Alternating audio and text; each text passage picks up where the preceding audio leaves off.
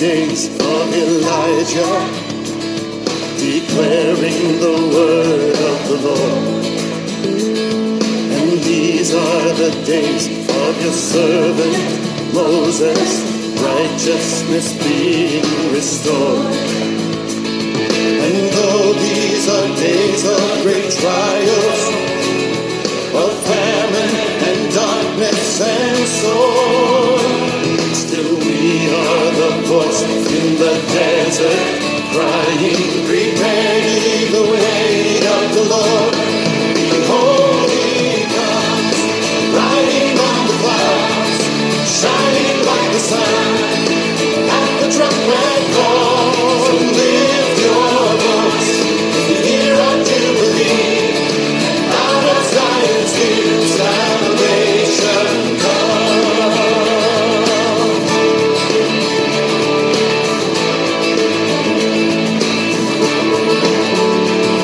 And these are the days of Ezekiel, the dry bones becoming as flesh. And these are the days of your servant David, rebuilding a temple of praise. And these are the days of the harvest, the fields are winding the world. And we are your laborers in your vineyard, declaring the word of the Lord. Behold, he comes, riding on the clouds, shining like the sun, at the trumpet call. So lift your voice in the year of Jubilee, out of Zion's hill salvation comes. Behold, he comes, riding on the clouds, shining like the sun, at the trumpet call. So lift your voice in the year of Jubilee, out of Zion's hill salvation comes. Behold, he comes, riding on the clouds, shining like the sun, at the trumpet call. So lift your voice in the year of Jubilee, out of Zion's hill salvation comes.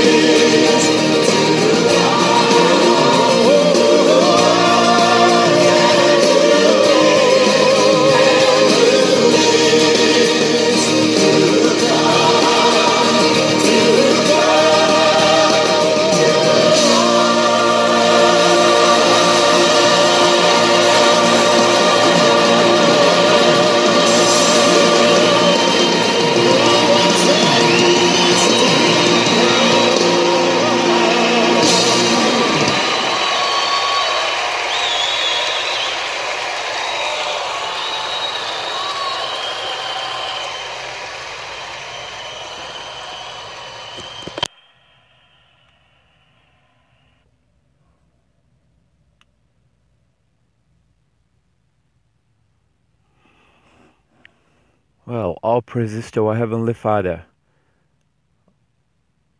for everything, for His love and His kindness and His mercy towards us. The Most High have been very merciful towards us, but unfortunately, we keep abusing that mercy. We keep abusing His love. So at this hour right now, worldwide, in different parts of the world, people are either going to church or people are going back home from church. Today is not the day that the Most High told us to worship Him. The things that we do today, the things that we believe, the things that we practice, like Christmas, you never see anywhere in the Bible where the apostles were celebrating Christmas. You never see that in Acts of Apostle. I mean, you would think that these people that was around Christ, don't you think that they should be the ones celebrating his birthday? And it should have been recorded and then we should have seen it. So there's a lot of stuff we do today that are not biblical. They are not biblical, but we don't care.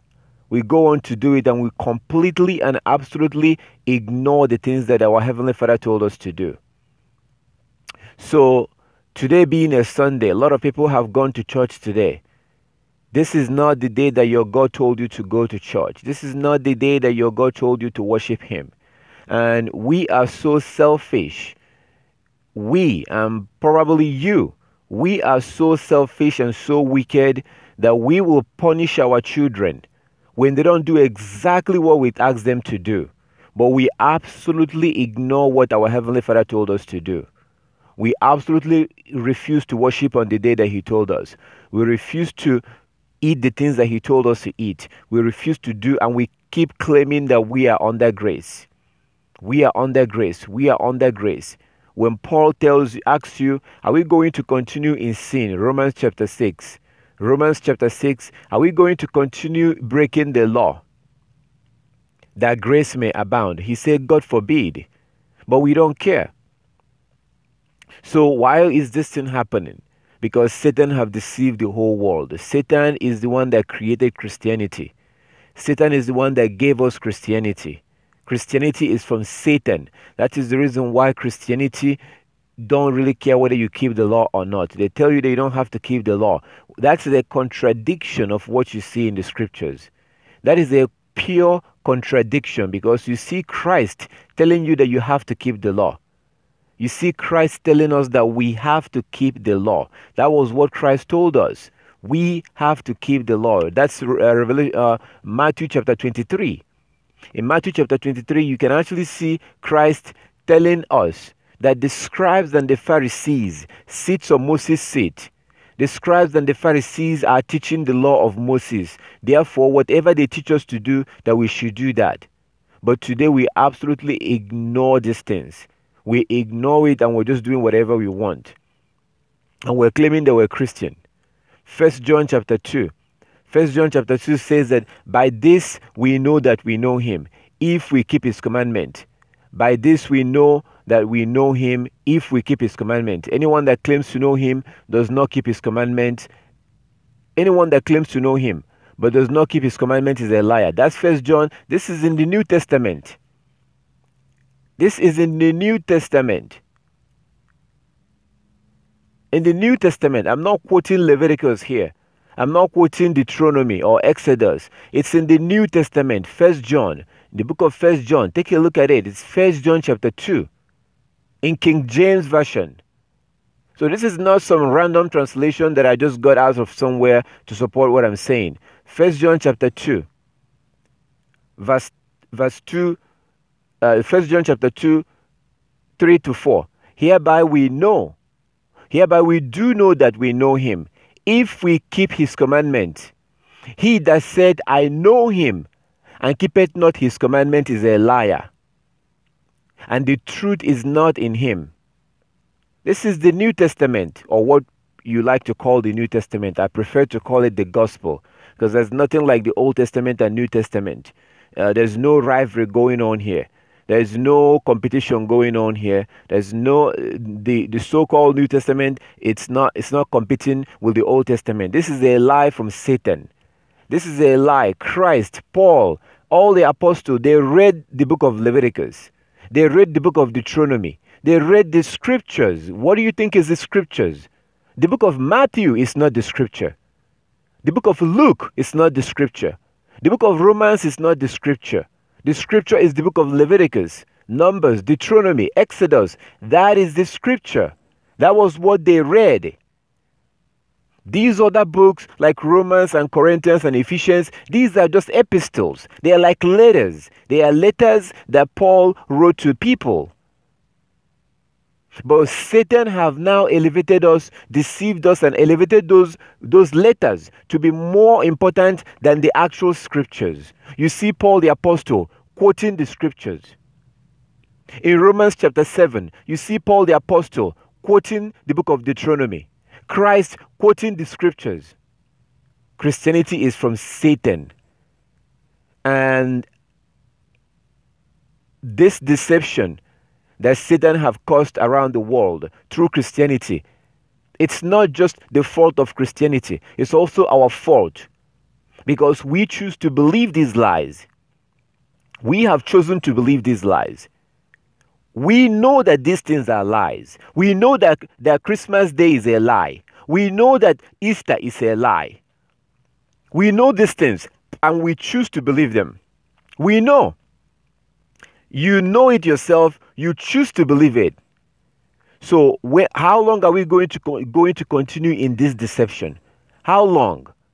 I said that we know these things. I'm going to play these things for you. I'm going to play something for you. I want you to listen to this Christian pastor. Okay, I want you to listen to this Christian pastor, and you see for yourself. I want you to just listen to this. This is a major Christian pastor. I said that we know that these things are lies, but we choose to believe these Christian lies. We choose to believe these Christian lies because we love pleasure rather than obeying our Heavenly Father. We love all these lies. Take a look at this.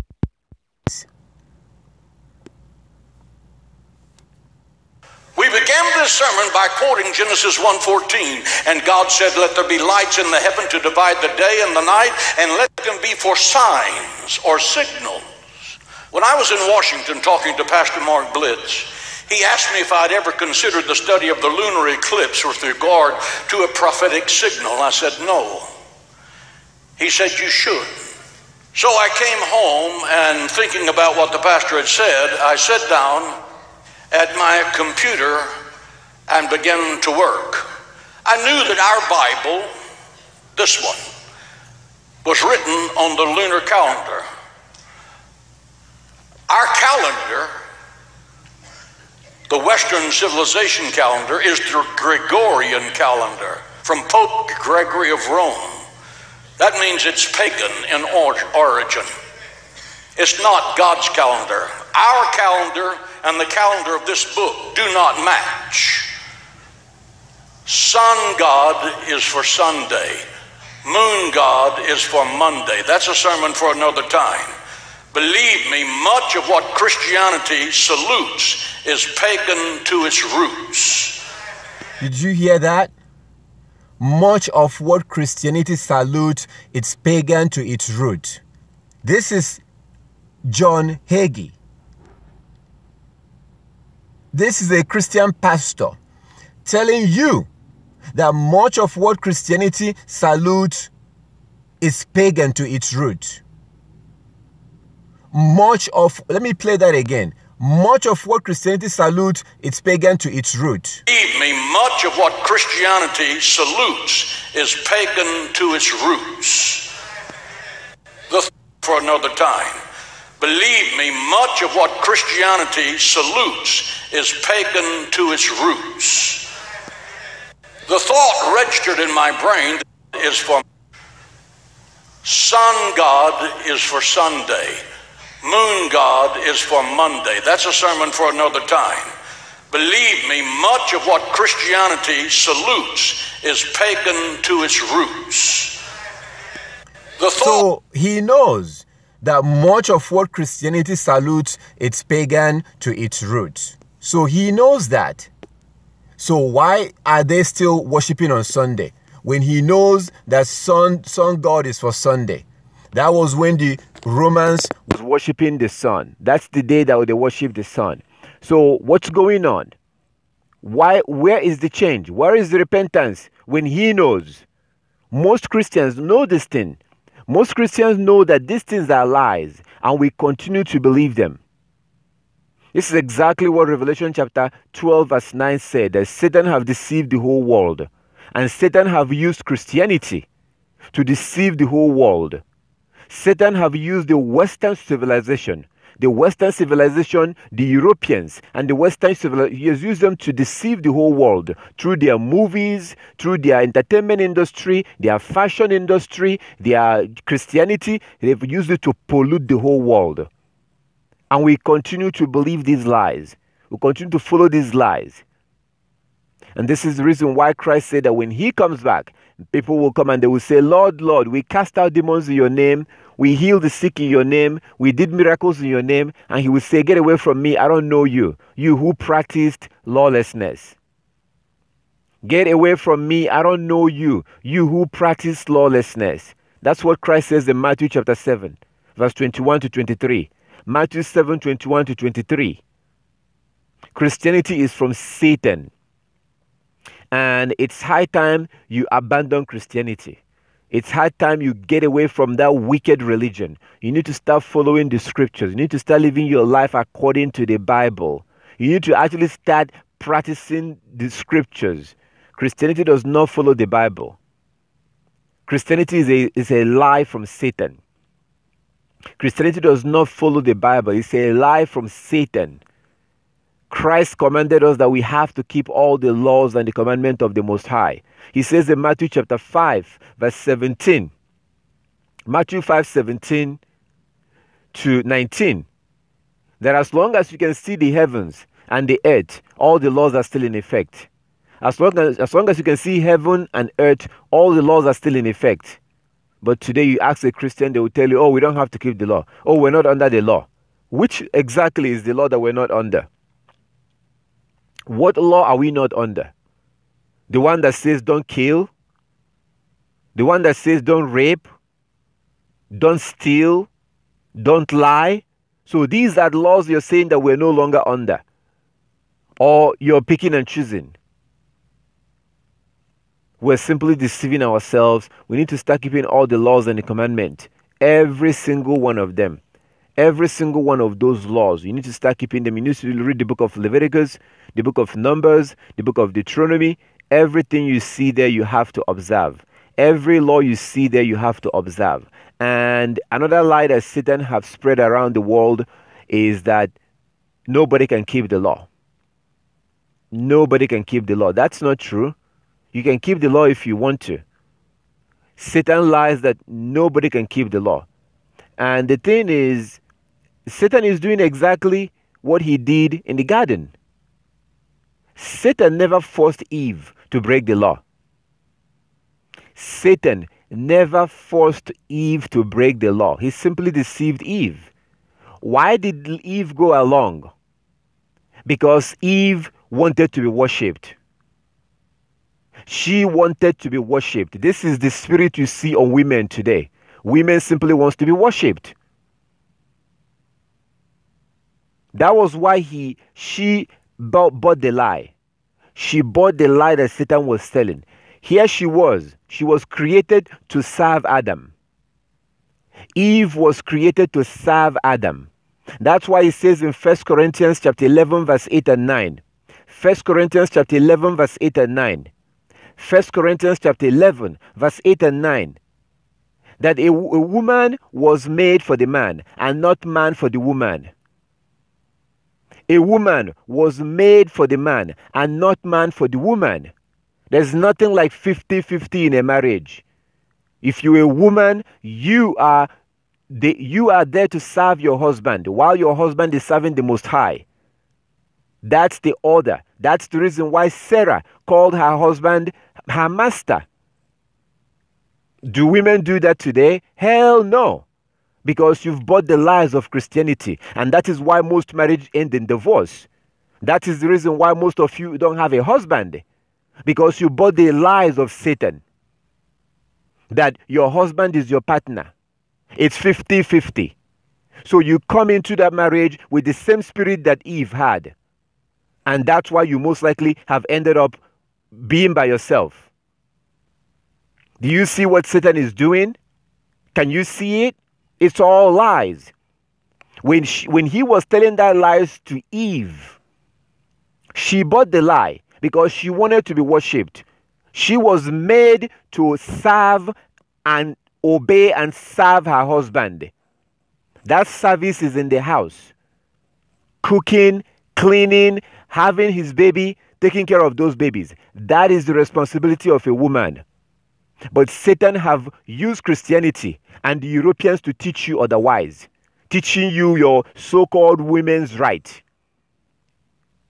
And at the end of the day, you end up the same place that Eve ended up. End up regretting the whole thing. There's nothing good that comes from Satan. There's nothing good that comes from Satan. It always ends in disappointment, because Satan never tells the truth. It's always lies. Actually, there are moments where he tells the truth. I wouldn't say that he lies all the time. There are moments where Satan tells the truth. And like in Luke chapter 4. In Luke chapter 4, you see Satan tempting Christ. Satan was tempting Christ. What did he say to Christ? If you will worship me, I will give you the glories of this world, because the kingdoms of the world have been given to me. The rulership of this world has been given to Satan. And that is the same thing you see in 2 Corinthians chapter 4:4. 2 Corinthians 4:4. It says that Satan is the god of this world. In Job 9:24. Job 9:24, it says that the earth has been given into the hands of the wicked. In Revelation chapter 13, verse 2, Revelation chapter 13, verse 2, it says that Satan gave his power, his authority, and his throne to the fourth kingdom, to the beast. He gave his power and his authority and his throne to the beast. Revelation chapter 13, verse 2. Now you go back to Daniel chapter 7. Daniel 7:23-25. It tells you exactly what that beast is. That is the fourth kingdom that will rule the world. And the Europeans are that fourth kingdom. And that's where Christianity came out from. There's nothing good that comes from Satan. Just like Eve was disappointed. Just like Eve bought the lies because of her selfishness. Because of her selfishness. She bought the lies of Satan. The same way, if you don't start keeping the commandment, you've bought the lies of Satan. And you will find yourself, when Christ will tell you, get away from me, I don't know you. You who practice lawlessness. If you are not keeping the Sabbath, using the sun and the moon, you've bought the lies of Satan. If you are not keeping the Sabbath, using the sun and the moon, you've bought the lies of Satan, because the Most High created the sun and the moon for us to use it as our calendar, like you see in Genesis chapter 1 verse 14-16. Genesis 1:14-16. Genesis 1:14-16. Psalm 104 verse 19. Psalm 104 verse 19. These places shows you that we're supposed to use the sun and the moon as our calendar. That's where the word month came from. So this is the reason why, if you look at who gave you the calendar that the world is using today, the calendar that the world is using today came from Satan. The calendar that the world is using today came from Satan. It came from Satan. The Gregorian calendar. That's an European calendar. So you have to wake up, or else you will find yourself in the same place that Eve found herself. And that's exactly, we're buying the lies of Satan. The result is always disappointment. The result is always disappointment, because in the beginning, it sounds very good. It sounds very pleasurable. It sounds very nice. If you are not keeping the Sabbath, you've bought the lies of Satan. If you're keeping the Sabbath on Sunday, you have bought the lies of Satan. If you're keeping the Sabbath on Saturday, you've bought the lies of Satan. If you are a man and you're shaving your beard and you have no beard in your face, you've bought the lies of Satan. If you're a woman and you're not dressing moderately, and you're wearing trousers, you're wearing pants, you've bought the lies of Satan. You have to start keeping the laws and the commandments in the scriptures. Christ said that we have to keep the laws. Revelation chapter 22 verse 14. Revelation 22:14, he said that the people that will be allowed into the kingdom of heaven are those that kept the commandment. The people that will be allowed into the kingdom of heaven are, blessed are those that kept the commandment. They are the ones that will be allowed to eat from the tree of life and will be allowed to come into the city. This is what Christ said. But today, Christianity teaches you that you don't have to keep the law. You do not have to keep the law. That's what they teach us. And we gladly buy the lie. We gladly buy the lie because we love pleasure. We want to continue lying. We want to continue lying. We want to continue cheating. We want to continue living however we want. Living our life however we want. Fornicating. Committing adultery. We love these things and we think we're smart. When you open up the Bible, it's clear that we have to keep the law. It's very clear. Like 1 John chapter 2. 1 John chapter 2 from verse 3. Hereby we do know that we know him, if we keep his commandments. He that said, I know him, and keepeth not his commandment is a liar. He that said, I know him, and keepeth not his commandment is a liar. We are deceiving ourselves. This is terrible. So,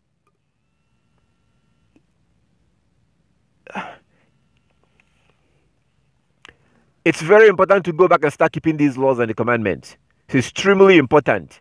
If you're not keeping the laws and the commandments, you are deceiving yourself. You are fooling yourself, and what Christ said in Matthew chapter 7, 21 to 23 will come to pass. Matthew chapter 7, verse 21 to 23 will surely come to pass, because on that day, you will be surprised. It will end up being as it was in the time of Noah. It's already like that right now. It's already like that. So you will look at me and be like, man, this guy is crazy. He has lost his mind. This man is crazy. That's as it was in the time of Noah. And Christ said in Matthew 24 that before he comes back, it will be as it was in the time of Noah. That's what we're living in right now. So those who are keeping the commandments are considered crazy. Those who are keeping the commandments are considered mentally ill. You have to wake up. You have to wake up. If you don't go back and start keeping the commandment, you are a fool. Only a fool will ignore all the laws and the commandments that the Most High gave us. What is wrong in staying away from lying? What is wrong in staying away from stealing? What is wrong in staying away from raping women? What is wrong in staying away from killing innocent people? These are all part of the laws. The same thing that the evil one did in the garden is the same thing that he's doing today. And you keep on deceiving yourself. You keep on fooling yourself, believing that you are under grace and you don't have to keep the law. Nobody can keep the law. Nobody can keep the law. Who told you that? In Luke chapter 1, verse 5 and 6. Luke chapter 1, verse 5 and 6. It says that Zechariah and Elizabeth, they kept the law perfectly. They kept the commandment blamelessly. Blamelessly. They kept the commandment blamelessly, perfectly. You can keep the law if you want to. The idea that nobody can keep the law is a lie. It's a lie. Christ will not tell us that for us to be perfect, because our Heavenly Father is perfect. Matthew 5:48. Matthew 5:48. Be ye perfect, for your Father in heaven is perfect. How can he tell us to be perfect when nobody can be perfect? These are all the lies of Christianity. We buy these lies Because we love pleasure. We love pleasure. We want to reserve the right to commit sin, to break the law, because sin is a transgression of the law. Sin is a transgression of the law. When the Most High tells us to do something and we don't do it, that is the transgression of, that is the meaning of sin. Sin is a transgression of the law. Today, Satan don't want you to think about that. He doesn't want you to know the meaning of that. What is sin? Today they call drinking alcohol sin. That's not a sin. Drinking alcohol is not sin.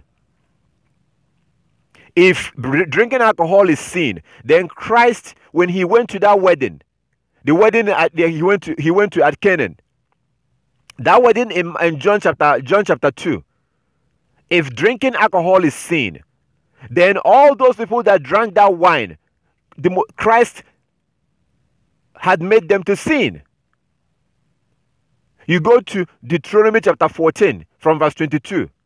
Deuteronomy chapter 14 from verse 22, you see that the Most High told us to buy strong drink during the feast days. During the feast days, during when we celebrate the Feast of Tabernacle, buy strong drinks, alcohol, and drink natural alcohol. Not beer, not man-made wine and beer. You're not supposed to be drinking that crap because it destroys your liver. It's an alcohol from Satan. You need to drink natural alcohol, like palm wine, natural alcohol. There's nothing wrong with drinking alcohol. But what Satan had done is that Satan had the things that the Most High calls sin. Satan have tried to deceive us into believing that it's not sin. Like eating pork. People are eating pork like eating shrimp. These are all sin because sin is a transgression of the law. This is the definition of sin according to the Bible. 1 John chapter 3 verse 4. 1 John chapter 3 verse 4 to verse 10. Sin is breaking the law of the Most High. This is not my definition. This is what it says in your Bible. 1 John chapter 3 verse 4 to 10. Everyone who sins is breaking God's law. For all sin is contrary to the law of God. Verse 5, and you know that Jesus or Christ came to take away our sins. So Christ came to take away our lawlessness. This is in the New Testament. But do we care? No. We want to continue in our fornication, our lies. We want to continue in our broad way that leads to destruction. We know that these things are lies. We know that all this Christian garbage, all these Christian doctrines, they are all lies. We know that, but we just ignore it. Deceiving ourselves. This is the biblical definition of sin. Everyone who sins is breaking God's law. For all sin is contrary to the law of God. And you know that Christ came to take away our sins, our lawlessness. That's why he came. That's exactly what he says in Matthew chapter 9 verse 13. Matthew 9:13. Go and read Matthew 9:13. The same thing you see here is what Christ confirmed in Matthew 9:13, that he did not come for the righteous, but he came to bring sinners to repentance. He did not come for the righteous. Who are the righteous? Psalm 119 verse 172. Psalm 119 verse 172. Psalm 119 verse 172 tells you that God's law, his commandment, is righteousness. The commandment of the Most High is righteousness. So anybody who is keeping his commandment is righteous. Like Elizabeth and Zachariah in Luke chapter 1 verse 5 and 6. Luke chapter 1 verse 5 and 6, you read about that couple.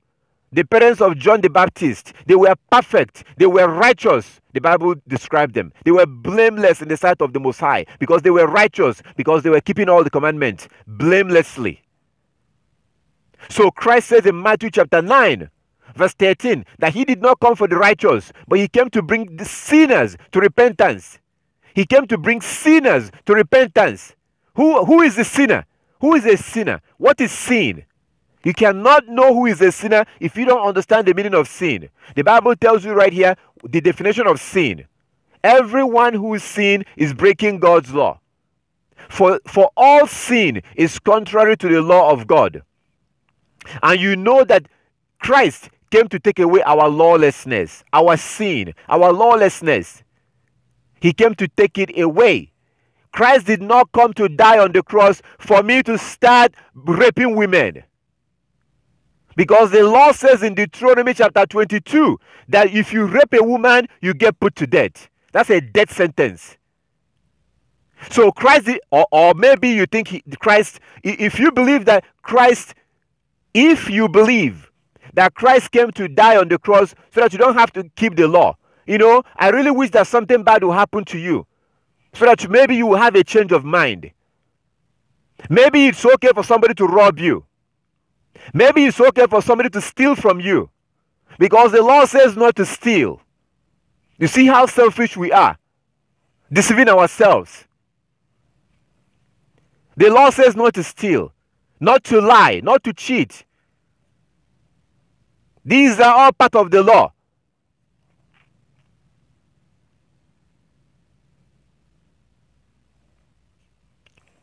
First John chapter 3 verse 4 to 10. 1 John chapter 3 verse 4 to 10. Everyone who breaks God's law, or everyone who sin, is breaking God's law. For all sin is contrary to the law of God. Verse 5, and you know that Christ came to take away our sin. Christ came to take away our lawlessness, and there is no lawlessness in him. Verse 6, anyone who continues to live in him will not break the law. That word there, sin, is breaking God's law. So if we actually read this thing in the actual context, it's going to sound more of like this. Everyone who sins is breaking God's law. For all sin is contrary to God's law. And you know that Christ came to take away our lawlessness. And there is no lawlessness in him. Verse 6, 1 John chapter 3 verse 6. Anyone who continues to live in him will not break the law. But anyone who keeps on breaking the law does not know him or understand who he is. Verse 7. Dear children, don't let anyone deceive you about this. When people do what is right, it shows that they are righteous, even as Christ is righteous. Verse 8. But when people keep on sinning, it shows that it shows that they belong to the devil, who has been breaking the law since the beginning. But the Son of Elohim came to destroy the works of the devil. Lawlessness. Verse 9. Those who has been born into God's family do not make practice of sin. Those who has been born into God's family do not make practice of lawlessness, because God's life is in them. So they can't keep on sinning. They can't keep on breaking the law. They can't keep on shaving off all the hairs in their face. They can't keep on eating pork. They can't keep on eating shrimp. They can't keep on breaking the Sabbath.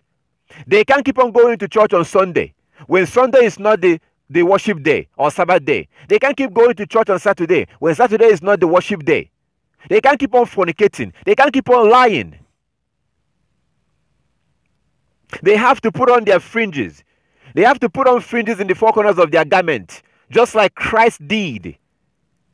Just like he wore his fringes, according to Numbers chapter 15 verse 37 to 41. Numbers 15, 37 to 41 tells us to put fringes in the four corners of our garment. Christ did that. Christ wore fringes. The apostles wore fringes. The apostles wore fringes. Christ wore it. When is the last time you saw a pastor with fringes today? When is the last time you saw a pastor with fringes? Aren't we supposed to be like Christ? Christians. Christ-like, right? 1 John chapter 3 verse 9. Those who has been born into God's family do not make practice of sinning. They don't make practice of breaking the law. Today, Satan have told you that it's okay to break the law. We have basically accept the idea of living a lawless life. and patting ourselves in the back, thinking that, oh, everything is fine. Everything is fine. We love God. We love God. You keep on deceiving yourself. This is the reason why Christ knew that this will happen. That's why he told you in Matthew chapter 7, verse 21 to 23. Matthew 7, 21 to 23. He warned us. Not everyone that says to me, Lord, Lord, will be allowed into the kingdom. But not everyone that says to me, Lord, Lord, will be allowed into the kingdom, but those that did the will of my Father.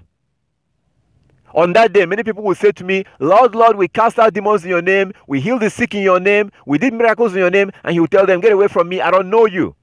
Get away from me, I don't know you. You who practiced lawlessness. That's Matthew chapter 7, verse 21 to 23. You know, the disturbing thing about this whole thing, what's troubling and disturbing is not, we cannot blame Christianity entirely. We cannot blame Satan entirely. We have to also take responsibility. We have to take responsibility. And we have to make up our mind to truthfully worship the Most High. To truthfully do exactly what he says. Just like you will not be okay with your children pretending that they are listening to you, but when they are not doing it, when they are clearly not doing exactly what you tell them. They are hanging out with the wrong crowd. They are smoking. They are prostituting themselves. But then they come back and pretend as if everything is fine. When they are disgracing you. When we claim that we belong to God, when we claim that we're Christians, when we make all these claims, but we're not keeping the law, we're disgracing the Most High. Because we're actually disgracing ourselves, because eventually we'll pay the price for all those deception. We're deceiving ourselves. We are deceiving ourselves. Because the Most High will destroy those that refuse to keep his laws. The Most High will punish and destroy those that refuse to keep his laws. This is what the scripture says. But your wicked preachers will never tell you that. They will never tell you that. They will never show you that, and they will never tell you that. The Most High will punish and destroy those that refuse to keep his commandment. This is in the scriptures. Those that refuse to keep God's law, the Most High will destroy them. It says in Sirach chapter 12 verse 6. Sirach chapter 12 verse 6. For the Most High hates sinners and will inflict punishment on the ungodly. We just went through 1 John chapter 3 verse 4. You know that a sin or a sinners are those who are breaking God's law. It says in Sirach chapter or Ecclesiasticus or Sirach chapter 12 verse 6. For the Most High hates sinners and will inflict punishment on the ungodly. Do we care? We don't really care. We think it's a joke. Yeah, that's the same way they thought during the time of Noah, until the Most High began to drown them. That's how they thought, until they began to be drowned. And then all of a sudden, it was no longer funny.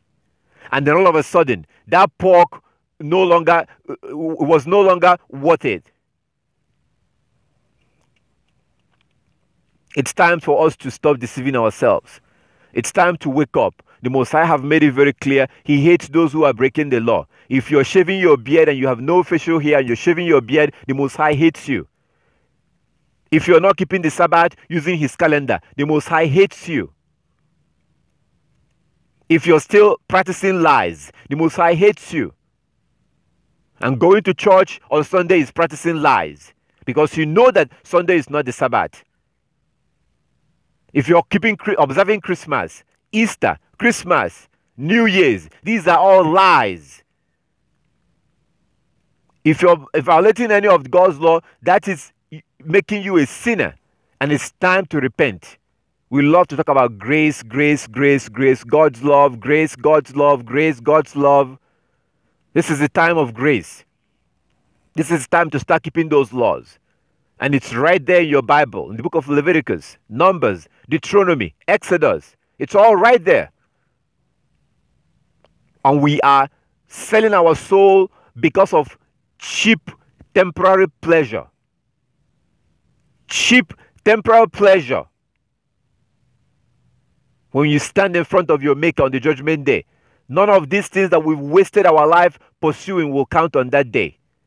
None of this nonsense we've wasted our lives. Your career, all this stuff we've wasted our life pursuing. On the judgment day, none of them will count on that day. The Most High doesn't care about your career. The Most High does not care about your degrees, your bachelor's degrees, your master's degrees, your PhDs. These things that we wasted our life pursuing after, all this nonsense that came from Satan. All this crap that Satan has set up, using it to distract you from what matters. At the end of the day, you're going to stand there on the judgment day. According to Romans chapter 2, the Most High will judge you based on how you kept his law. Everybody will be judged according to his laws. That's the whole point of a judgment day. There is no court system without a law. There is no court system without a law. There is no judgment day without a law. Christianity makes you mentally ill. Christianity makes you schizophrenic. Christianity makes you become delusional. Because Christians believe that there's a judgment day, but they don't believe that there's a law. That's someone that has a mental illness. You know, it's funny how they describe those who are keeping the law as being crazy. How do you believe that there's a judgment day? How do you believe that there's a judgment day, but you don't believe that there's a law? Christians believe that there's a judgment day, but for some reason, there's no. So, what exactly is supposed to happen on that day? What exactly is supposed to happen on the judgment day? Christianity is the worst pagan religion in the history of mankind. Christianity makes you lose your mind. Christianity makes you mentally ill. Because to believe that there's a judgment day, but you believe that there's no law, that is mental illness.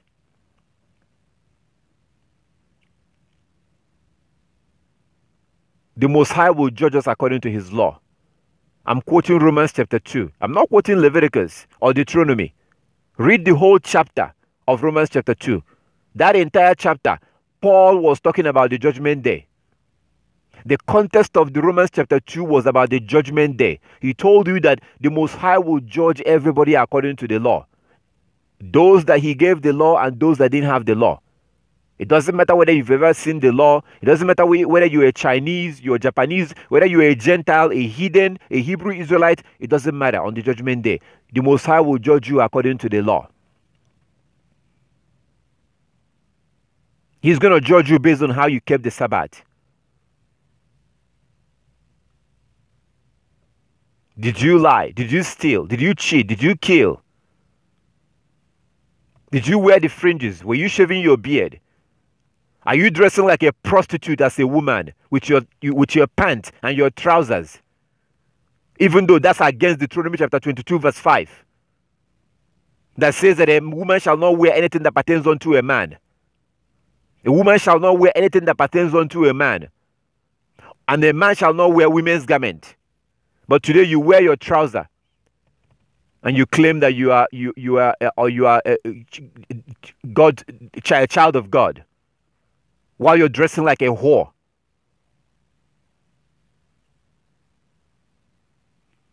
According to Romans chapter 2, on that judgment day, the Most High does not care about all this stuff you've wasted your life pursuing after. Your career, your degree. On the judgment day, according to the Bible. You see, most people don't believe in the Bible. Most people that claim to be Christians and most people do not believe in the Bible. There are certain things I'm going to show you in the Bible. You will be like, I'm not sure about that. I'm going to have to think about that. There are things I will show you from the law, from the scriptures. We love to lie when we claim that God does not change. We are lying. When people tell you that God does not change, they are lying. Because talk to them long enough. All of a sudden, Well, they're like, yeah, he doesn't change, but well, he changed his mind on on that law. We don't have to do that anymore. And yet he doesn't change.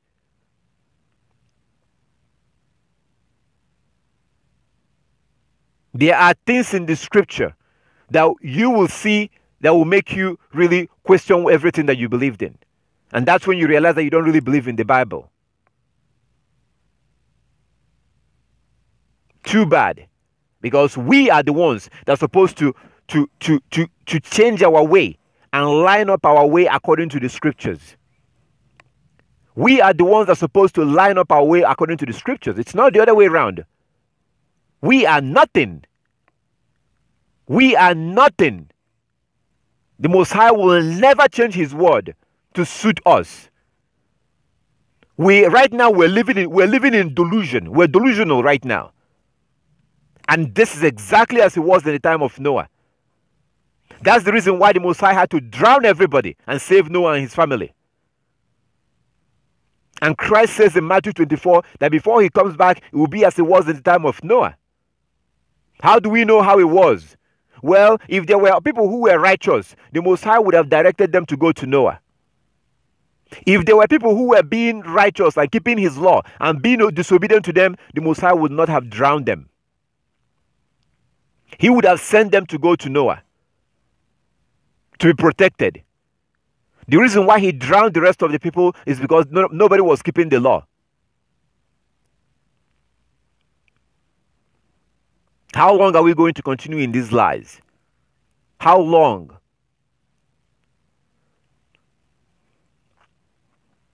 We've basically accepted the lies of Satan. This is exactly what we were warned. We were warned about this, about Satan, to be careful. It says in verse 8, 1 John chapter 3 verse 8. 1 John chapter 3 verse 8. But when people keep on breaking the law, it shows that they belong to the devil. 1 John chapter 3 verse 8. 1 John 3 8. But when people keep on breaking the law, it shows that they belong to the devil.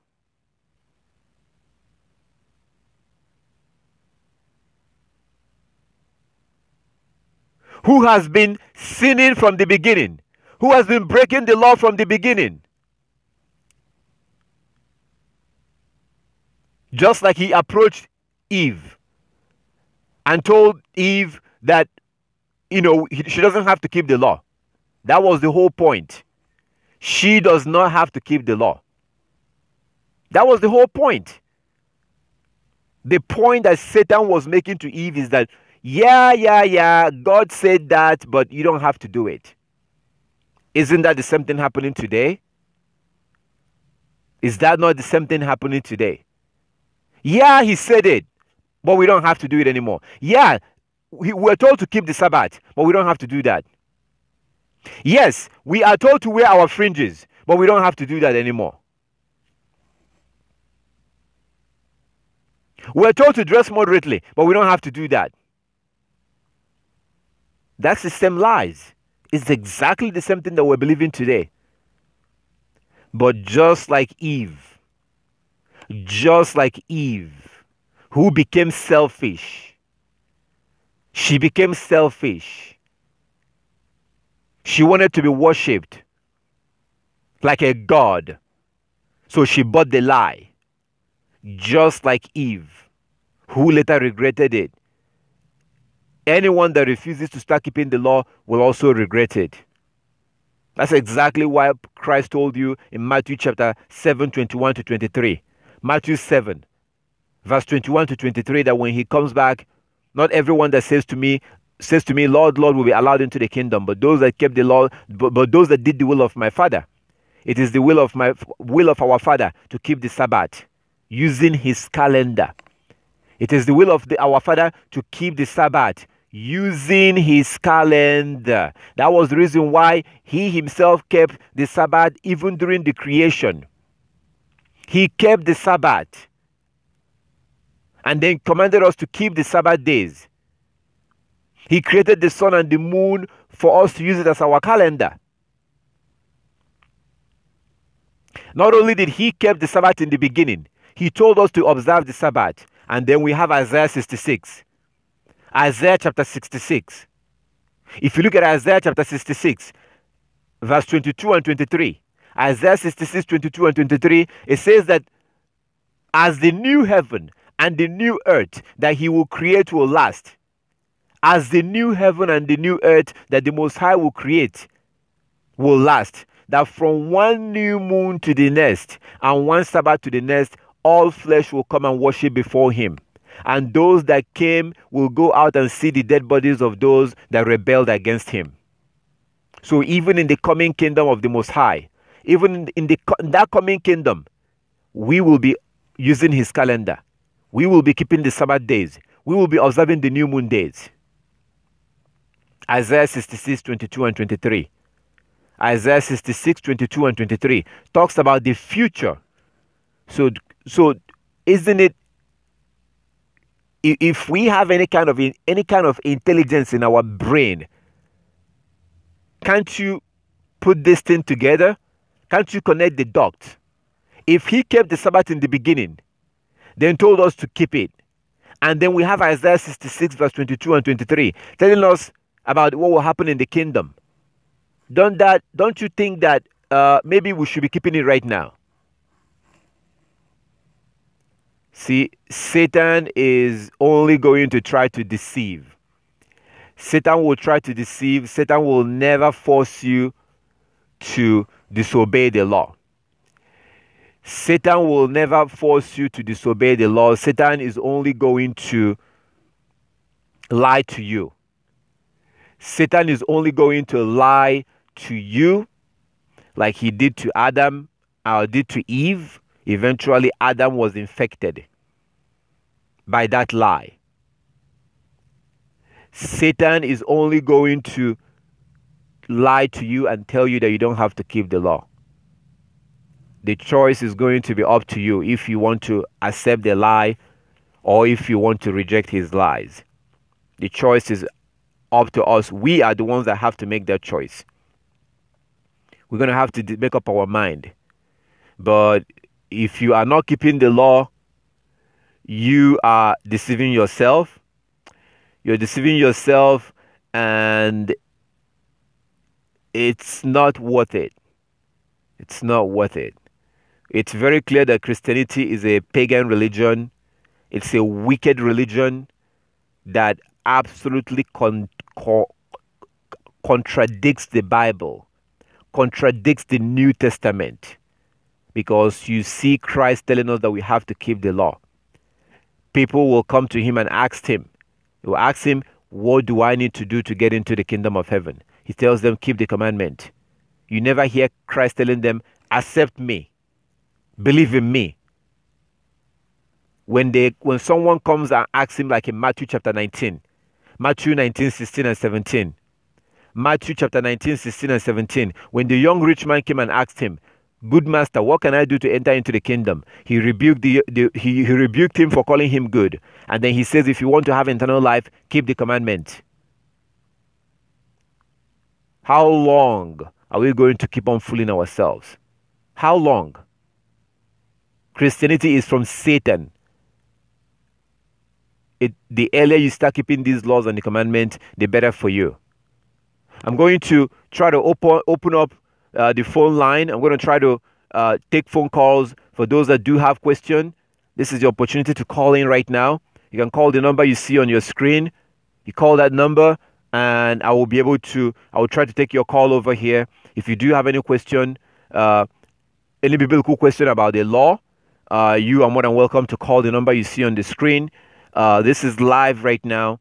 This broadcast is live. So if you are watching this and the broadcast is no longer live, you can still call the number and leave a message if nobody takes your call. If you get a voicemail, just leave a message with your question, and definitely somebody will get back to you. But you can call that number right now you see on the screen. If you do have any biblical question, you can call that number. I think there was a call coming in earlier on. You can call back.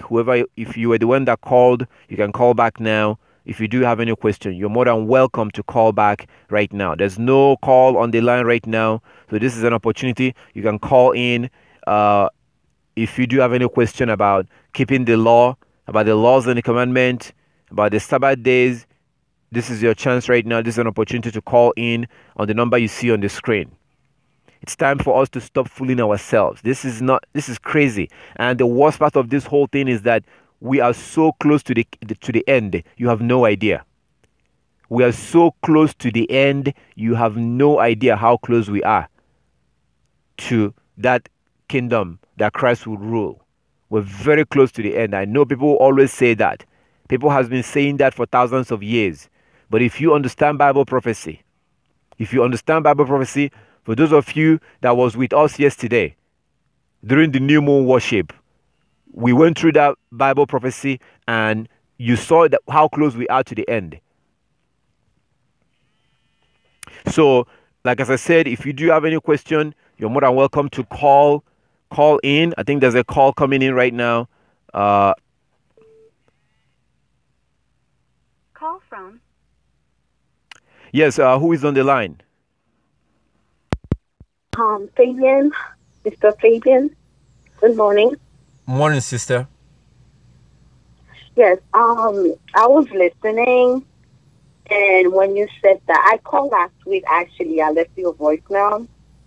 Actually, it's about the same question. This 613 law, do we have to follow all this 613 law?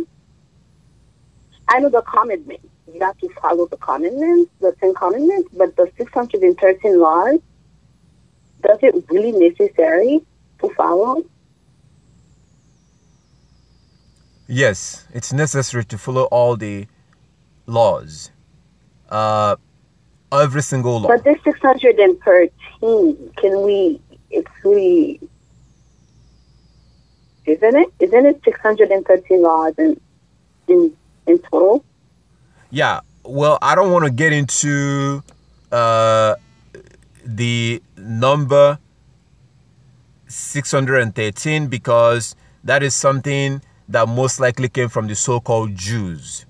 It's most likely something that came from the so-called Jews. And I've seen a document, and there are some scriptures that I don't think they put into consideration where we have other laws. So, but the most important thing is to just stick to the scriptures, stick to your Bible. So any law you see in the book of Leviticus, the book of Deuteronomy, the book of Exodus, any law you see there, that's the law we have to keep. But what about the killing the animals, like killing like they used to kill a lamb, like, or sacrifices? Do we have to keep doing that? Yes. Really? Yeah, we're supposed to do animal sacrifice because when the Most High gave us those laws, He said I was supposed to do it forever. But what's the point of Jesus coming in and died? What's the point of this sacrifice? I considering like Jesus is a sacrifice. So what's the point of Him dying? The point of Him dying? Yeah. What's the point? Yeah, He came and He died for us. Yeah. So for me, I was thinking like, oh, we don't have to kill animals, every time we sin. Yeah. Okay, so before we get to the point of Him dying, there is something you need to understand about animal sacrifice. Okay? What you need to understand is that there's a process. There is a process, and I'm going to give you an example. Leviticus chapter 11. Leviticus chapter 11 talks about the clean and unclean animals we're supposed to eat. Now you get to Leviticus chapter 12. Okay, I'm going to give you a very good example when it comes to animal sacrifice. Leviticus chapter 12 talks about a woman, when a woman gives birth to a child. When a woman gives birth to a child, that woman is supposed to take a lamb and go to the priest and give a priest the lamb for a sacrifice. The woman is supposed to take a lamb and go to the priest and give it to the priest for a sacrifice. That's Leviticus chapter 12. If you read Leviticus chapter 12, I'm going to try to pull that up right now. Leviticus chapter 12, so we can read it. So I want to use that to explain to you how animal sacrifice is supposed to be done. So you are not the one who is required to do it, but you are required to take it to the priest. So pay attention carefully. Yeah, we're going to go to where? Where these days you took that, you can take that lamb. Okay, so let's read this first. Let's read this first, and then we get to where. So Leviticus chapter 12, the whole chapter is talking about when a woman gives birth to a child, a girl or a boy. This is what she's supposed to do. It says in verse 7,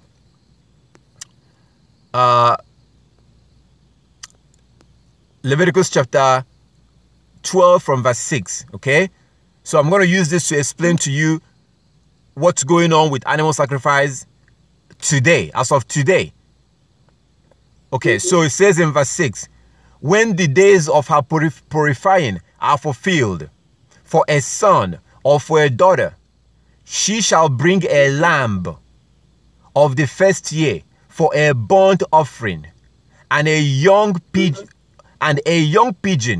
or a turtle dove for a sin offering unto the door of the tabernacle of the congregation, unto the priests. This is Leviticus chapter 12 verse 6. Okay, that woman is supposed to take a lamb or a pigeon or a dove and go to the congregation and give it to the priest.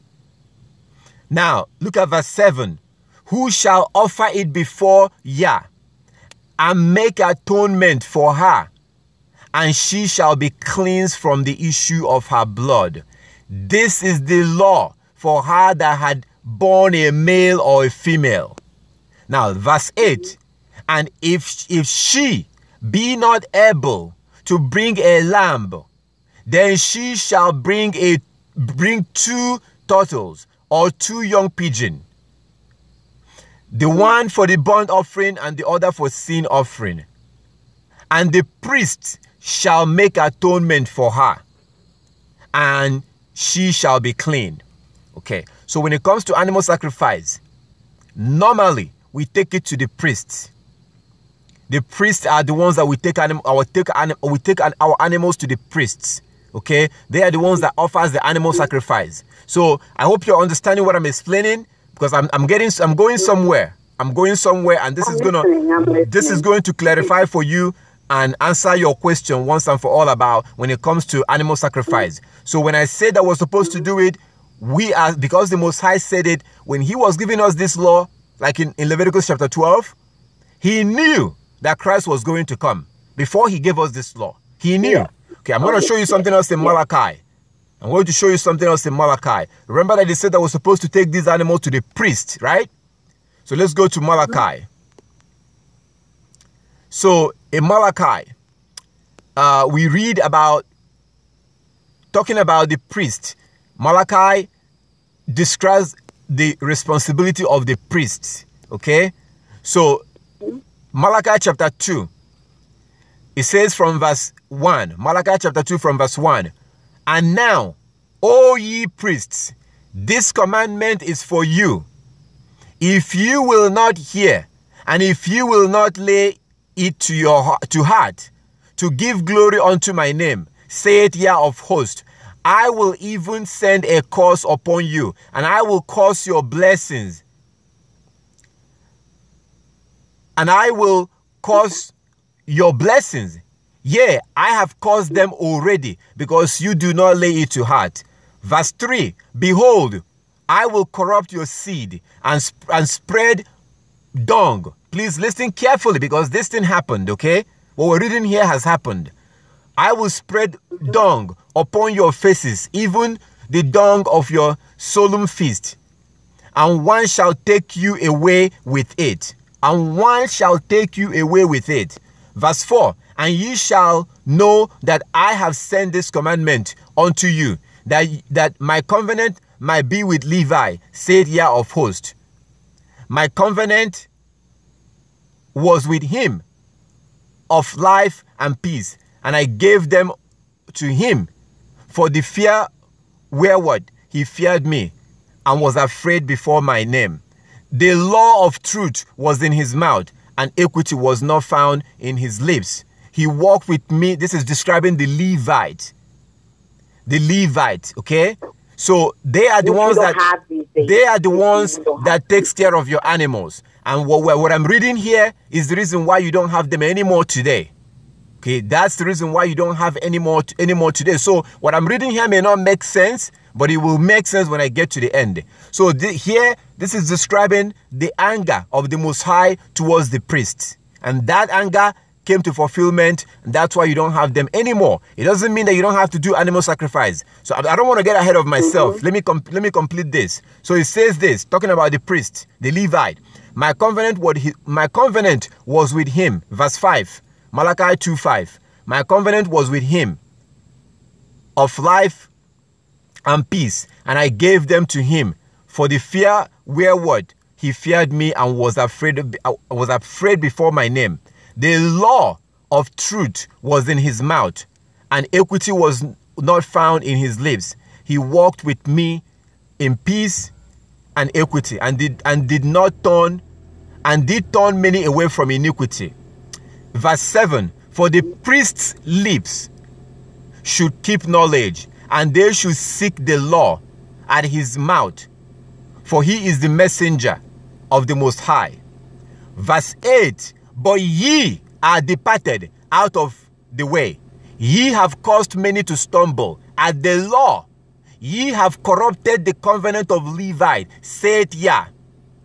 Verse 9, therefore I have also made you contemptible and a base before all the people, according to as ye have not kept my ways, but have been partial in the law.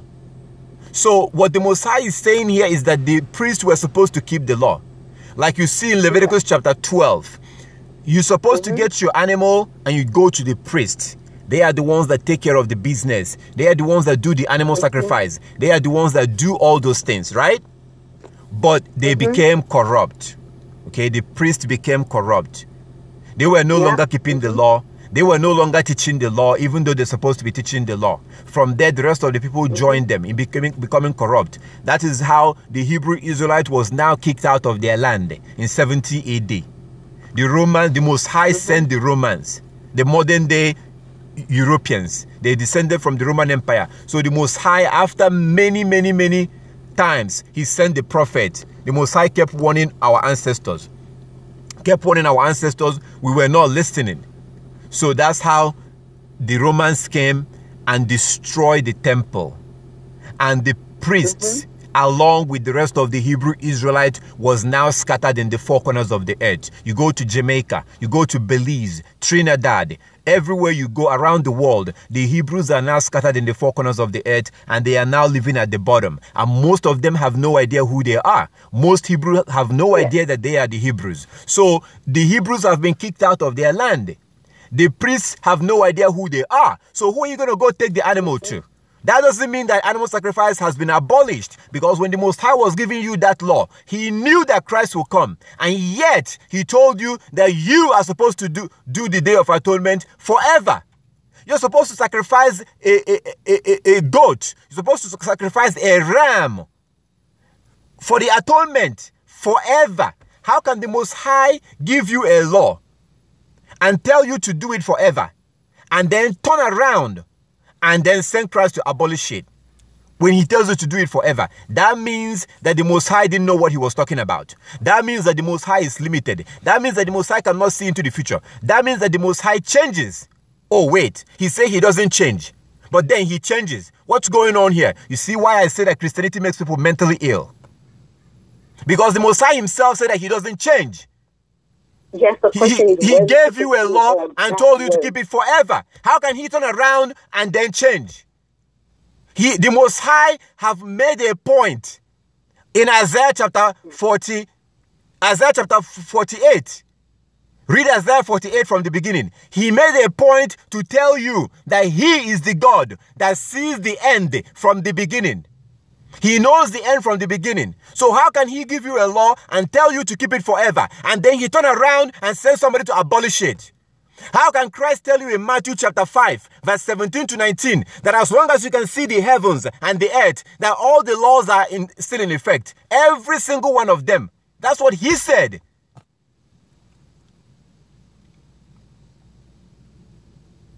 So just because you don't have the temple, just because you've been kicked out of your land, just because you've been scattered in the four corners of the earth, doesn't mean that animal sacrifice has been done away with. So how we do that? How we supposed to do it? To whom that we're gonna bring that animal? To whom like we're gonna bring that? But where you gonna get that animal? Actually, like I'm living in Massachusetts in Boston, where I'm gonna get that animal right now and kill it and bring it to a priest and have him,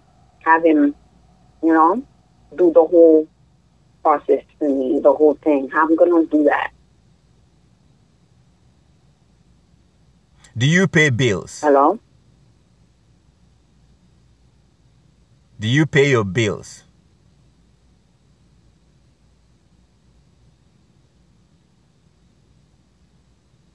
Do you pay your bills? Yes. Obviously, everybody pay their bills. This is America. You have to pay your bills. You have to pay your bills. Do you have a bill that usually when you write that check or the money order, you take it to the post office and send it to them? Do you have a bill like that? Yeah. Do you have a bill that normally you send it in check or like a money order, or you send it in a check or whatever? Do you have a bill like that? Yes. So if they require you that you have to send it through the post office, but then the post office, for whatever reason, gets destroyed, maybe through earthquake, maybe through flood, what would you do?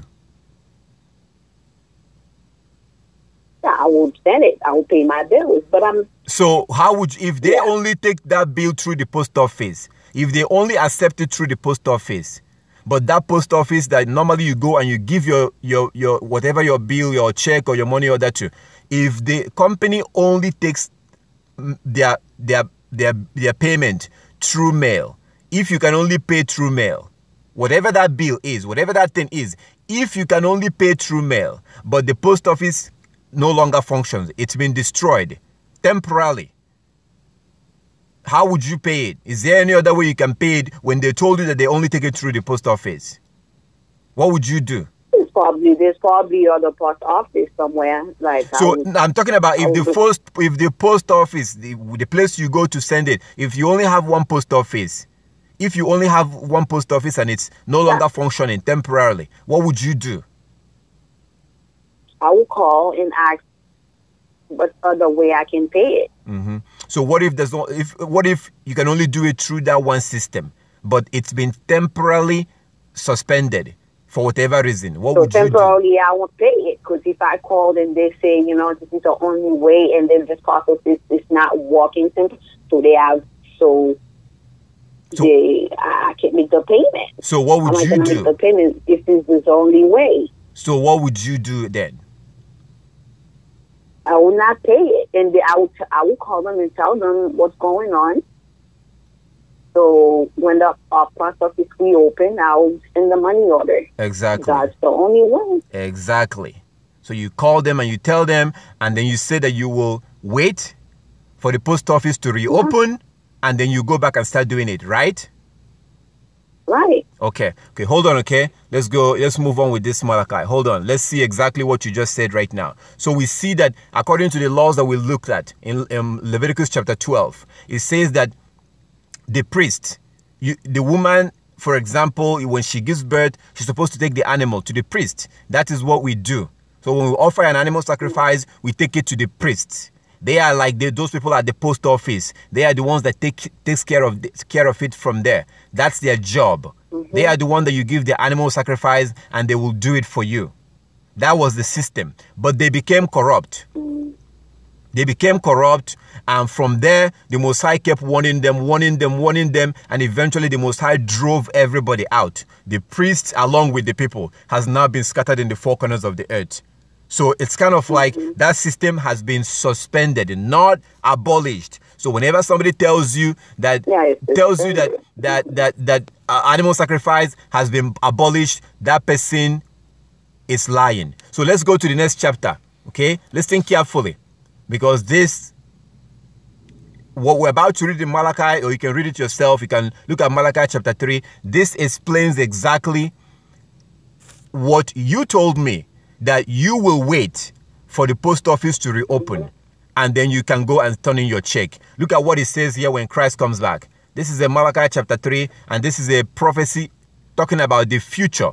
The future. This thing has not happened yet. So it says in Malachi chapter 3, from verse 1, "Behold, I will send my messenger, and he shall prepare the way.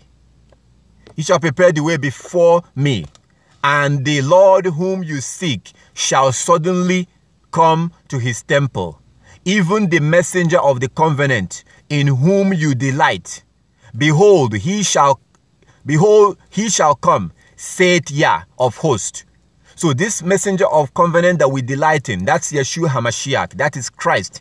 He will come. Yah, our Heavenly Father, is telling us here that he's going to come. It says in verse 3, verse 2, Malachi chapter 3 verse 2, "But who may abide the day of his coming?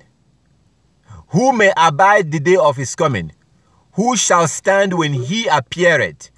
For he is like a refining fire, and like fuller's soap." Verse 3, Malachi chapter 3 verse 3, "And he shall sit as a refiner and a purifier of silver, and he shall purify the sons of Levi." Do you know who are the sons of Levi? Mm-hmm. Do you know who they are? The priests. The priests. Those people that you're supposed to give your animal to. Mm-hmm. In Leviticus chapter 12. Those same people that the Most High was angry, and he was talking about how he was going to punish them because they were no longer following the law. And they were now causing people to break the law when they were supposed to be teaching the law. So here in Malachi chapter 3, it's telling you that Christ is going to sit as a refiner. Malachi chapter 3, verse 3, "And he shall sit as a refiner and a purifier of gold, of silver, and he shall purify the sons of Levi and purge them as gold and silver, that they may offer unto Yah an offering in righteousness." Verse 4, "Then shall the offering of Judah and Jerusalem be pleasant unto Yah, as in the days of old, as in former years." Mm-hmm. So this is telling you that when Christ returns, he is going to refine the Levites, because right now the Levite has been scattered in the four corners of the earth along with the rest of the Hebrew Israelites. Along with the rest of Hebrew Israelites, the Levite has been scattered in the four corners of the earth. They have no idea who they are. So that's what I'm saying. So it's not really necessary to follow all these laws about killing animals, because it's on hold right now. It's what? It's on hold. Now you are talking. Now you're getting it. It's on hold. Yeah, so it's on hold. It's not abolished. So because that temple has been destroyed, the messengers, the Levites, like those that work in the post office that you're supposed to go to, they have no idea who they are. Yeah. Those people they have been scattered in the four corners of the earth. That's why it says in Malachi that when Christ returns, he will refine them, he will purify them. And he says that they will offer the offerings that they used to. Then it says in verse 4, Malachi chapter 3 verse 4, "Then shall the offering of Judah and Jerusalem be pleasant unto Yah, as in the days of old, and as in former years." That offering that will be pleasant again, that same offering that they will continue to offer is the same animal sacrifices. So anyone that tells you that animal sacrifice is done away with, they have no idea what they're talking about. First of all, they are calling Christ a liar. Anyone that tells you that the animal sacrifice is done away with is calling Christ a liar, because that's part of the law. And they are saying that God changes when he doesn't change. No. All I understand is that I know it's on hold, and also the Sabbath is on hold too, because a lot of us don't know really when is the Sabbath day. Like me, I know that the Sabbath is on Saturday, but I've been reading, I've been listening to you since 2016. I've been reading all along with you too, so I know the Sabbath that I usually go on Saturdays is not really the Sabbath. But I also know that it's on hold too, because a lot of us, we are so confusing about the laws. So I feel like Most High keep us in this mess on hold until, the second coming of his son. And now, why do you say that the Sabbath is on hold? Because it's not many of us, because I'm trying to talk to somebody like about the Sabbath is not on Saturdays and Saturdays. They're just going mad. And so who put the Sabbath on hold?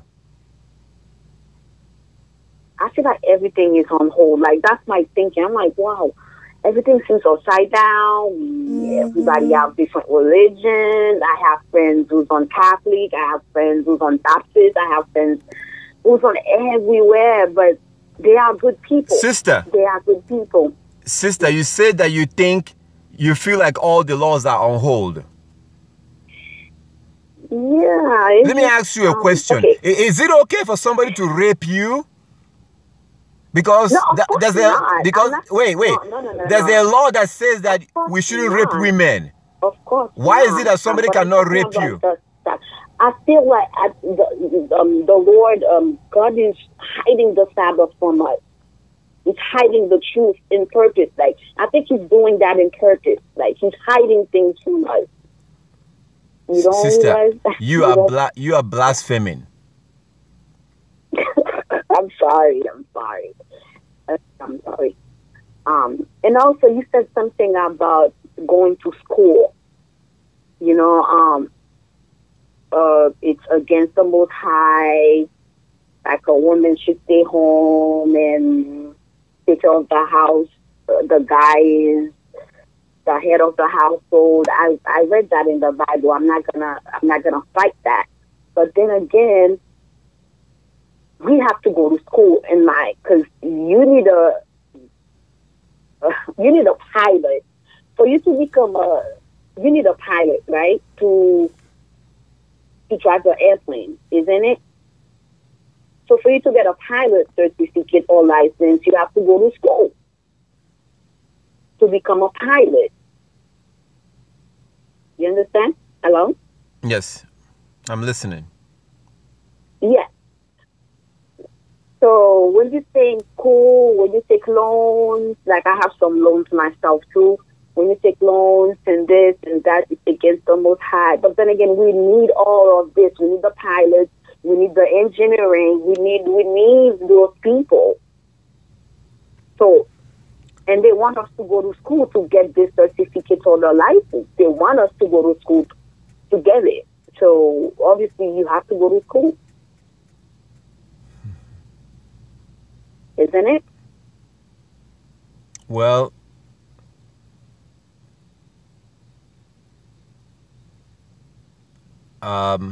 hello? We need technology. Yeah. You have to go to school to get it. Well, the thing is that you live in a system.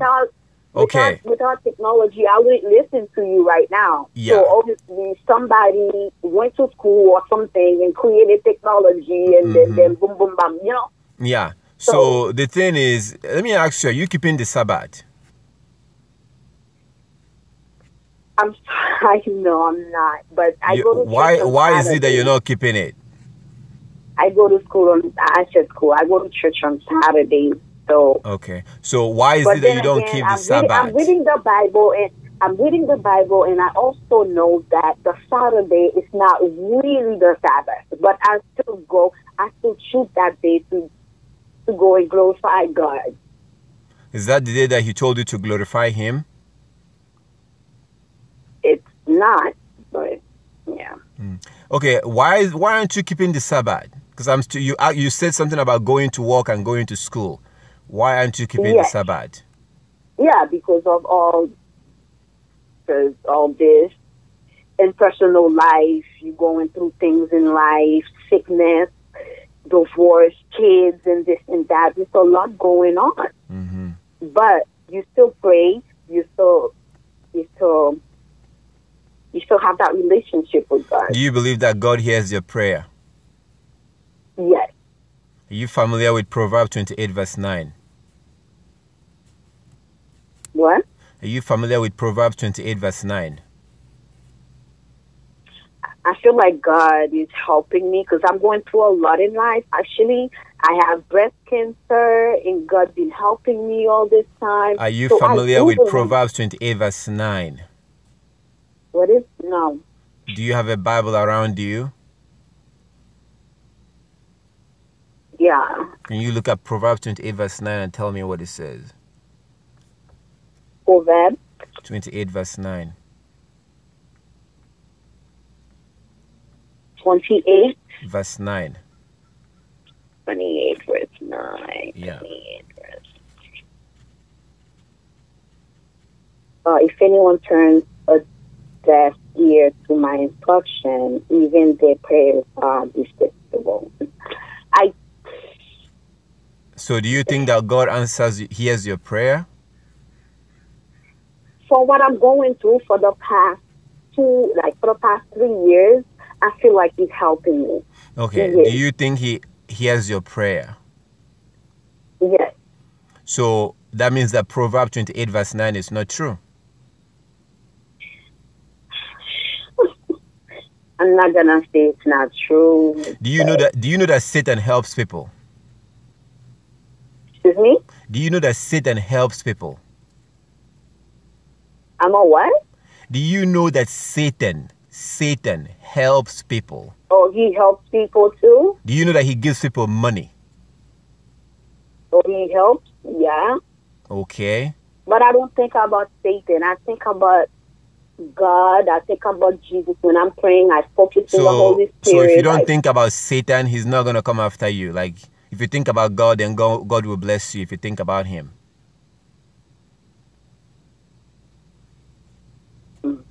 But anyways, I don't put Satan in my life. I don't think about Satan. When I'm praying to Most High. I'm praying to the Holy Spirit. I'm praying to God. And he's been, I know he's been helping me. Like I said, I'm a cancer patient, and I'm also a single mom. I'm divorced. I'm alone, actually. So I feel like I'm getting help in my life. So I feel like God is helping me. But you still have the cancer, though. I think so. So why is it I don't know. Why can't God cure you the cancer? Why is it that God? I haven't checked since last year. I'm like, I'm just gonna let it be. And then I've been praying a lot. For the past year. So I'm still alive. I'm living by grace, actually. Mm-hmm. So every day I woke up, I say, thank you. I'm still alive. Thank you for his son. For people don't like to call him Jesus, but I do call him Jesus. Sister, so how long are you going to do this? Do what? How long are you going to do this with God? Like, how long are you going to worship him on your own terms? On your own way? Like, how long are you going to ignore the things that he tells you to do, the laws and the commandments? I do ask him to give me the truth. I've been asking him. What truth are you asking for? His real day about the Sabbath day. Like I say, I've been listening to you since 2016. Actually, the first year I got sick, I got diagnosis. So I've been listening to you since then. But I've been praying I'm asking him to show me the will, like his day. His day. I've been asking him, but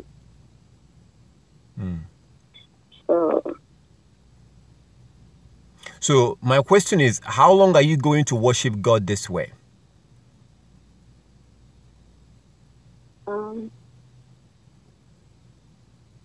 Until he showed me something. Shows you what? The truth. The truth. What is the truth? The Sabbath. But I don't know. I changed a lot from the past 3 years. I see a lot of things. I change a lot. But you're trying to say the Sabbath. You're trying to come up with the Sabbath, like. Okay. Again, how long are you going to do this? How long are you going to worship God on your own terms? Not my own terms. Do you wear your fringes? I don't.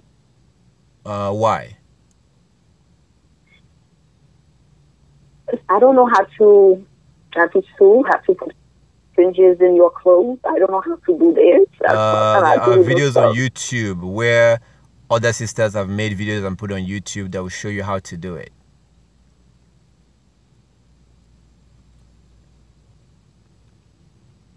Yeah. Sister, can you look at Proverbs 13:13? Proverbs 13:13. 13:13.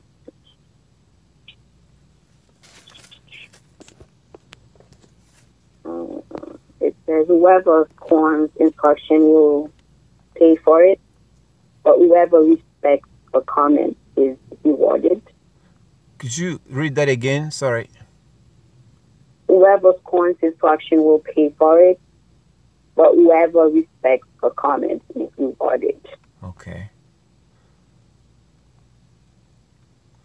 You know, You have a very wonderful opportunity right now. Like you said, you are living in God's grace, but at the same time, you are abusing that grace. Like you are abusing that grace. You are ignoring the laws and the commandments. You certainly know a lot more than most Christians. You know a lot more. You said you've been listening to me since 2016. So you know a lot more and you still refuse to do it. The Most High is not happy with you. The Most High is not happy with you, and right now you are living in bondage and you don't even realize it. You are literally living in bondage.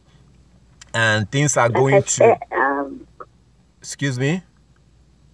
No, you can finish talking. Yeah, so you are living in bondage and you don't even realize it, because that's what Satan does. You don't realize. You're looking at how your life is right now and you're thinking, oh, everything is fine. No, everything is not fine. You don't have to be diagnosed with cancer. And even if you are diagnosed with cancer, the Most High can heal you. But he's not going to do that when you are deliberately ignoring his laws.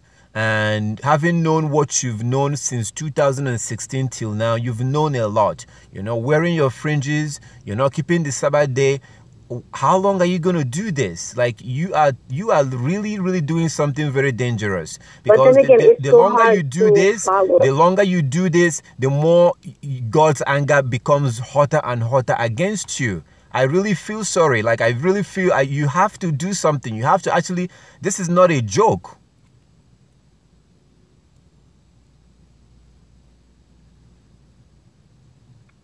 What are you doing?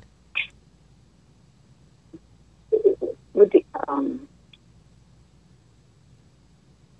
like you have no excuse. But it's so hard to follow on. Like I said, I go to church on Saturdays. I get my communion. You don't believe in the communion too?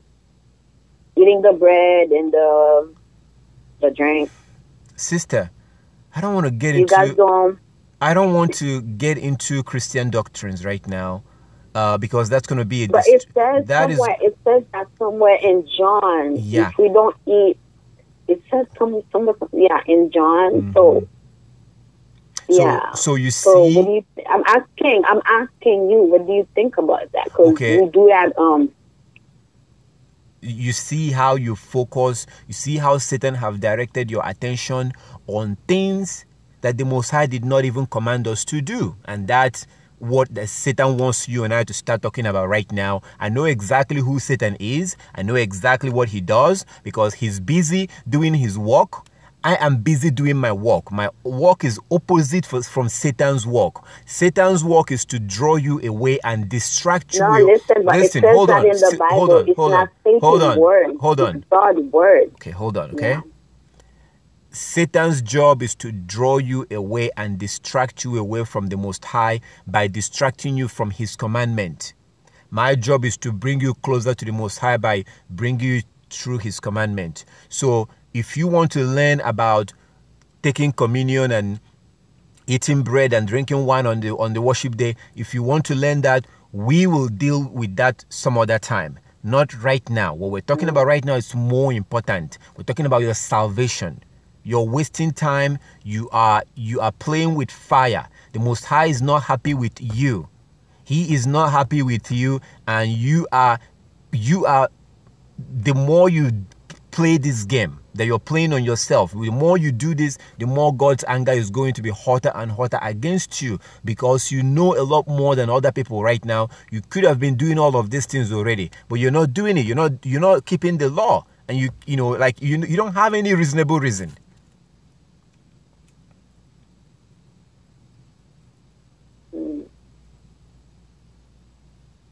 Please, sister, please, I beg you, you need to start keeping these laws and the commandment. We have to keep the Sabbath. We have to keep these laws. If you need fringes, I can send you some. But you have to start keeping these laws. You have to stop breaking the Sabbath. You have to start living your life according to the law of the Most High. You have a great opportunity right now. When the wrath of the Most High begins, He will not spare you. He will punish you. You are going to be on the front list of those that He will punish, because you know all of these things. There are people who don't know. It doesn't mean that they will be let free because they don't know, according to Romans chapter 2. So I don't understand what you're doing. You're playing with your salvation. No, then again, it's been, like I said, I've been going through a lot. So I'm like, fringes, and then you guys don't have a place you guys can worship. You guys worship online? Okay. No? If it's about worship, that's not a problem. Okay? You can join us for worship. You can do it online. That's not even the problem right now. I mean, you have to start keeping the law before you can join us, because you can't just join us when you're ignoring the rest of the law. But if you need a congregation to worship with, that's not a problem. You can join us, but you need to get started. It's like talking about a bus. You want to get into a bus, but in order to go get into a bus, you have to get ready. You have to put on your clothes, get your bag, go outside, and then you get into the bus. You can't be sitting inside your house on your pajamas in the living room, laying down on the couch and talking about, what about the bus? Is there a bus I can get into? Do we have a bus? Is there a bus? Yeah, there is. But, oh my goodness, sister, please. The Most High is not happy with you if you keep doing this. Yeah. It sounds like a joke, but it's not. Satan will want this. Satan will want this whole thing to be like a joke. But I feel God doing all this in purpose. He's hiding the truth from us too. Because a lot of people, when I'm talking to them, they're like, Jesus died. That's a big sacrifice. So we don't have to follow that 613 laws. As in that we follow the 10 commandments, we good. And I understand where they're coming from too. I kind of feel I understand them. Okay. I feel God. Right now, Paul says in Philippians 2:12 to work out your salvation with fear and trembling. Don't worry about what people are saying. Don't worry about what other people are saying. Don't worry about any of that. Why would you? It doesn't matter what they're saying. You have to worry about your own salvation. Christ said that the only way you will be allowed into the kingdom of heaven is by keeping the commandment. Revelation 22:14.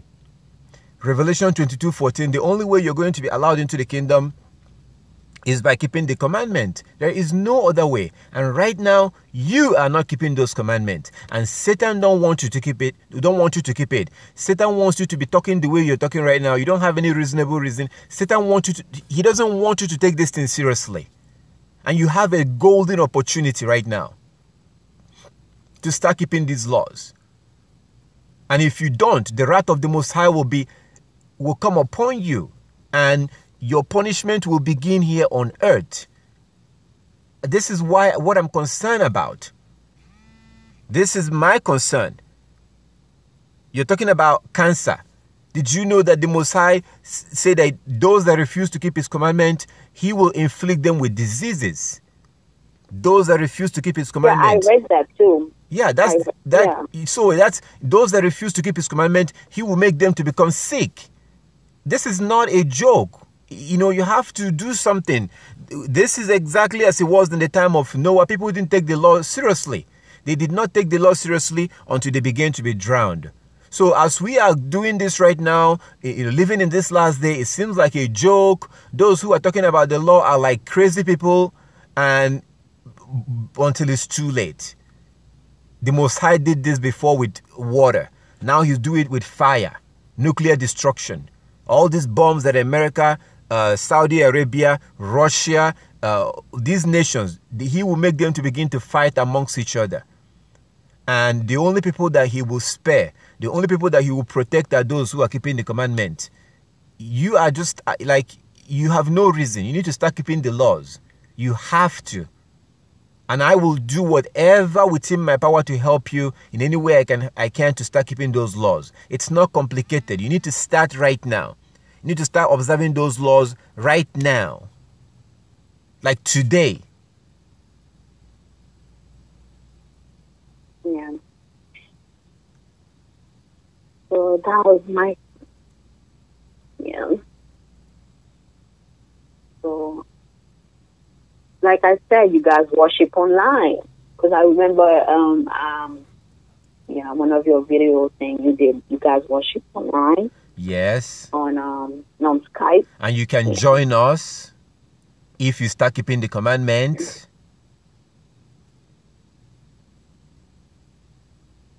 Christians cannot join us. You cannot have pork and shrimp all over your teeth after eating breakfast, and you join us. Seventh-day Adventists don't eat pork and shrimp anyways. We don't eat pork and you shrimp. have to be wearing your fringes. You have to be keeping the commandments. You have to be keeping you cannot come to us as you are. No, we don't do that nonsense. You cannot come to us as you are. You have to repent from your sin. You have to start keeping the law. You don't have to. You have to at least. You have to start that process of keeping the law. You can't just come and join us and come as you are. That's what you do when you go to Satan's house. Christianity, that synagogue of Satan. When you go to church, you can go as you are, but we don't do that. So you're more than welcome to join us, but you have to start keeping the commandment. And also about because it follows on every month, like different days. But like somebody who's working, who's like I remember I told you, like I spoke to you when was that? I told you I have a 13-year-old daughter at home, so she's in school. How am I supposed? So she's gonna miss school because some of the Sabbath sometimes they fall off on weekdays. But I'm gonna tell the school like those when it fall off on school days, she doesn't have to go to school and she has to stay home, isn't it? Am I right?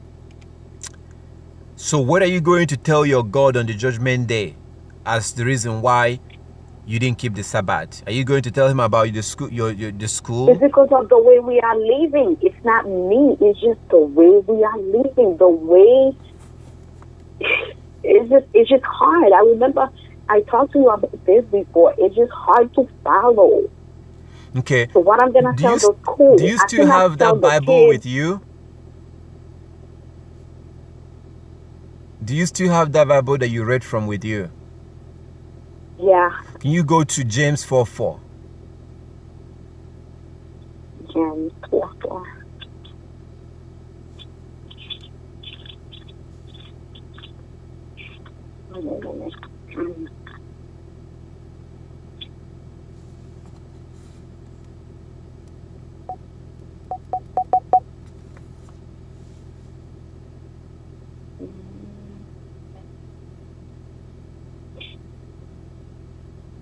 Is it in front of you? Can you read it for me? James chapter 4 verse 4. Can you read it for me? You have it in front of you. Okay, I'm going to try to read it.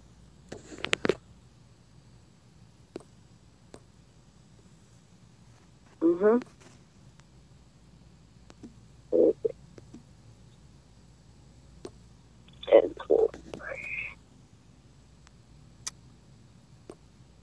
You adulterous people, don't you know that friendship with the world means enmity against God?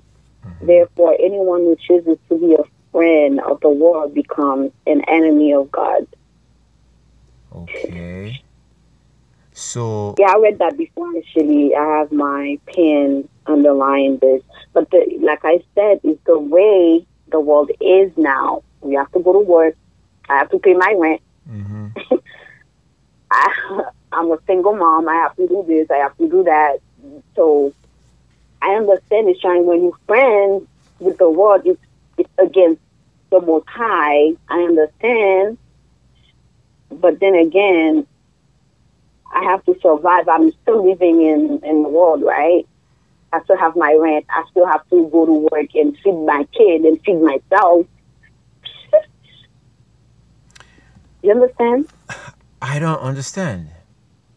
You don't understand? Mm-mm. Okay. So the thing is this. You just read James 4:4. It says that friendship with the world... Don't you realize that friendship with the world makes you an enemy of God? I say it again. If you want to be a friend of the world, you make yourself an enemy of God.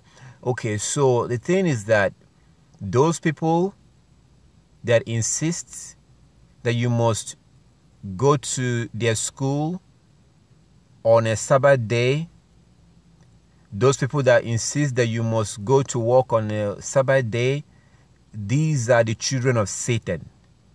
So you live in America, and the Gentiles, the Europeans have set up a system that basically manipulates and indirectly forces people to break the law. It makes it so hard for you. So the thing is that when they were making things hard for Daniel in Babylon, did you remember what Daniel did? Daniel, Shadrach, and Meshach. Do you remember what they did? When they passed a law that everybody must bow to that image, did you remember what Daniel, what they did? What Shadrach and Meshach, you remember what they did?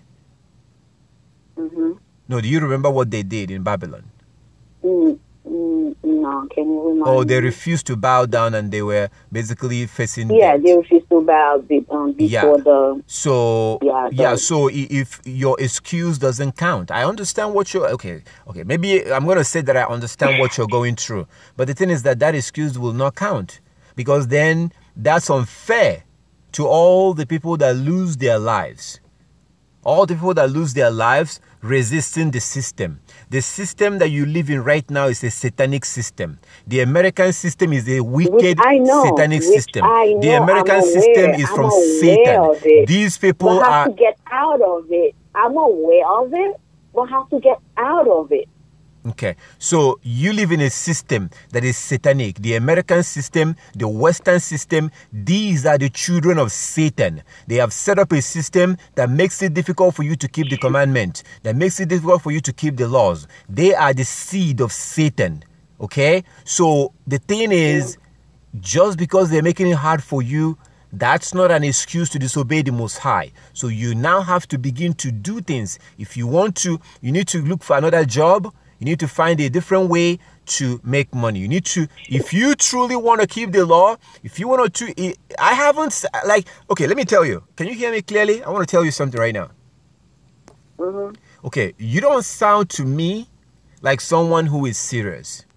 I do help people. I am serious. No, I'm you don't, serious. sister. Like You're not. I've been watching you for the past years now. But then again, I'm like, oh man, how can I get out of it? How I can take my daughter out of this? How I can take my daughter out of the school system? I've been listening to you. I listen to all your videos, but I'm asking how I can take my daughter out of the school system. Obviously, she has a father. I don't think he's gonna allow me to take her out of the school system. You know, so. Okay, so you have to start somewhere. Okay, there are things you need to worry about right now, and right now you have to start from keeping the basic laws. Okay, like wearing your fringes, like keeping the Sabbath. You have to start from somewhere. There are things that you're supposed to, the daily stuff, like praying in, meditating in the book of the Lord day and night. So I do. I do right actually. now. I do pray a lot. Okay, I'm going to tell you this. I deal with people a lot when it comes to keeping the law. When I run into somebody who is serious, I know. Okay, I'm telling you that you don't sound like you're serious. You're telling me that you are. Okay? Yeah, but it's just hard. It's just hard. Okay. So you're saying that you're willing to keep the law, but it's just hard, right? Yeah, it is. Okay. Yeah. So well, it is. I'm going to let you prove. You guys, it's not like you guys have a church that I can go to. Okay, you can join us online. Okay, sister, you can join or you can worship online. It's pretty much you sit in front of your computer and you can participate and worship. If you find a congregation around your area, perfect. Good. You go and you join them. If you find any people that meets on a Sabbath day, you join them. But if you cannot find people around your area, then you use what you have online. You fellowship with people online. But there's a lot more laws. Like there's a lot of stuff that you need to start doing, and I don't even think you're gonna be ready to do those things. So you have to start from somewhere. I do try to help people, but I don't want to help people who are not serious. I don't like to help people who are not serious. I've done things in the past. At the end of the day, it's almost like a waste of time. So I'm not going to really want to waste. It's not a waste. Like, people are trying. Don't say it's a waste of time. Yeah. Well, I know my experience. Okay, I know my experience. I know what I've gone through. I don't want to waste time on the phone, waste my breath, waste my counsel on someone who is not serious. But if you say that you are serious and you really want to start, that's fine. That's exactly what I want, because that's good for you. We're talking about you working out your own salvation with fear and trembling. So this is about you. I don't take tithes and offering. Okay? I don't take tithes and offering. When we do meet for worship, I don't ask for offering. I don't ask for tithes and offering. So it's not like I'm trying to build up membership and take your tithes. No, I don't take money. I don't ask for tithes and offering. This is about your salvation. This is about you keeping the law to escape the wrath of the Most High and be allowed into the coming kingdom. That's what this is all about. So I would love for you to start keeping the commandment, because the commandment is the ticket into that coming kingdom. According to Revelation chapter 22, verse 14, it's extremely important.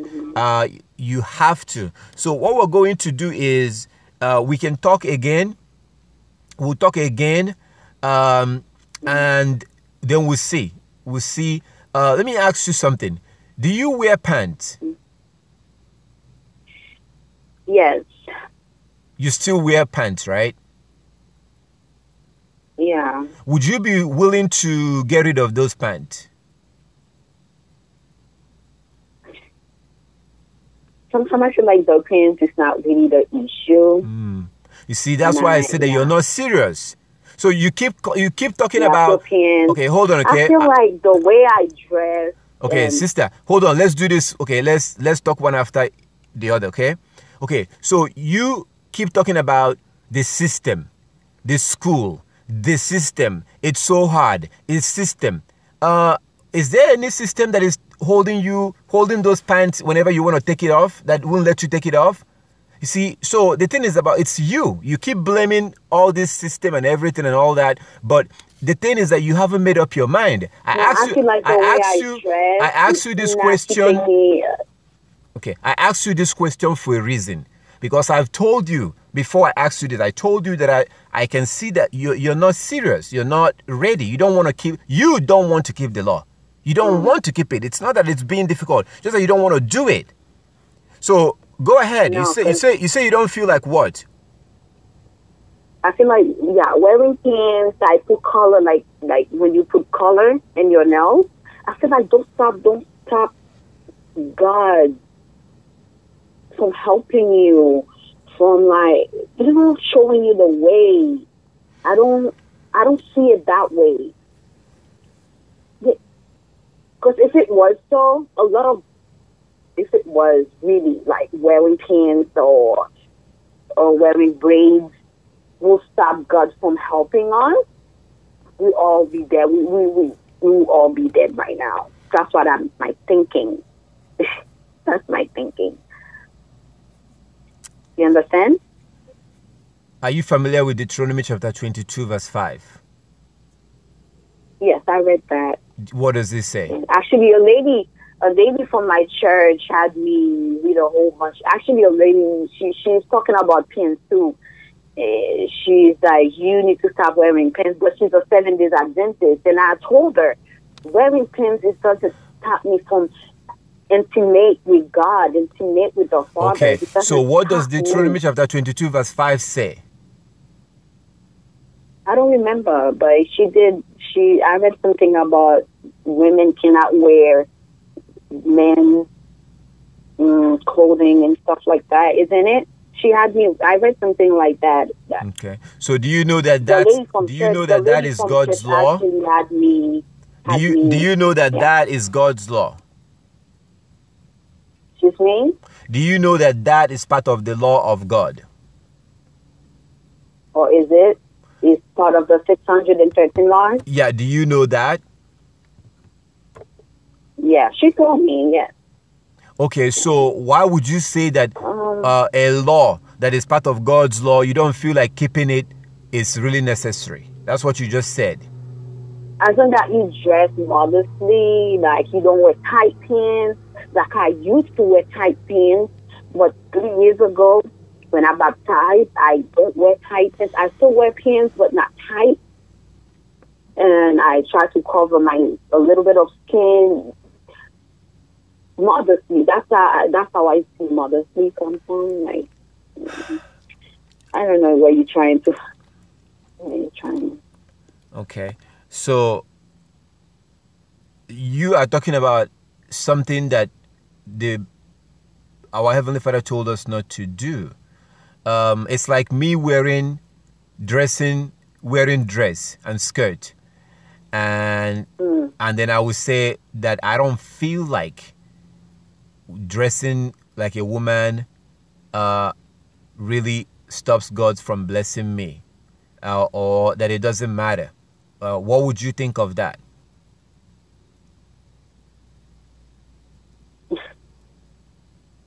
But guys wear some dresses too, like dress for the robe, like the big robe. That's what I'm saying. So there is a law that says that men should not wear women dresses, and women shouldn't wear anything that pertains unto a man. So your pants was designed for that. So the thing is, But the thing is, since when pants is belong to men? Since when? since Because back what? in the days, we all used to wear robes, men and women. We all used to wear robes, like Okay. long dress, but they're Okay. Can you go to Exodus chapter 28?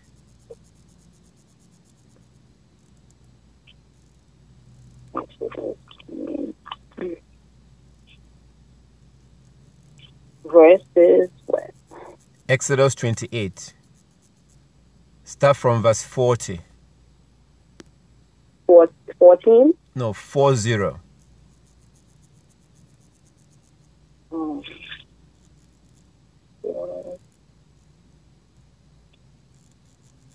40.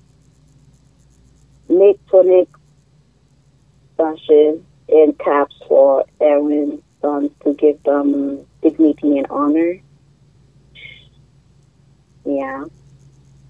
No, keep going. But like Read off to verse 42. after you put these clothes on your brother Aaron and his sons, anoint and ordain them, consecrate them so they may serve me as priests. That's it. You said 42. Huh? Okay, could you read that verse 40 again? 40 to 42. Make tunic sashes and caps for Aaron's sons to give dignity and honor. Uh-huh. After you put these clothes on your brother Aaron and his sons, anoint and order them, consecrate them so they may serve me as priests. Okay, read Leviticus 6:10.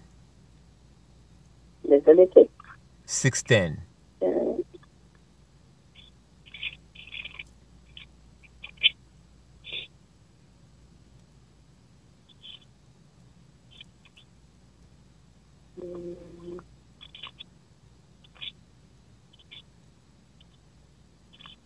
Six, seven, verse 10.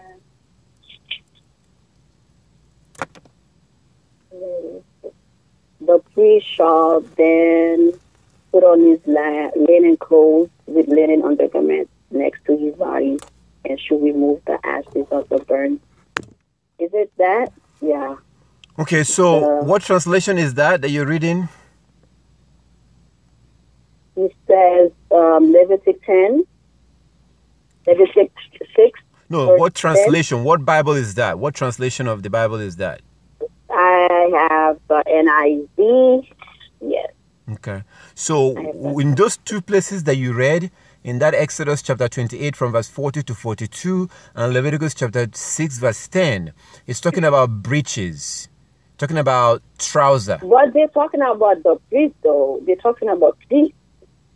talking about the trouser, the breeches. Breeches is the same thing as trouser. So the reason why I told you to read it is because you say that everybody used to wear skirt before. That's not true, because in the places that you read, in the places that you just read, it says that, he is supposed to make trouser or breeches for Aaron and his sons. So if you read it in multiple translation, you will see that it's talking about making trouser for the men. So the idea that that everybody was wearing skirt, no, that's not true. People did not start wearing pants recently. You see it in those places. So what you want to do is that you want to go and read Leviticus chapter 6 verse 10 and Exodus chapter 28 verse 40 to 42. Read it in multiple translation and you will see what it's saying there. It's talking about trouser. It's talking about breeches. The word breeches is the old word for trouser. So pants is for men. Does your pant? You say you still wear pants, right? Yeah. Do they have a zipper? Yeah. What do you take out from? What do you need the zipper for? I see where you're coming from. Where am I coming from?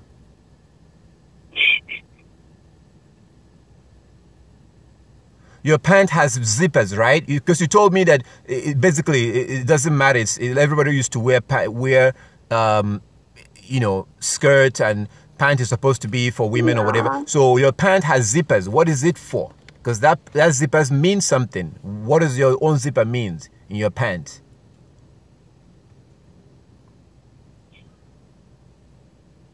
Yeah, I understand what you're trying to say, but...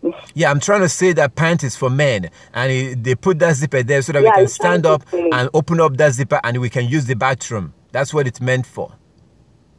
Yeah. I understand that part, but like I said, it won't stop God answering your prayer. It won't stop God coming in and rescue you. Because he said that he's paying attention to our heart, not what we like, the work, but he's paying attention to our heart. No, yeah, not the laws too. He does. You can still following the laws, but your heart is not pure. Okay, so you can still following you not wearing pants, you following Sister. The Sabbath the way you're supposed to, but your heart is wicked. So you're doing all this work for nothing at the end. You are sounding like Satan. Oh my God. You are sounding like Satan. When the whole point you're trying to make to me is that, yes, I understand that God said that we should do that, but I don't really think that if I don't do it, that it really matters. I know that God said we should do it, but if you don't really have to do it. Just because you're doing it doesn't mean. Oh my goodness, you're sounding like Satan. Oh.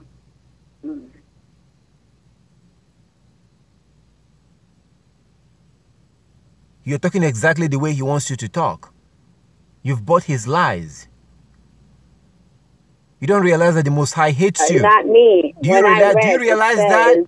Don't waste your time doing work. Don't waste your time following the laws when you can't really, when your heart is not pure. It's in the Bible.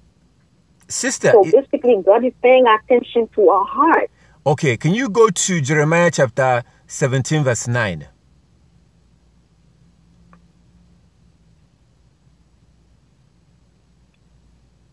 It's talking about your heart. Jeremiah what? 17:9. 17. The heart is deceitful, about all things and beyond cure. Who can understand it? No, you read so fast. It's almost like I told Satan's son to read that chapter. You just read that point so fast. Read it slowly. It says that your heart is what? Deceitful above all things and beyond cure. Who can understand it? Yeah. Only Yah understands it. So Yah knows your heart. That's what I said. Who can understand it? Only God. Yeah, so if our heart, you say our heart is evil, right? It's not deceitful, yeah. It's deceitful, right? Can you read Psalm 19 verse 7? Psalm? Yeah, 19 verse 7.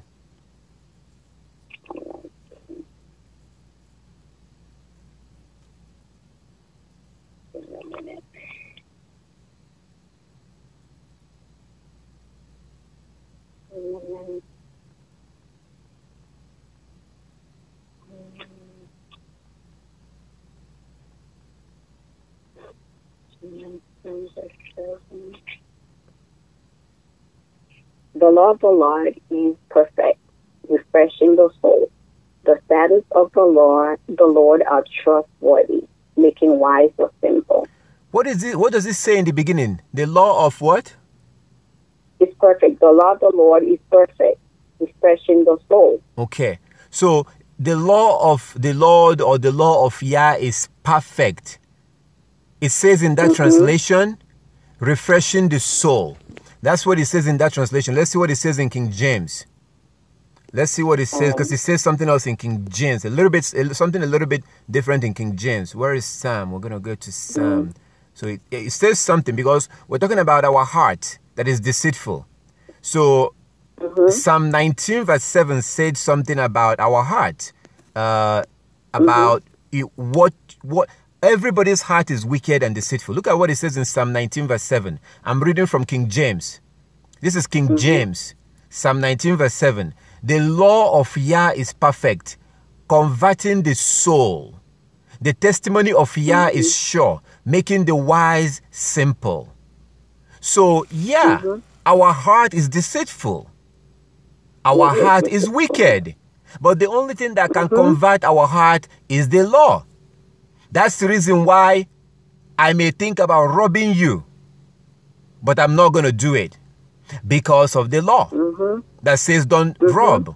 I may think about cheating you, but I'm not going to do it because there's a law that says don't do it. Do you understand? Of course. Without the law, without the law, the world will be in chaos. So our heart. It's like, I feel like the law is there to keep us in check. To keep us in check. You know, you can't commit adultery. The law is there to be like, yeah, you know it's there. You can't do it. Yes. You can't kill. It's right there. If you kill, you already know that you're wrong. So the law is there to keep us in check. But I don't know if you understand where I'm coming from. Do you believe that men should keep the law in Deuteronomy chapter 22 that says that men should not rape? Of course we need to keep the law. I understand that. That's what I said. The law is there to keep us in check, to know what we can do and what we cannot do. So you believe that men should keep that law? Yes. About not killing? Not raping? Of course, yeah. Do you believe that women should keep the law in the same Deuteronomy chapter 22, that verse 5, that says, the same chapter, that says that women shouldn't wear anything that pertains unto a man? Yeah. Do you believe that women should keep that law?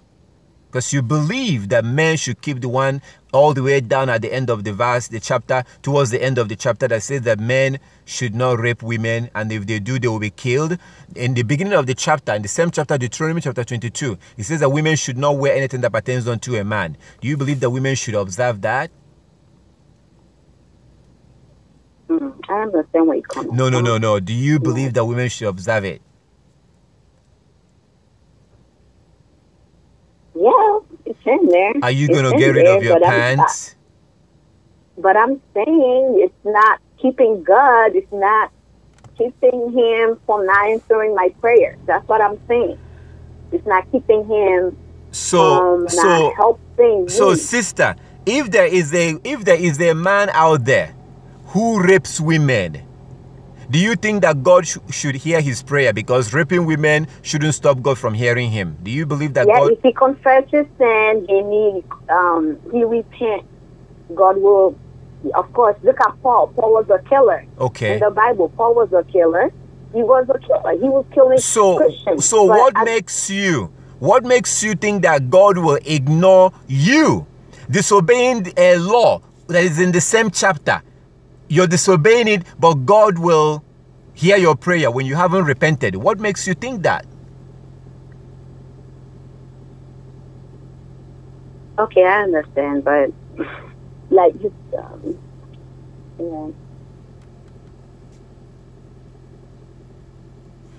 Do you know what repentance means? Yes. To become new, to change your way, to turn your back on wicked things, isn't it? To stop breaking the law. Because sin is lawlessness. Sin is lawlessness. And when you stop breaking the law, that means you've repented. And then we're talking about when you putting nail polish, is something wrong with nail polish? How's something wrong with nail polish? Sister, let's just stick with the pants right now. I don't know. Okay, let's leave the pants. Let's stick with Sabbath. I went to the pant thing because I told you something and you told me that you're serious. You say you're serious, you want to keep the law, but it's so hard. And then I brought up the issue of pant, because I'm sure that nobody is forcing you to wear pant. Yeah, somebody may be making life difficult for you when it comes to keeping the Sabbath or going to school, but let's talk about the ones that you have power over. You don't even want to. And then they're making it so hard too to even find. Like, sometime I went to the stores, all I could find was just pants. There's no really, and then they have short skirts. They don't have anything. Sister, you can go online. You can buy dresses from Amazon. Oh, I never really checked. But they're making it so hard to get your hands on dresses. That's not the reason why. Oh, this is just excuse. You're just giving lame excuses. You don't want to do it. And there are many other laws you don't want to keep. You just want to keep living in this fantasy. You're being delusional. Like what I said before, you're believing that God is answering your prayer. He's not. You are disobeying the law, and you. But like I said, I'm living every day by His grace. Like how long do you how long are you gonna? How long do you plan to live on His grace?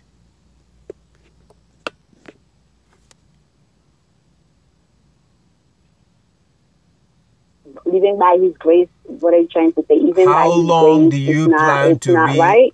How long do you plan to live on His grace?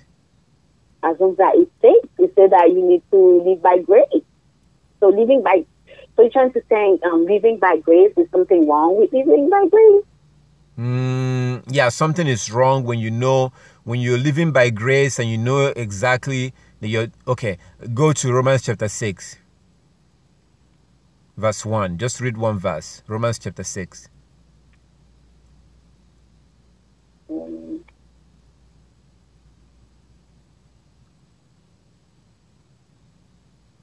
Chapter 6, verse? Yeah. Romans chapter 6. Yeah. Verse 1. I'm right here. The verse. Which verse? Hello? Yeah, go ahead and read it. What should we say then? Shall we go on sinning so that grace may increase? By no means. We are those who have died to sin. How can we live in it any longer? Don't you know that? Do you know what sin means according to the Bible? Yeah, just not. Yeah, you don't follow commandments. Okay, so you just read Romans chapter 6 verse 1. It says, are we going to continue breaking the law that grace may abound? Mm-hmm. That's what it says. Mm-hmm. And you keep telling me that you're living on grace. So how long are you going to keep breaking the Sabbath and breaking all these laws, wearing your pants, doing all this stuff? Like, how long are you going to keep doing it and keep claiming that you are under grace? Because that question is for you. That question in Romans chapter 6 verse 1 is for you.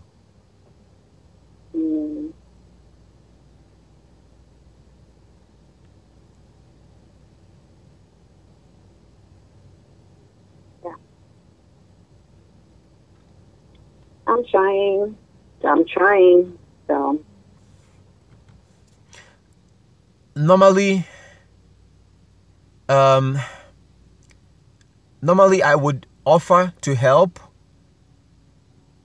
but I don't even know exactly what I'm going to be helping with. Like normally if there's any way I can help anybody to keep the law, whatever I can do to help.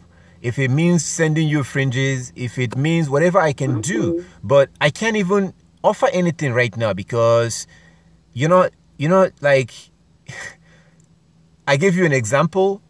It's like you keep talking about the bus. How come the bus is not here? The bus is not here. You are still laying down on a couch in your pajamas, watching TV. You're not ready. You haven't packed your bag. You haven't dressed up yet, and you're complaining that the bus is not here yet.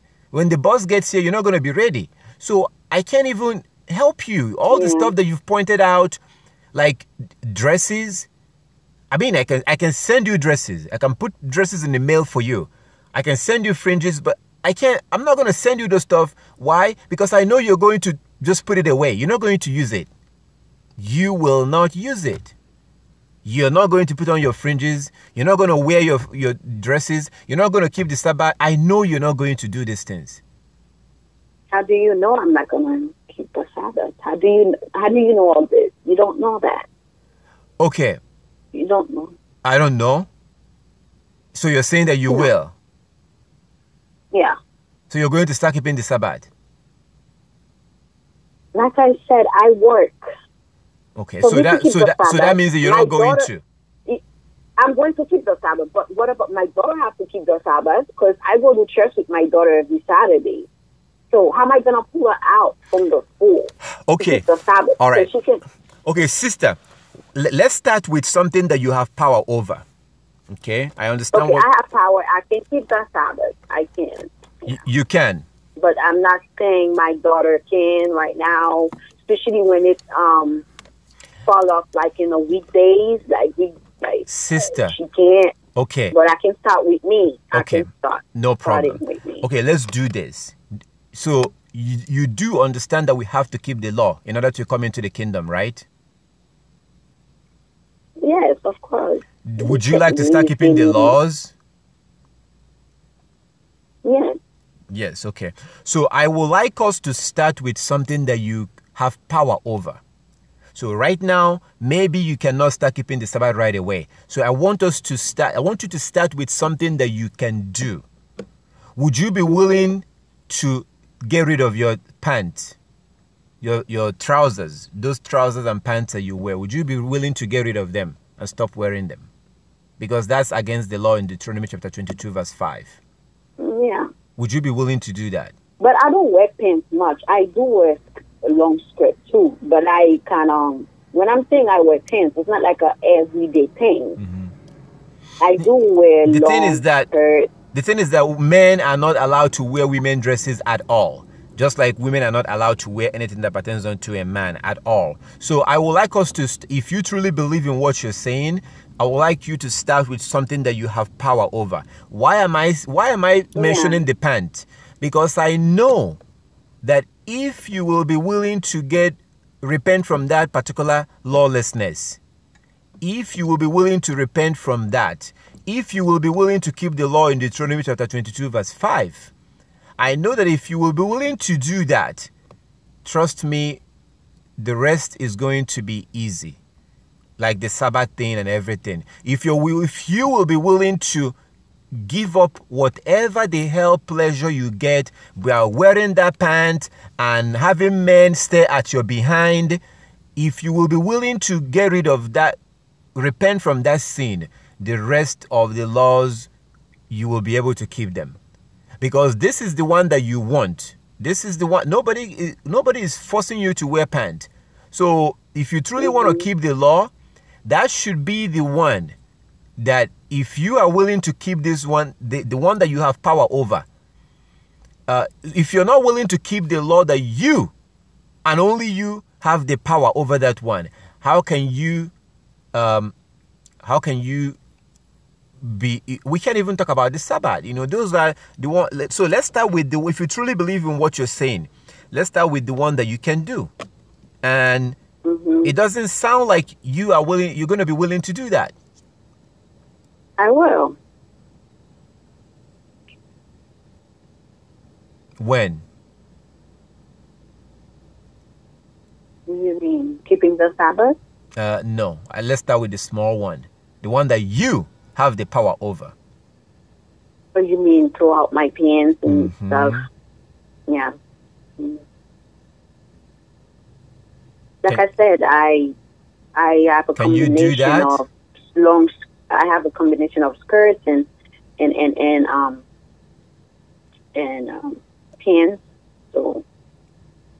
So would you be willing to get rid of the pants? Yeah. Okay, when would you do that?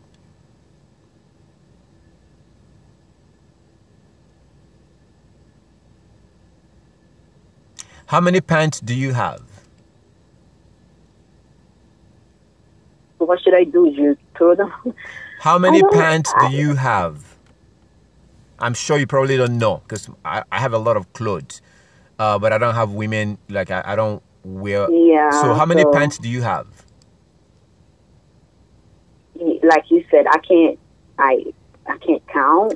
I Okay. have few. So do you truly would you be willing to get rid of them because of Deuteronomy chapter 22 verse 5? Yes. I tried before, but like I said, it's so hard to find like skirts. Okay. So would you be willing? Okay, let's make deal. I'm going to send you 10 different skirts. 10.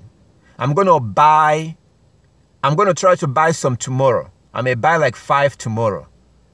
So I'm going to buy 10 different skirts. And I'm going to try to possibly buy all of them tomorrow. If possible. If you can make deal with me, I'm going to try to buy them and I will send you 10 if you will get rid of your pant. Can we do that? Yeah. 10 skirts.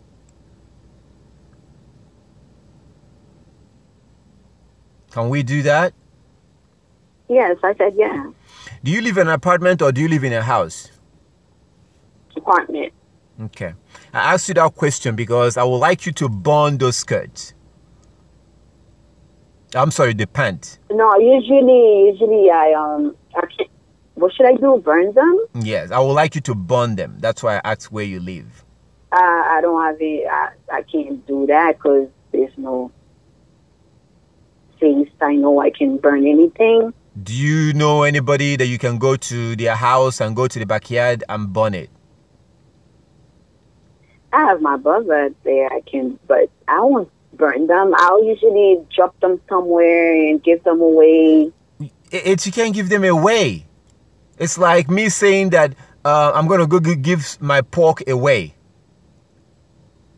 So I see what you mean.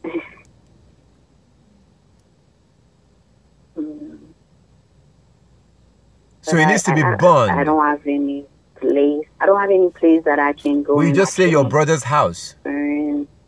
Yeah, but I don't think it's gonna allow me to do that. I go to his place and burn all my pants. Don't tell him because he's going to think you're crazy anyway.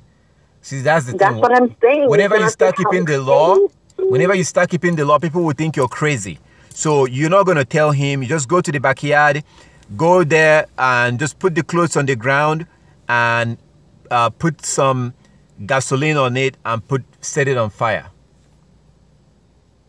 And I guarantee you, I will send you 10 different skirts, and I may even add some more things on that, on top of that.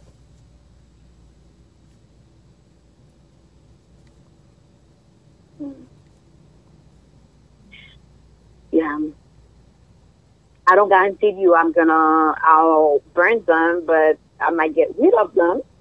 I might just go and throw them in that yellow thingy they have everywhere, so I can just drop them there. No, that means that they will take it. To burn them. They are going to take it. I'm telling you, I'm going to my brothers and burn them. Sister, I can just get rid of them. When you drop them in the place you're staying, they are going to take it and they will give it to another sister to start wearing. We don't want to do that.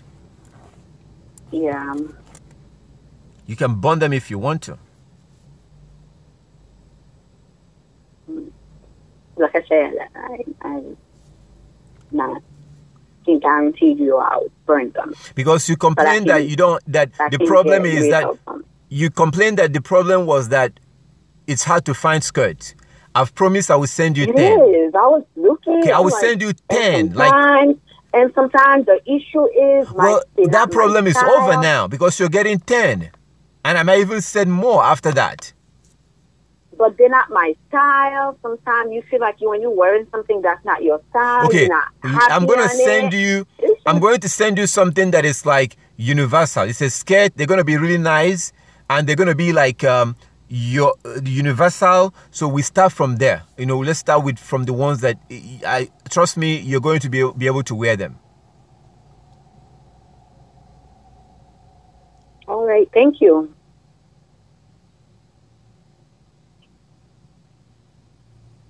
So, what's the deal?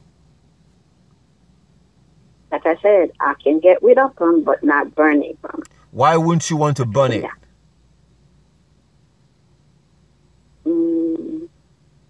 I don't guarantee that I can go there and burn because. Okay, I bought some clothes. Let me tell you a story.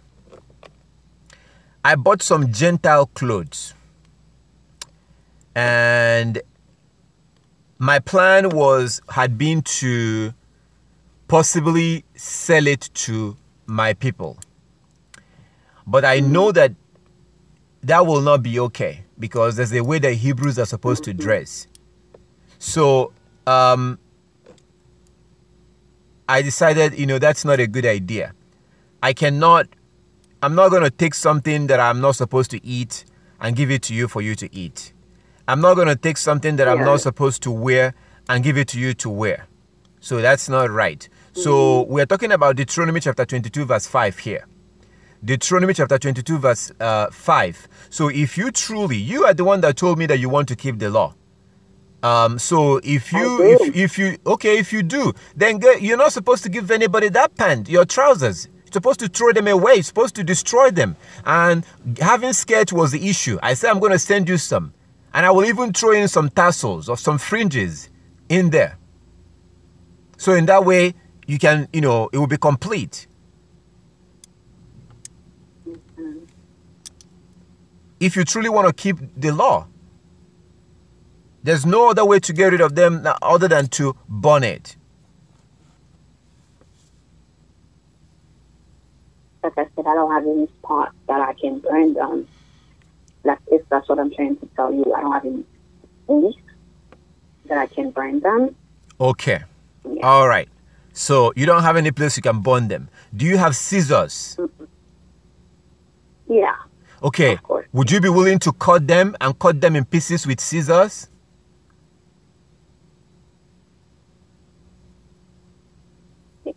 Yeah. Would you be willing to do that? Yeah. Okay, so let's do that. Let's do that when. I said I'll do it, but not like right now. Okay, not right now. When can you do it? I won't have anything to wear because mostly it's pants. No, you told me you have some. Sister, I have some shirts. Okay, so I mostly have pants. Okay. Yeah, well, you're going to be wearing the ones. You're going to be wearing the. I wear skirts anyways. Yes. Okay, you're going to be wearing the ones that you have. Okay, you'll be wearing the ones that you have until you get the ones I'm going to send you. Okay. So when would you have time to cut them with scissors? And please don't tell me a time and then you wouldn't do, like you tell me that, I forgot, I was busy. When can you actually do it? Sometime this week. Yes. Okay. How many pants would you say roughly that you have? Like roughly? I have few. 20, 25, 30? No, I don't have all to 30, no. Maybe like 18? Yeah, something like that. Okay. Yeah. Okay. Yeah. All right. Okay. So, all right. So, what day? Like I said, sometime this week, in the middle of the week, maybe on Wednesday, Thursday, yeah. Okay. All right. So I'm going to need a picture of at least. I'm going to need some pictures. You have your camera can take pictures, right? Mm-hmm. Okay. So I'm going to talk to you. We'll talk privately. Okay. I will call you and we'll talk. So I can get your information and get ready the package to send them over to you. But I will need some picture. Do you know why?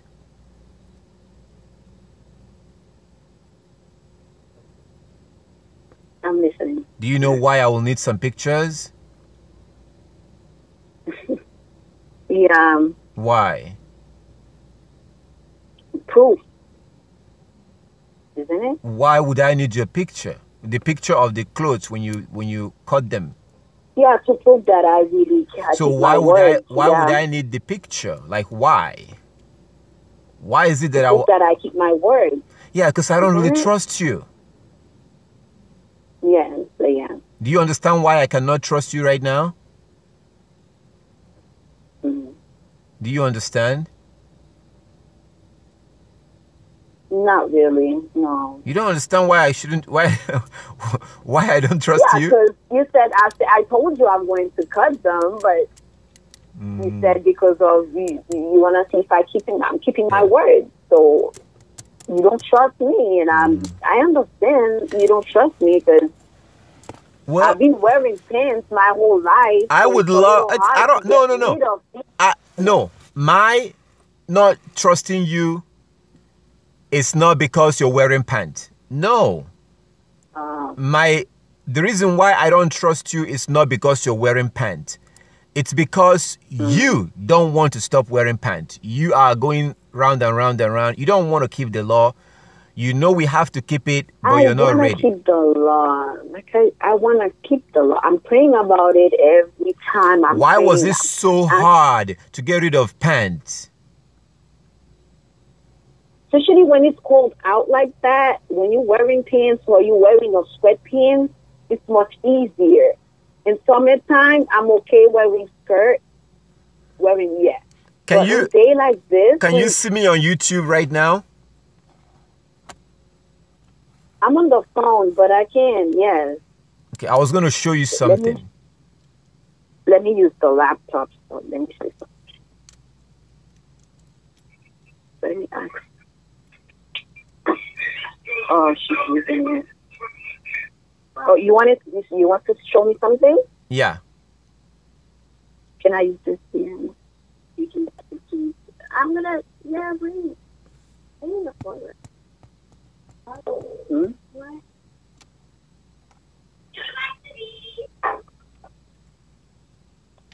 Let me go through this.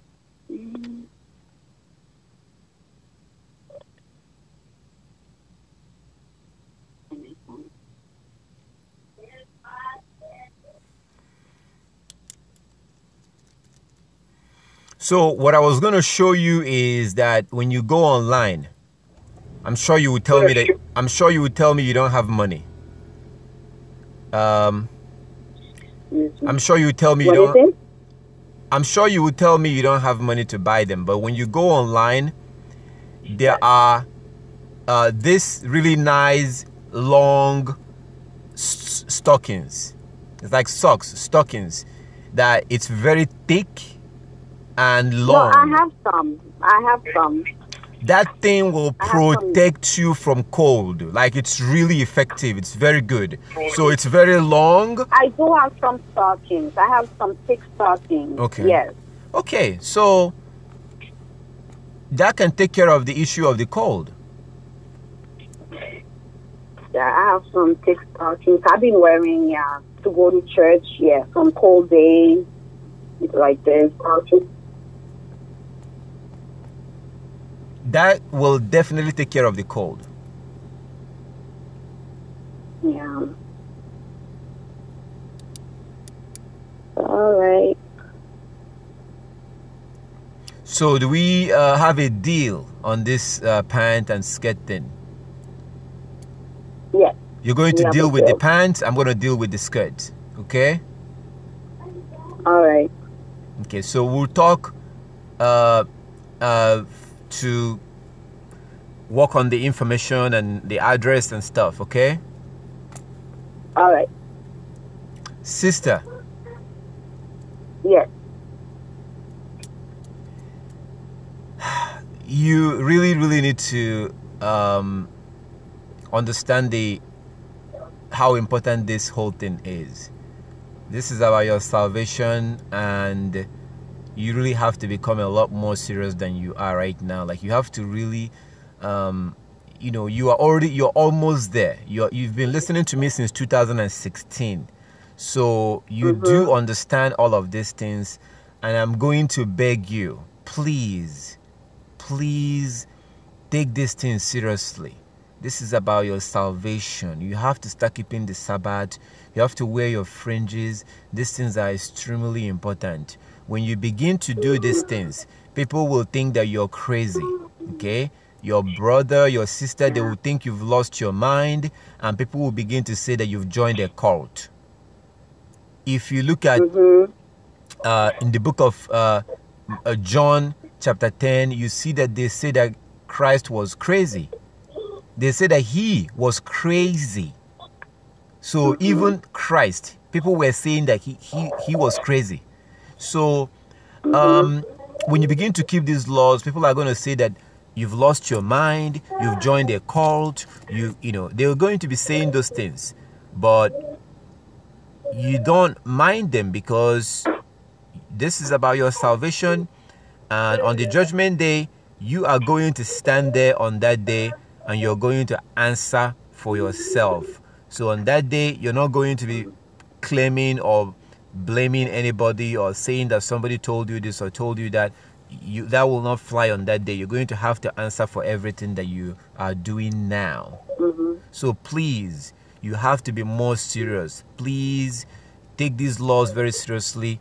The Sabbath and keeping the Sabbath and keeping all these things, you have to. You really, really have to. Please.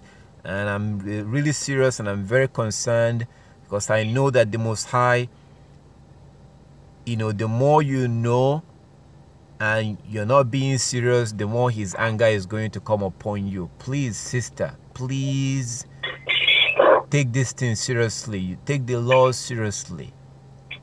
Please. Okay? Yes, I'm trying. Cause, okay. I'm trying my best. Well, thank you very much for Thank calling. you. Thank you for calling, and I will talk to you later. So get those pants ready, and please don't put some aside. Get it ready, and you know, this is going to be a new beginning, because when you start keeping the laws and the commandment of the Most High, that's when he's going to turn his attention on you. That's when that situation with Proverbs 28 verse 9, like it says that he that turns their ear from hearing the law, even their prayer is an abomination. You don't have to have cancer. You don't have to be diagnosed with cancer. But if you keep on ignoring the law, the Most High will keep on ignoring you. This is biblical. If you're refusing to keep the law, the Most High, it says in John chapter 9 verse 31, John chapter 9:31, that the Most High does not hear sinners. You know exactly what sin is. 1 John 3:4, sin is a transgression of the law. John chapter 9 verse 31 says that the Most High does not hear sinners. What's going on today is that, you know, you see Christians and people who are claiming to be Christians, the Most High does not hear them. They are pretending that he is hearing them, and they are dying of diabetes. They are dying of cancer. They are dying of all kinds of disease. If the Most High is hearing you, he will protect you from those diseases. So this thing is very important, and it's about your salvation. I really wish that you would take this thing seriously and really, you know, start observing the law. So I thank you for calling. I thank our Heavenly Father for keeping you and protecting you, even though you are not really doing exactly what you're supposed to be doing. And I really wish that you will start doing the things you're supposed to do, start observing these laws. And if there's any way I can help you to keep those laws, I will try my best to help you. So thank you very much for calling. Is there anything you would like to say? No. Okay. I said too much. All right. Thank you. Okay, thank you very much, sister, and I will talk to you later, okay? Okay. Okay, bye-bye. All right, so all praises to our Heavenly Father. I think we had a situation where I saw a comment by somebody who was trying to call. A brother or a sister was trying to call, and you said that you called. If you can call back now, my line is open now, so you can call back. You said that you tried to call in. So this is an opportunity to call in right now. If you're still watching, you can call the line that you called on this one on the screen right here. You can call that number. For those who are in certain countries and you can only use your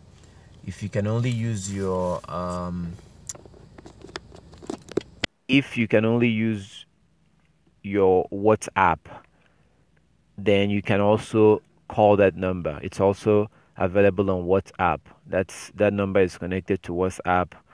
So if you are calling from a phone line, you can just call the number. You don't have to put +1.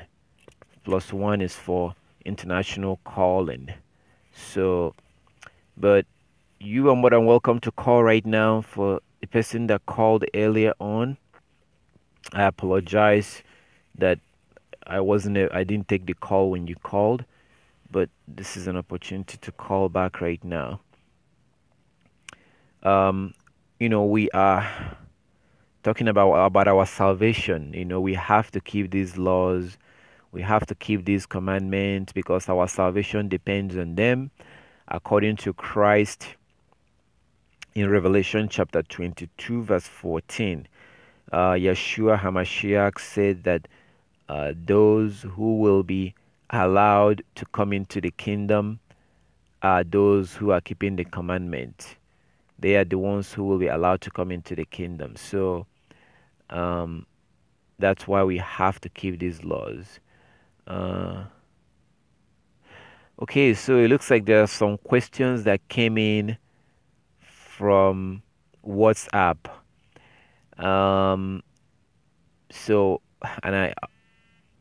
Okay, there's a call coming in. And then I have another brother who had a question. He's been trying to reach me for some time. I'm going to see if I can fit all this in today.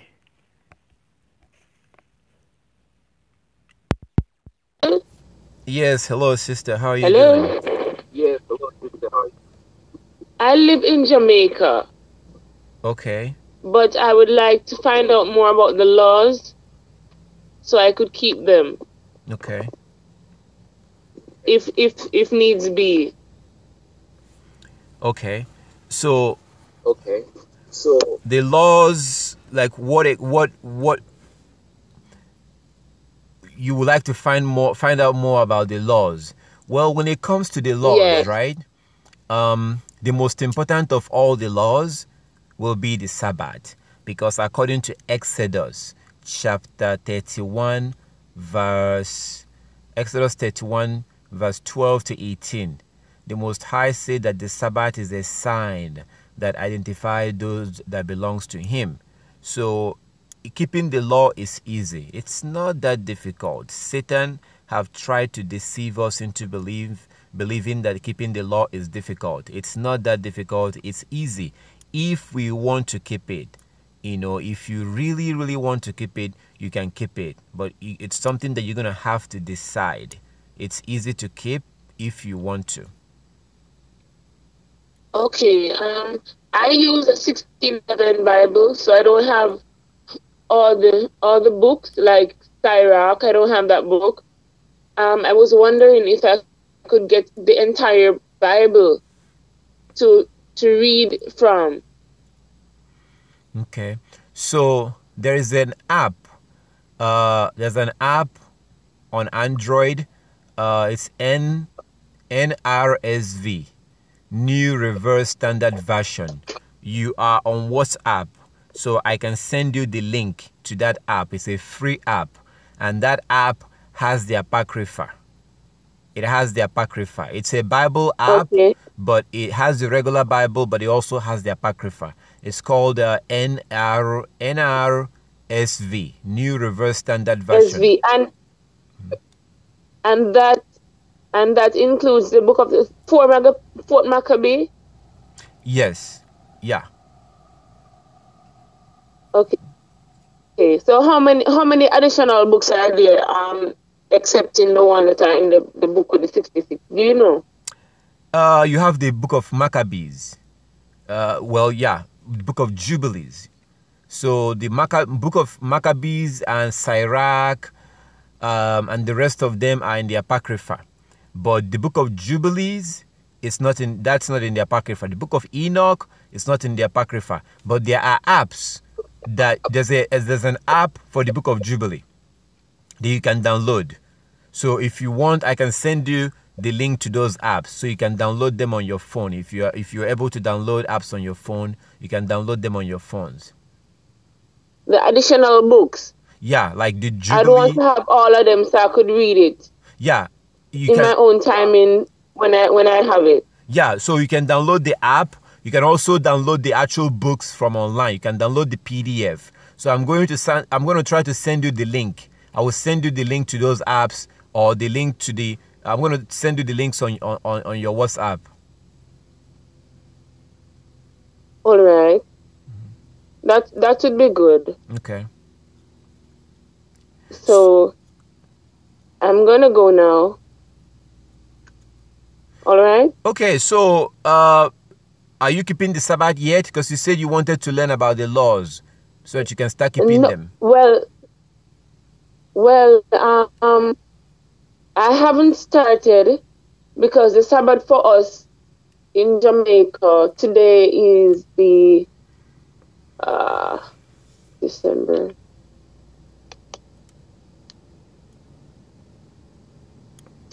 December 9. I don't know what date it is for you.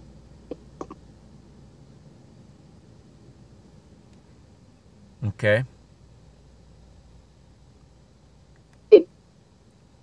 Today is for you. Okay, so what laws are you keeping right now? Because you asked me a question. You said that you would like to learn about the laws so that you can start keeping them. That was what you asked me. So if need be, based on my understanding. It's what? I'm willing to keep the law once it is necessary. I am willing to keep the law that I should keep. And if it is law, then, or well, should I say, if it's a commandment that I must keep it in order to get to heaven, then I will. And if it is a law, if it's a commandment where I should do it so I can please the Most High in heaven, then I will. But in the sense of the law, because the law, the killing for my understanding, the killing of like animals, that was done away with when Christ came. But then I came upon something about the Israelites. I'm not so. I don't remember fully, but there's something about the Israelites. It's a covenant. So what should I say now? So I should say not the law, but any commandment that I should do to please the Lord, and then any additional, it would be commandments, because I think the law was fulfilled when Christ came, so we don't have to kill any lamb anymore. Who? Am I correct? Who and what, or where does it say that Christ fulfilled the law so that we don't have to keep it anymore? Who said that? Who told you that Christ fulfilled the law so that you don't have to keep it anymore? I would need to probably search. So who told you that? How did you get that information? Who told you that Christ came and fulfilled the law, so you don't have to keep it anymore. Who told you that? Like, where did you learn that from? Who told you that? Who said it? Where was it said? Well, based on based on what I would understand is that Christ came not to abolish the law, but to fulfill it. When something is fulfilled, then you don't have to do it anymore. So we have that's what I understand. So we have to start stealing. It's okay to steal now. What did you say? Is it okay to steal people's stuff? No, because you love your neighbor as yourself. Oh, but there's a law that says don't steal. But Christ, according to what you're saying, Christ came so that we don't have to keep the law. So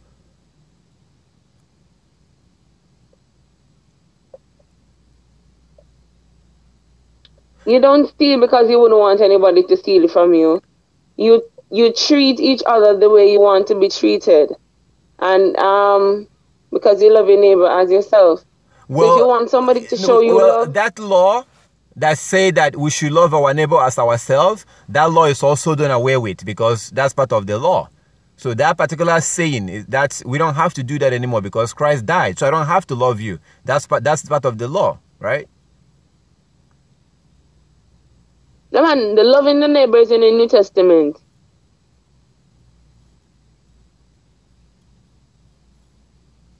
So we are only supposed to keep the laws in the New Testament. Based on my understanding, whatever is in the New Testament is what we go by because we're not under law but grace. So that means that we're no longer under the laws in the Old Testament. That's what I understand. So that means it's okay now to. But then the part of the Sabbath will say in the last days we all flesh will come and worship me on the new moon and the Sabbath day. No. Okay. Right. Okay. So something to that effect. I don't remember exactly if I'm right or if I'm wrong. Is it okay? Because you told me that if you love your neighbor, we don't steal because we're supposed to love our neighbor, and that's in the New Testament. Okay, so there's a law in Leviticus chapter 20:13. Leviticus 20:13 that says that a man shouldn't lay with another man. So no homosexuality. Is it okay to practice homosexuality because that's part of the law? Because you're not hurting anybody, right? You're not hurting anybody, right? You know, it doesn't have to do with loving your neighbor, right? So, but is it okay to now practice homosexuality? Is that nailed on the cross? Well, homosexuality should not be a practice now. Why?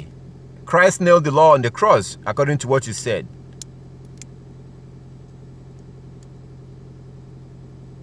Christ abolished the law. Then, you know the books that are in the 1611, right? Mm-hmm. I don't want to bite off more than I can chew at this moment.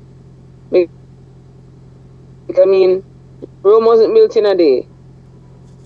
But, so you know all the books that are in the...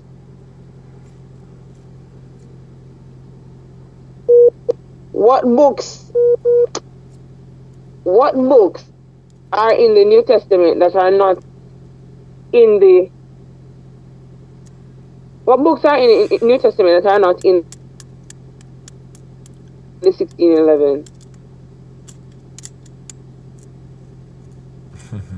Sirach, Second Esdras.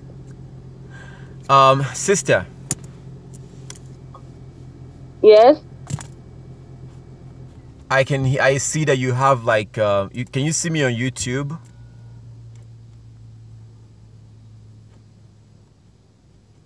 Can you see me on YouTube? Hello? Can you see me on YouTube? What did you say? Are you able to see me on YouTube I should right message now? you on YouTube. Well, if I have enough on my phone to do that, I'll try. No, I say, can you see me on YouTube right now? I was watching YouTube, and then I called. Okay. Okay, the reason why I asked, I was going to show you something. I wanted to show you something, but if you cannot see me, that's okay. I can see you on YouTube, hopefully. Okay. Can you see me and still can you see me and still be able to talk? Let me try that one out.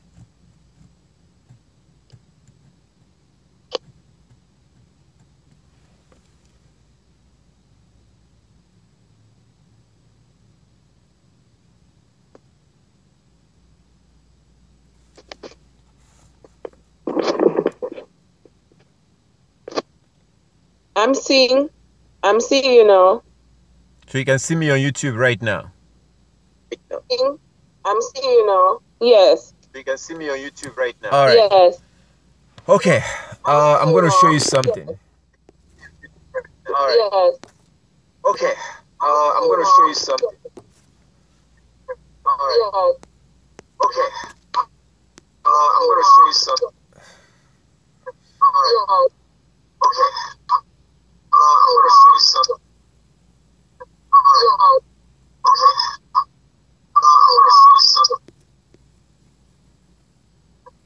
Okay, it seems like we're going to have some problem with the echo. So what I'm going to do is that I'm going to turn down your volume. I'm going to turn down your volume. And then I'm going to go ahead and explain this, and then I'll turn back on volume, okay? Then I'm going to go ahead and explain this, and then I'll turn back on volume, okay? Then I'm going to go ahead and explain this, and then I'll turn back on volume,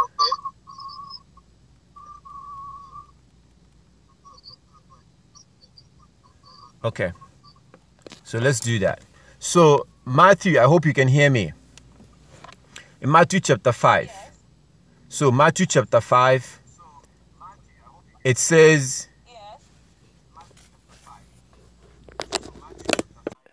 Christ said, think not that I came to destroy the law or the prophet. Think not that I came to destroy the law or the prophet.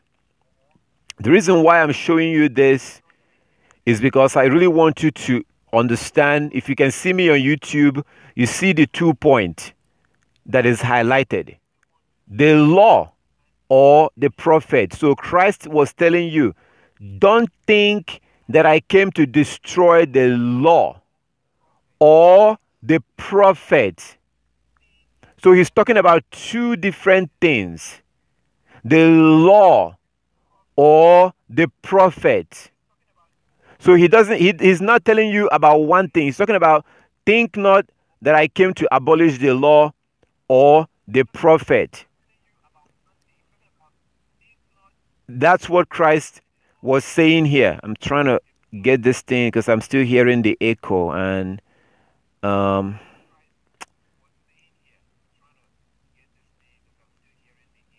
okay.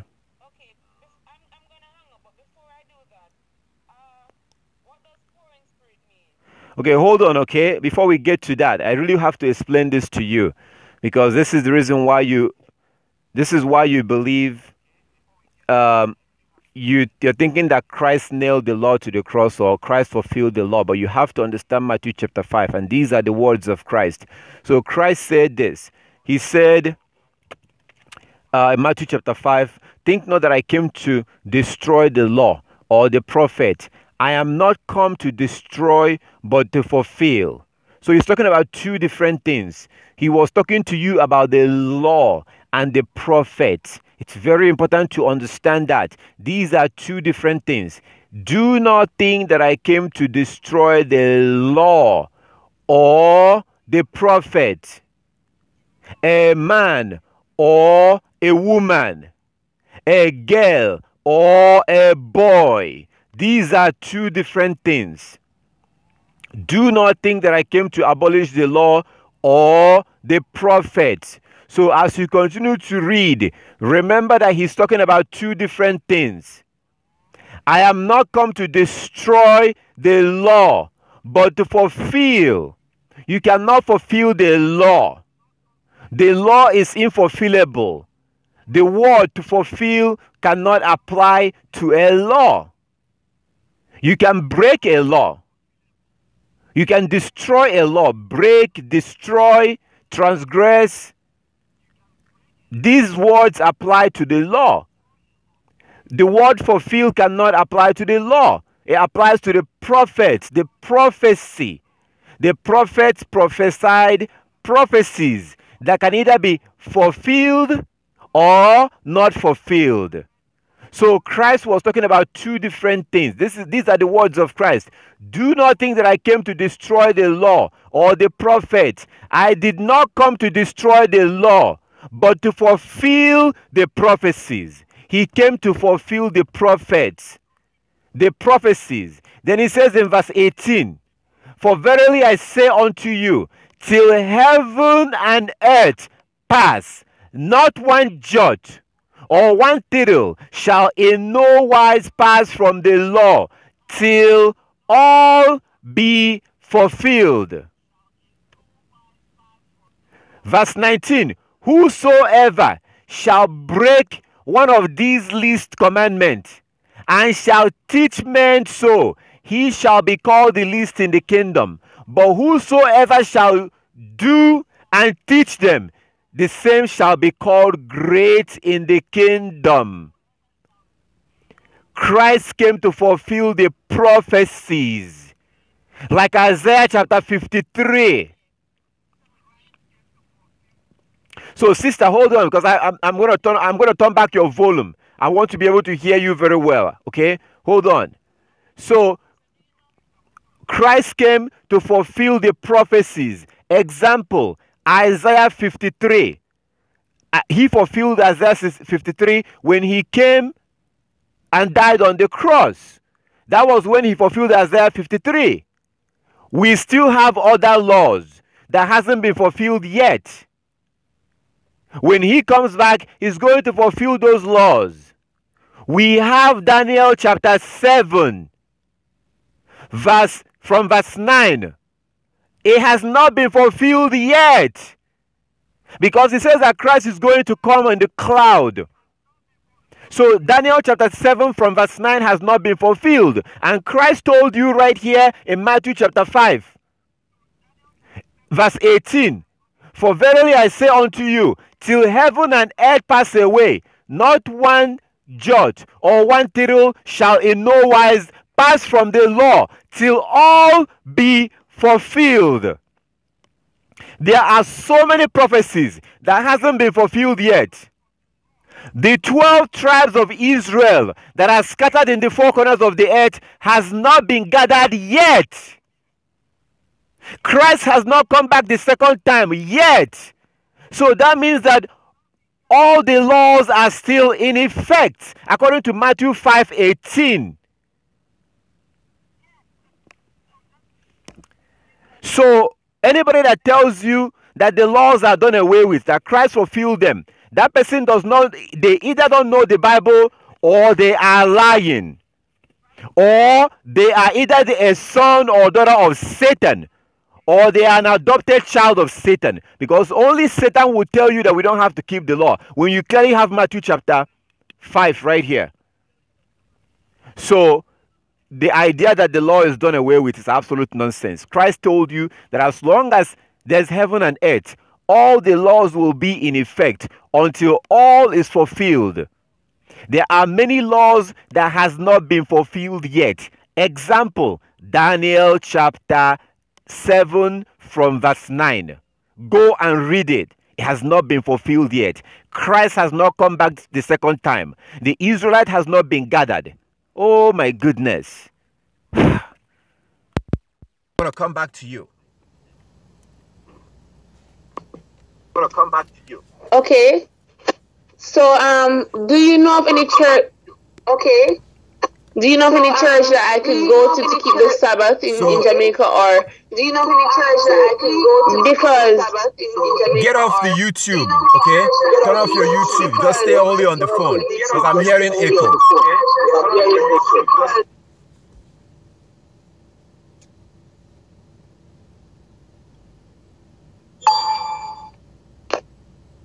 Hello? Okay, good. Go ahead. I can hear you fine now.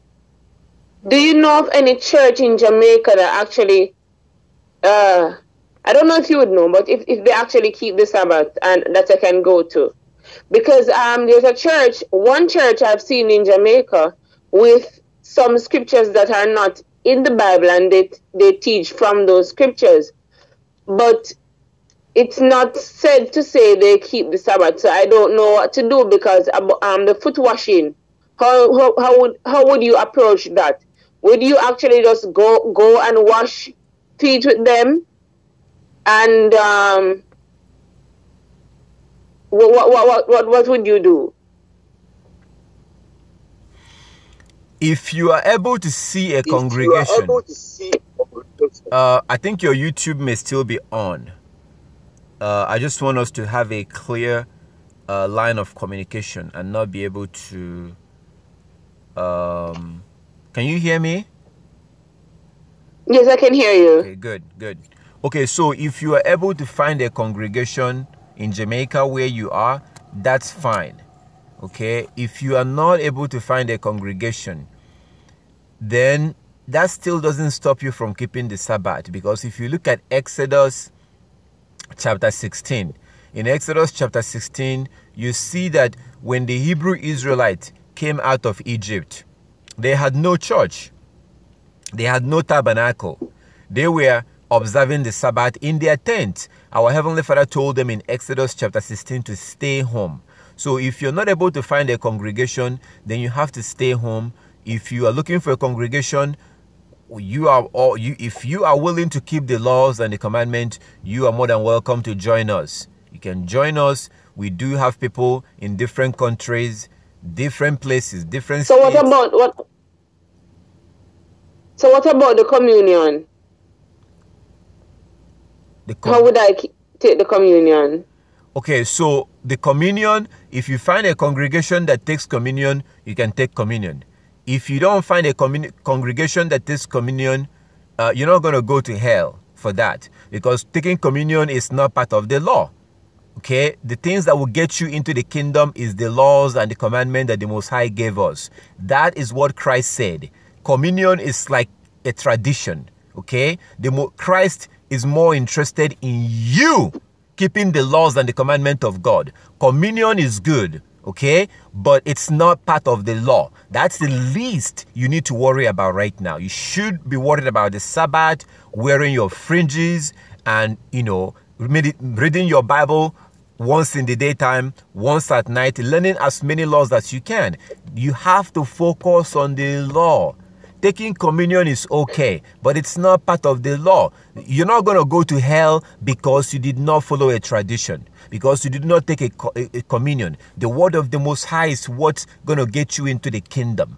So I wouldn't worry much about communion right now. What you need to worry about right now is you have to start keeping the Sabbath. Very important. And if you need a congregation, you're more than welcome to join us. You don't have to join us. If you're not able to find a congregation in your area, you can join us online. We have people in different places that do join us. We have people in different countries. So you can join us online on a Sabbath day and on the new moon day. But you have to start. Don't worry about those little things like communion and washing feet and stuff like that. Those are just traditions. We need to focus on the law. We need to focus on getting that ticket right now before we start worrying about what we're going to do when we get into the bus or into the train. That will be that will not be a wise thing to do. So my hair should be covered? I'm not married. Should my hair be covered? Yes. Why? Genesis 24, 1 Corinthians chapter 11. Numbers 1 Corinthians chapter 11? Yes. I understand that the hair is given as a covering. It's given what? The hair is given for a covering. My hair isn't short. And my hair is like 6 inches or so. Mm-hmm.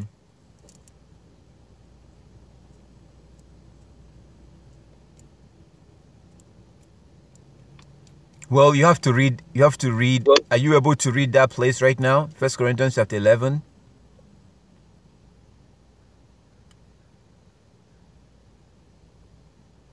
First Corinthians chapter 11. Let's go to, before you read that, let's go to Genesis chapter 24.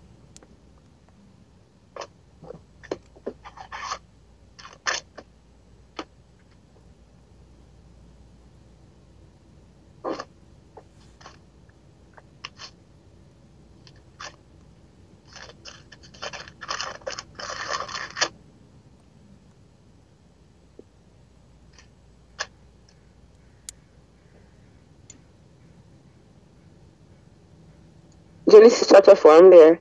No, 24. Okay.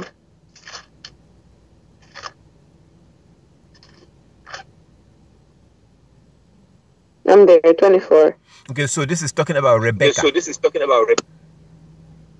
about Rebecca. When they went and they married her, and they were bringing her to Isaac.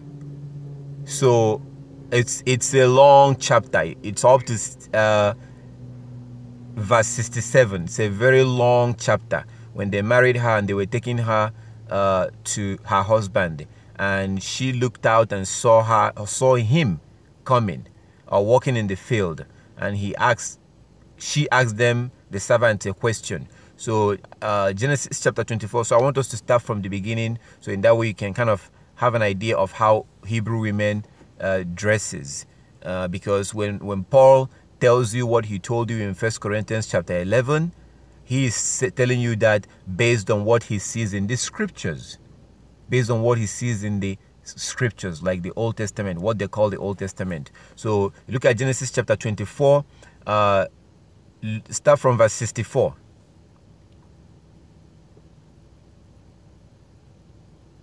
From verse where?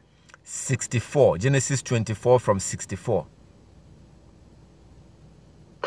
And Rebekah lifted up her eyes, and she saw Isaac. She lifted off the camel, for she had said unto the servant, What man is this that walketh in the field to meet us? And the servant had said, It is my master. Therefore she took a veil and covered herself. And the servant told Isaac all things that he had done. And Isaac brought her into his mother Sarah's tent and took Rebekah, and she became his wife. Okay. And he loved her. So this is Rebekah seeing a man that was going to be her husband, and she asked the servant, who is that man walking in that field? They said it's Isaac, our master's son, and she took her veil and covered herself. Okay, that's Genesis 24. Go to Numbers chapter 5 verse 18. Genesis 4. I'm trying to show you the reason why Paul said what he said in Romans chapter 11. There's a reason why Paul said that. So Paul was educated from the scripture. Paul was educated from the same Genesis that you're reading from the same scriptures you're reading from. So that in that way you understand where Paul got his information. So when you read what he wrote in 1 Corinthians chapter 11, you understand where he got that from. So Numbers chapter 5 verse 18.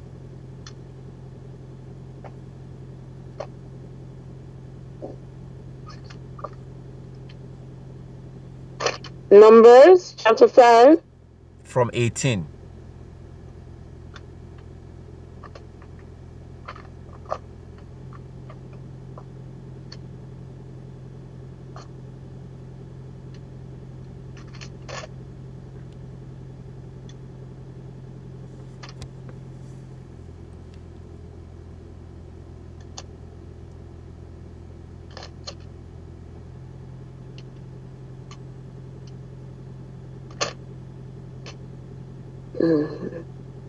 And the priest shall set the woman before the Lamb, and uncover the woman's head, and put the offering of memorial in her hands, which is the jealousy offering. And the priest shall have in his hand a bitter water that causeth the curse. Okay. So this is what you're reading here is talking about. The whole chapter is talking about jealousy in marriage. And it's talking about what will happen when they go to the priest. When the husband and the wife goes to the priest, and that the priest should uncover the woman's head because her hair is covered. So this is the reason why when you see the pictures that they show you, when they show you that picture and they say that this is Mary, the mother of Christ, you see that she's always covered. She always wears a veil, right? Because she was an Israelite? So whenever you see a picture, that's not really her picture. That is not her picture. But whenever you see a picture that they show you and they say that this is Mary, have you ever seen her without a veil? No. So whenever you see a picture that they say that this is picture of Mary, you always see her with a veil, right?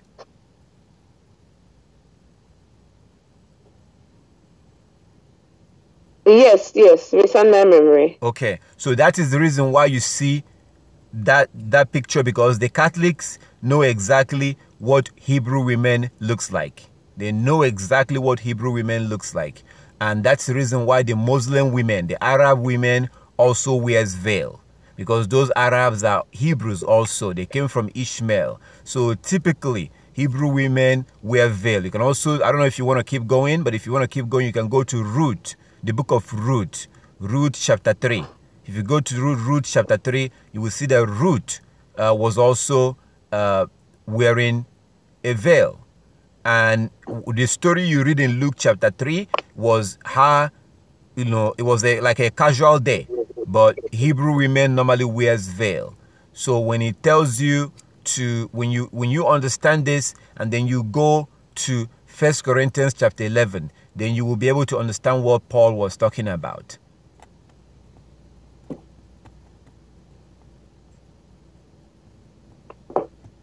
Okay, so where are you located? Hello? Would you like to join us? I don't want to read the scriptures and see first before I say yes or no. No, I said, would you like to join us in the congregation?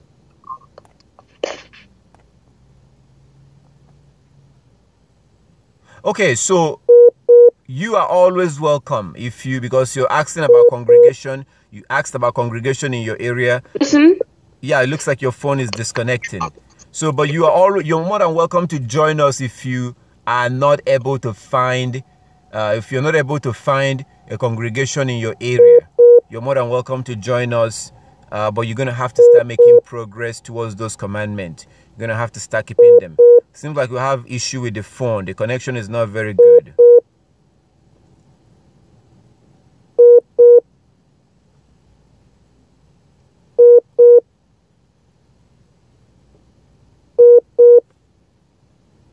Yeah, connection is not very good. It's trying to reconnect, but it's not really connecting. Okay, so I see you have another question.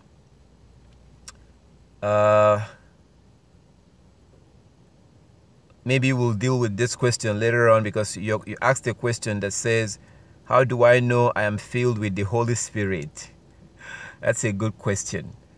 That's a very good question. But we're going to... The phone got disconnected. I'm going to go on to this particular one. This question says, I have been separated for 5 years. The marriage was violent. It was a Christian marriage. I am an Israelite now. Can I remarry? Can you wear earrings? Can your ears be pierced as a woman? I'm watching you now, so I will get the answer live. Thank you. Okay, so The question is, I've been separated for 5 years. I'm gonna plug this in. Okay, so the question is, I've been separated for 5 years. The marriage was violent. It was a Christian marriage. I am Israelite now. I'm a Israelite now. Can I remarry? And then you ask, can you wear earring? Can your ears be pierced as a woman?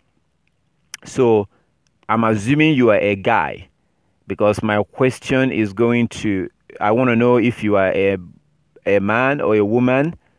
That's going to depend on what the answer will be on the marriage part. So, and you said, I'm watching you live on YouTube. Well, I'm watching you live now. I will get the answer live. Thank you. So could you please comment, if you can comment, and are you a guy, are you a brother or a sister? Because that's going to determine when it comes to remarrying, doing the remarrying. So if you can comment and let me know, are you a brother or a sister? That will also affect the answer to the earring thing, piercing your ear, getting a piercing. It sounds like you are a brother. Sounds like you're a guy. Because you said, can you wear earrings? Can your ears be pierced as a woman? As a woman, that tells me that you are a brother. But I want to confirm. I want to make sure that you are a brother, because I don't want to give an answer that may not, depending on you, whether you're a brother or a sister, that will affect the answer. So you've been I need to hear from you. I need to know exactly before I move on with this particular question. Okay.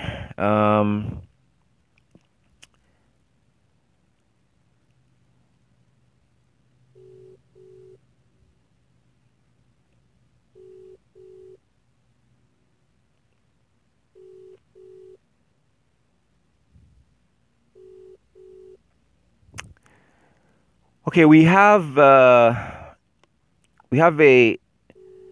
question from India.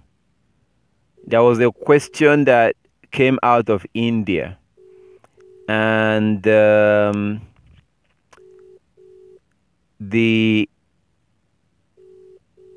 brethren or the person that asked the question, it's something that is they really, really, really want to know, and it has to do with, are we under the law or are we not? So apparently they are not they're not answering. Okay, so you said I am a woman. Okay. So about the earring thing, yeah, you're a woman. You can pierce your ear if you are a woman. Can you wear earrings? You can definitely wear earring if you are a woman. I know there are some Christians that teaches that you're not supposed to wear earring. Well, you can. There's nothing wrong with wearing earring. See, that's one of those things that Christianity is doing. So the things that the Bible condones, they condemn. The things that the Bible condemns, they condone. Oh my goodness. The most wicked religion in the history of mankind. That's Christianity. So you can wear earring if you're a woman. There's nothing wrong with that. The only thing is that if you look in the Bible, it does say to be very moderate. You don't want to be flaunting and, using your earrings of gold, your earrings and your nose ring of gold. You don't want to use that to intimidate and psychologically oppress other women. So that's why it tells you to be very moderate. Because if you come into the congregation and you're wearing an earring that costs $5,000, you're wearing all this gold and all these things, what exactly are you going to achieve? Like what exactly is the point? You're going to be distracting other poor sisters who may not be able to afford that. So that causes all kinds of distraction. And no righteous person will want to cause that kind of situation. Using your wealth to oppress others psychologically. That's why the Bible tells you to be very moderate, for us to be moderate and not be flaunting our wealth, using it to oppress other people psychologically. That is what the Gentiles are doing. That is what the heathen does. We don't do that. We try to be very humble. We try to be very moderate, even when Yah blesses us. When Yah blesses us, we try to act very moderate. So the Bible did not condemn you from wearing earrings. It simply tells you to be very moderate, to take it easy and just wear things that are moderate. Again, you don't want to be wearing a $5,000 ring or earring to the church or to the congregation. There's nothing good you can achieve. Rather, you're going to be causing people who are of little faith. You're going to be causing them to start being distracted, to start feeling bad, feeling like that Yah have blessed you and Yah haven't blessed them. So anybody who is wise, should try to dress moderately and not flaunt their wealth to psychologically oppress other brothers and sisters. Wearing earring is fine. There's nothing wrong with that. To your first question, when you said, I have been separated for 5 years, the marriage was violent, it was a Christian marriage, I am Israelite now, can I remarry? I'm going to have to ask you some questions. Were you virgin when you got married? Were you virgin? Were you a virgin, or were you not a virgin? There are certain things that I need to know in order to be able to answer that question biblically. If your husband, if you were a virgin when you married him, or when he married you, if you are a virgin and then he dies, yes, you can remarry. You can remarry in that case, according to 1 Corinthians chapter 7. So if you were a virgin and you married him, and then he dies, that makes you a widow. You can remarry. But if you were a virgin and you separated and he's still alive, you cannot remarry. You cannot remarry. If you were a virgin and you got separated, you cannot remarry. If you were not a virgin when you guys got married, you're not even his wife in the first place. So you guys were not even married biblically. Biblically, you were never married. So it's not really marriage. Like you said, it's a Christian marriage. So if you were not a virgin when you guys got married, you guys were never married in the first place. Or maybe you were not, if you're not a virgin and you were a widow, let's say you lost your virginity to a man, and that man married you and you lost your virginity to him, and then he dies, that makes you a widow. And then you marry this guy, and then now you're separated. You are his wife. But if you were not a virgin, biblically, you can go and read Deuteronomy chapter 22. Deuteronomy 22, go and read it to see all of this yourself. So if it would have been nice if I'm talking to you on the phone. I would have loved to talk to you on the phone. So if you were not a virgin and you were not a widow when you married him, you guys were never married in the first place. So that, yeah, I think you actually, it looks like you did call. It looks like you did call. So if you can call back, that would be wonderful. So, but it will be much easier if I talk to you on the phone to be able to clarify. But what I just explained to you, it depends on if you were a virgin before you married him. If you were not a virgin, you guys were not even married in the first place. You were never married. So I hope you understand what I explained. You can always call back if you can always call back if you want to go further with your question. I'll be more than happy to go into the scripture with you or clarify any point involved in this particular question. So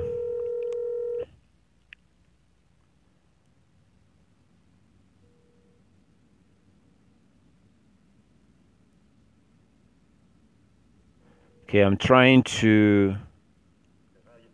How you doing, big bro? Hey, how you doing, brother? I'm okay. All right. Yeah, I want to. Are you open online? I need to turn my YouTube. I'm okay. Okay, you ready? Sure. Okay. I wanted to ask. I read in Deuteronomy 22:11 where it says, "Do not mix wool and linen." Mm-hmm. And I was trying to see, were we still supposed to wear or obligated to wear only one fabric garments? Okay, Deuteronomy chapter 22, well, 11. it means exactly what it says. Okay. We are the ones who are complicating that. It says, do not mix wool and linen together. That's it. Okay. So as long as you're not mixing wool and linen together, you're good. You're fine. Okay. But today people will say that means that you have to wear a garment of one fabric, and they're complicating. They're making it difficult. They're making it complicated. Okay. Okay, and I have one more. I'm looking for well, you may know the verse. It's about the blowing of the trumpets. Oh, well, I have it. I know sacrifice is done away with, but it says throughout your generation. You said you know what? You know that sacrifice is done away with. The law of sacrifice. You know that it's done away with. Well, as far as sacrificing goats and lambs. Where did he say that? Okay, well. And who said it? Unaware. Okay. Well, anyway, the Numbers, what's this, 10:10? Mm-hmm.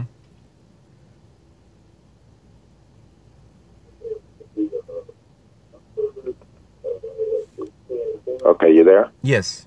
Or you want me to read it? Yeah, Numbers 10:10, yeah.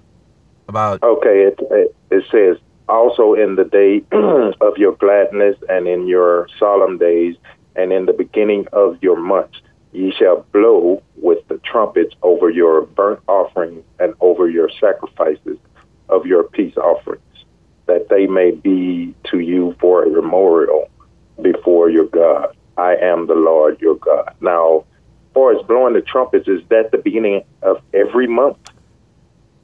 I get the happy days, but is that beginning of your months? Is that like every first day of the month? Yes. So, okay, Numbers, that's what I was trying to get at. Numbers chapter 10:10. You also 10:10. You also have Psalm 81 verse 3 that says pretty much the same thing. Psalm 81 verse 3 says almost the same thing. But can you hear me? And what did you say? Numbers chapter 1 verse 3? No, Numbers 10:10, Psalm 81 verse 3. Psalm 81 verse 3. Okay, I want to explain something to you. Okay, so when you open up the book of Leviticus, as you read, you see the Most High telling Moshe to tell Aaron and his sons to tell the Levites there are certain laws that Yah gave to the Levites. Okay? There are certain laws that Yah gave to the Levites. So example, you, an Israelite. Yes. You are not the one who are told to sacrifice the ram on a day of atonement. The Israelites were commanded to offer, to sacrifice, to use a ram for the atonement, right? But that's what the Most High told the Israelites. The Levites are in charge of carrying that out. So the Israelites, so the Levites blows the horn. So the Israelites will get the ram, and they take it to the Levites, who will now take care of that business, because they are the ones who know exactly how to do it. They are the ones who has been instructed. Just like as I showed the sister earlier today, in Leviticus chapter 12, when a woman gives birth, she's told to bring in a lamb, or a pigeon, or a dove, but she's supposed to take it to the priest. The priest is the one who will take care of that business. So just because the priests and the Hebrew Israelite has been scattered in the four corners of the earth, that doesn't mean that those laws are done away with. That's why it says in Malachi chapter 3 that when Christ returns, he will refine the Levites, and they will go back and begin to offer the offerings of the children of Israel. And the offerings of the children of Israel and their sacrifices will again be accepted by the Most High, just like it was in the past. That's Malachi chapter 3. So anybody that tells you that the animal sacrifice is done away with is lying. They are contradicting Malachi chapter 3 that tells you that animal sacrifice will be offered in the future. So when it comes to some of these laws, these are things, some of them are supposed to be done by the Levites. So when the Israelites gathers the instrument, they take it to the Levites. They would handle it. Okay, so now in today's society, I'm in America, and I'm from tribe of Judah. But how will we conduct those sacrifices without the priest or a temple to take them to? Or is there, a certain way we should carry it out until that is put in place again? Okay, the way you sacrifice it, the way you do it is, example, the Day of Atonement. I'm giving you a perfect example, and this applies to all the animal sacrifices. Okay.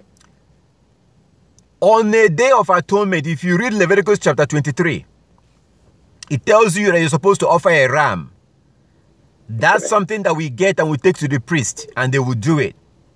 So, now that we've been scattered in the four corners of the earth, because in that same Leviticus chapter 23, the Most High told us to do this in all our dwelling, wherever we are, because he knew that he was going to kick us out and he was going to scatter us.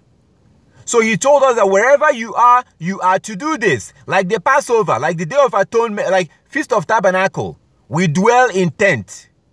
And he says to do this wherever you are.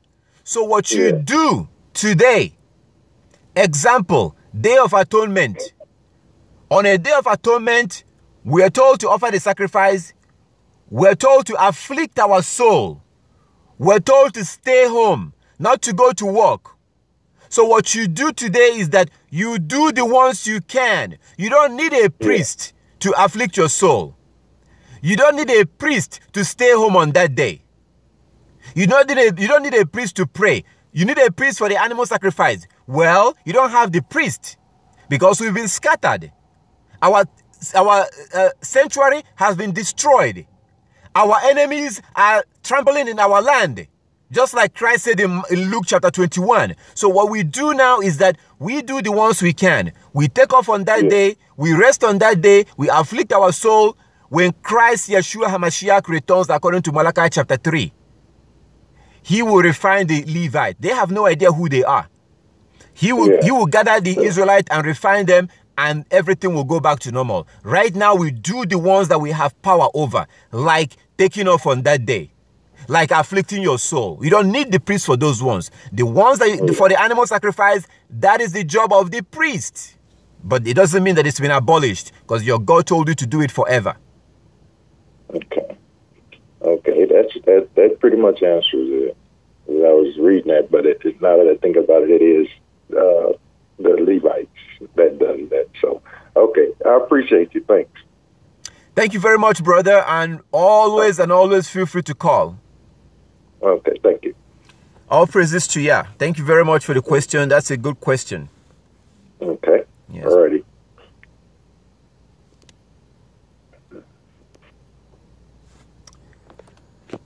All right. So, I think I have actually I have one more. I'm gonna go back and see the question. So you responded back and you said, I will call back when your show finished so I can talk to you in private. Thank you. I'm going to finish watching. Okay. All right. All praises to Yah. No problem. We can talk in private. Definitely. We can talk then. So all praises to Yah. So I think that's pretty much it. We've covered. I don't have any outstanding question right here. No outstanding question. Actually, there are some of the comments that you made. So I'm going to try to go in right now to see your comments and see if there's anything I have to respond to. All right. So, Melcage Vlog says haircut. What do you mean by haircut? Are you saying can we have a haircut? Just Me said, do you have a lesson on the correct way to pray? I don't think I have a lesson on that, but I have dealt with that many times. But in terms of having a video on YouTube, I don't think I have a video on how to pray. But there's a specific way we are told to pray. There's a way that we are supposed to pray. So what we can do is, Yah's willing, next week. Next week, I'm going to try to do something about that when we meet again at the same day. Next Sunday, next week, I'll try to do something, or I may do something on before then. So you said, do you have a lesson on how to pray? I know it's good to go in your closet alone. I do also cover my head, but talk out loud or just in your head, hands together or reaching out. Okay, so basically you are familiar with, seems like you're familiar with Matthew chapter 6. So if you want to learn how to pray, if you're talking about how to pray, you have to read Matthew chapter 6. You have to read Daniel chapter 6. You have to read 2 Chronicles chapter 6. So remember them with 666. Matthew chapter 6, Daniel chapter 6, 2 Chronicles chapter 6. That's where you're going to get information on how to pray. So in 2 Chronicles chapter 6, you see the way that Solomon was praying. 2 Chronicles chapter 6. Solomon, with all his money, all his wealth, all his fame, all his power, this powerful man got on his knees with his hands lifted up while he was praying, facing towards the house of Yah. So you have to read 2 Chronicles chapter 6. Solomon with all his wealth. This is one of the ways that Satan have deceived us. So when we are praying, we are sitting on our behind while praying to the powerful Most High. Man, shame on us. Shame on us that we don't understand the power of the Most High. We have no fear of the Most High. We don't fear him. So when you look at 2 Chronicles chapter 6, you see Solomon with all his wealth and power and money and fame. This man humbled himself and got on his knees, lifted up his two hands to heaven while he was praying to the Most High. Today, us who are nothing. Solomon was the richest man to ever live and the richest man that will ever live. With all those wisdom, power, fame, money, he still got on his knees while he's praying to the Most High. But Satan have deceived us into sitting on our behind while we're praying to the Most High. That means that we have no fear. In Jeremiah chapter 5, the Most High asks us a question. Do you not fear me? Do we not fear him? So please, when you pray, don't sit on your behind. Before Yah will strike you and break your spine. And you're going to end up in wheelchair for the rest of your life. Because you have no fear. Get on your knees, please. When you pray to the Most High, have some fear. We are scared of people. We're scared of men. We're scared of the heathen. Much more than we fear the Most High, who created all these filthy heathens. You gotta be on your knees, with your hands lifted up. And if you read 2 Chronicles chapter 6, we face the Holy Land. You have to read 2 Chronicles chapter 6 to see for yourself. So when it comes to how to pray, read 2 Chronicles chapter 6. 2 Chronicles chapter 6. And then read chapter 7 too. Because after Solomon prayed, in chapter 7, the Most High appeared to him and began to approve his prayers. That is where we get that famous quote. That famous quote that says, if my people who are called by my name will humble themselves and pray and repent, I will hear from heaven and heal their land. That's where that quote came from. 2 Chronicles chapter 7:14. But you want to start from chapter 6. That's where you learn how to pray. And then you come to Daniel chapter 6. Daniel chapter 6. You see that when Daniel was praying, he prayed 3 times a day. Praying 3 times a day is not a Muslim thing. It's not an Arab thing. That's what we do. That's what we do. We love to claim to be the Hebrews, and we don't want to do the things that the Hebrews are doing. We claim to be Hebrews, we refuse to dress like Hebrews. We claim to be Hebrews, we refuse to act like Hebrews. We have to be forced to do the things that Hebrews are doing, but we love to claim to be Hebrews. So Hebrews normally pray 3 times a day. Daniel chapter 6.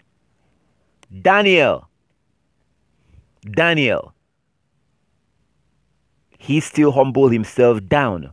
He gets on his knees 3 times a day. He lifts up his hand. The same thing that Solomon was doing. Daniel was doing the same thing all the way there in Babylon, facing towards the Jerusalem. He faced Jerusalem. He's on his knees. His hands that he lifted up while he's praying to the Most High. Daniel chapter 6.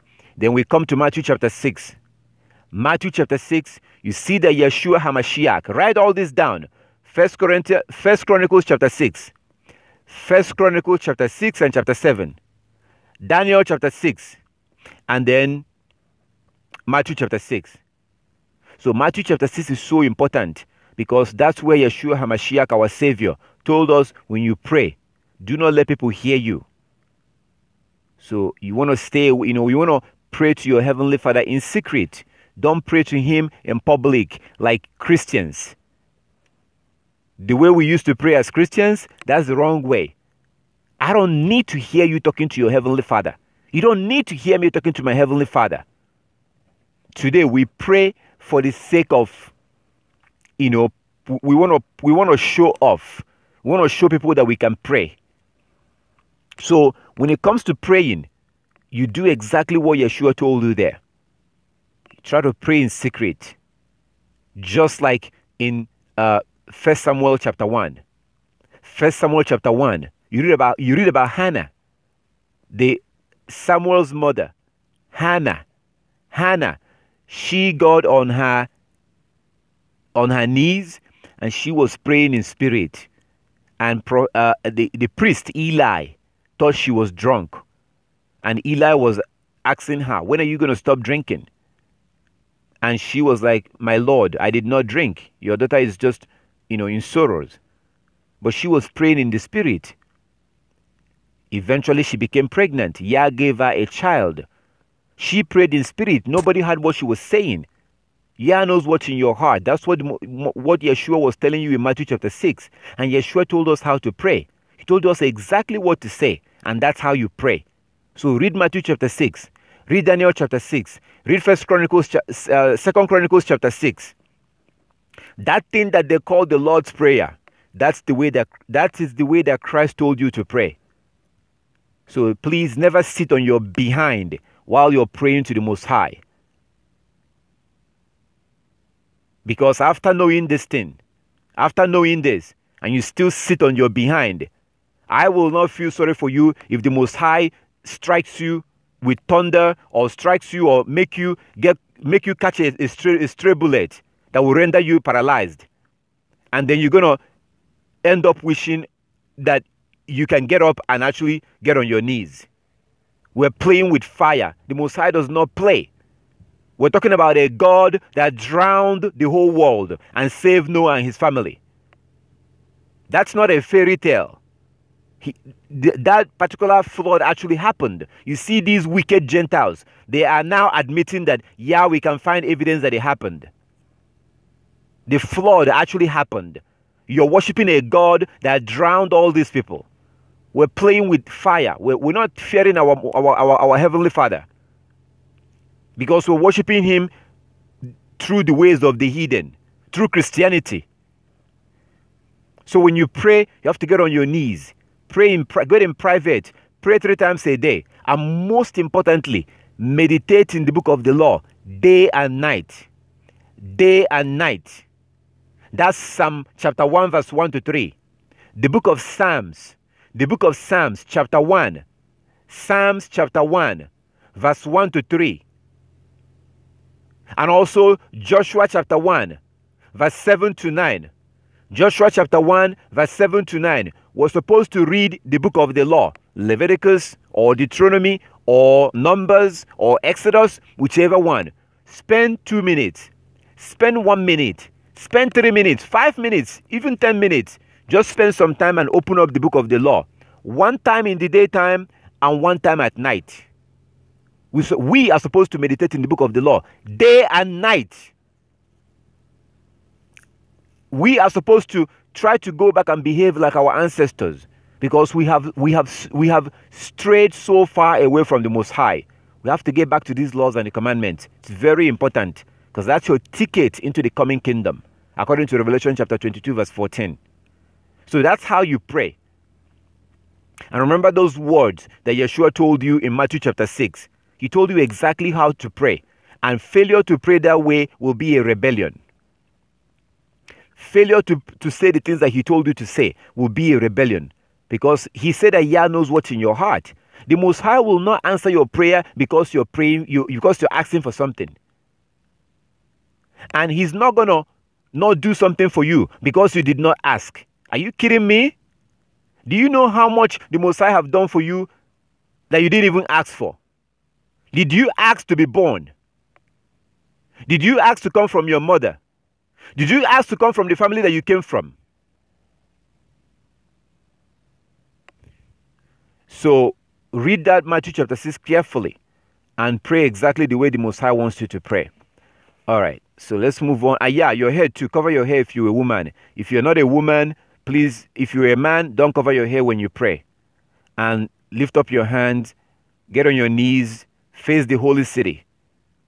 Or you can face the east if you're not able to track the holy city from where you are.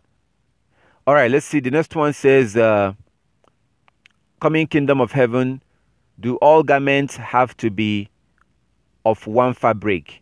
Deuteronomy 22:11. No. The scripture was clear. We are the ones who are complicating this. I don't know if we have been deceived, or maybe we have deceived ourselves into making things complicated. We are the ones who we spend so much time focusing on things that Yah told us not to do. And then the things that he told us to do, we don't spend much time on that. So when it comes to, he simply told you, do not mix wool and linen. That's it. And all praises to Yah that they put labels on clothes. So look at the labels.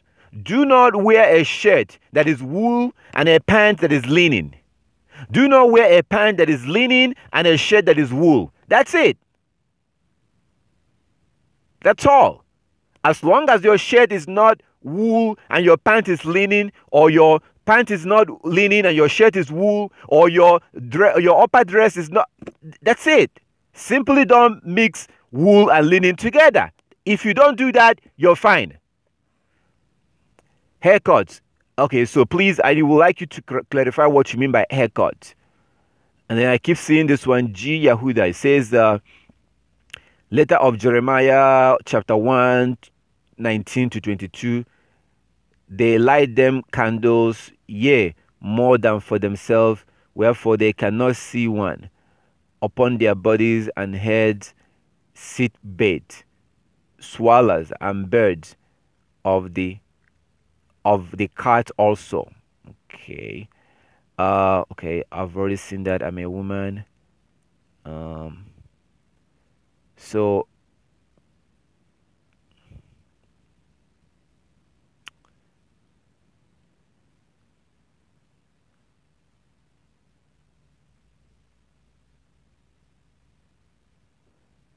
okay.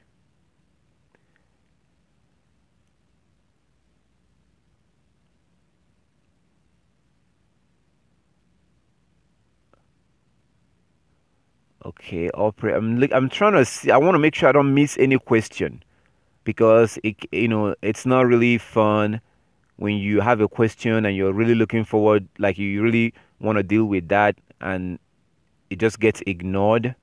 So I want to make sure that I don't miss any question. So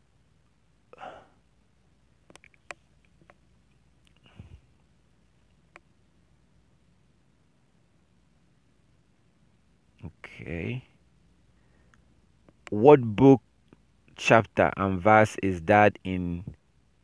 Is that in Nakia? Okay.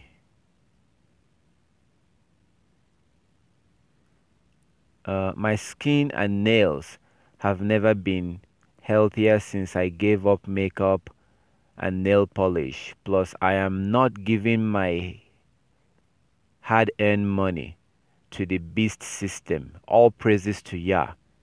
All praises to Yah. Yes, this is one of the things that our sisters don't understand. I would love for you to. I would love for you to. Since you are on YouTube, when you get some time, go and type in on YouTube, dangers of makeup. Danger of makeup. Dangers of makeup. And just watch those videos. They are putting something called lead into your makeups.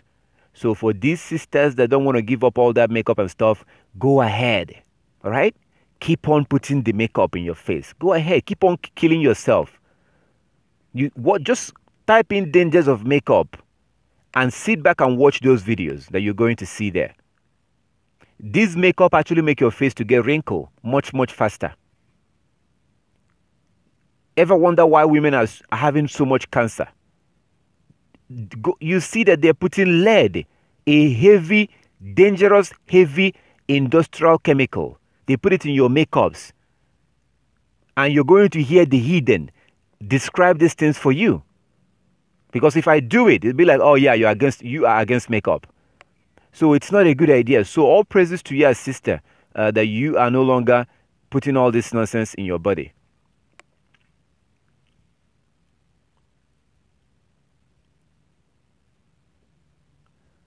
Okay.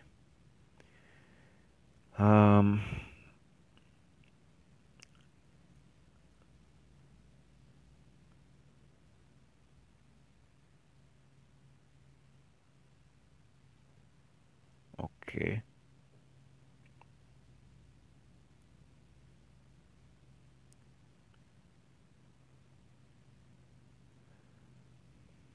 I think I've already talked to this brother that said that he called.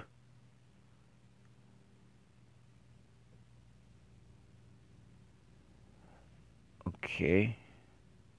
All right. So obviously we have more than 100 more than 100 comments here. I don't know how much I've already gone down to. More than 100 comments, and I'm just trying to make sure that there is no question that I'm going to leave unanswered.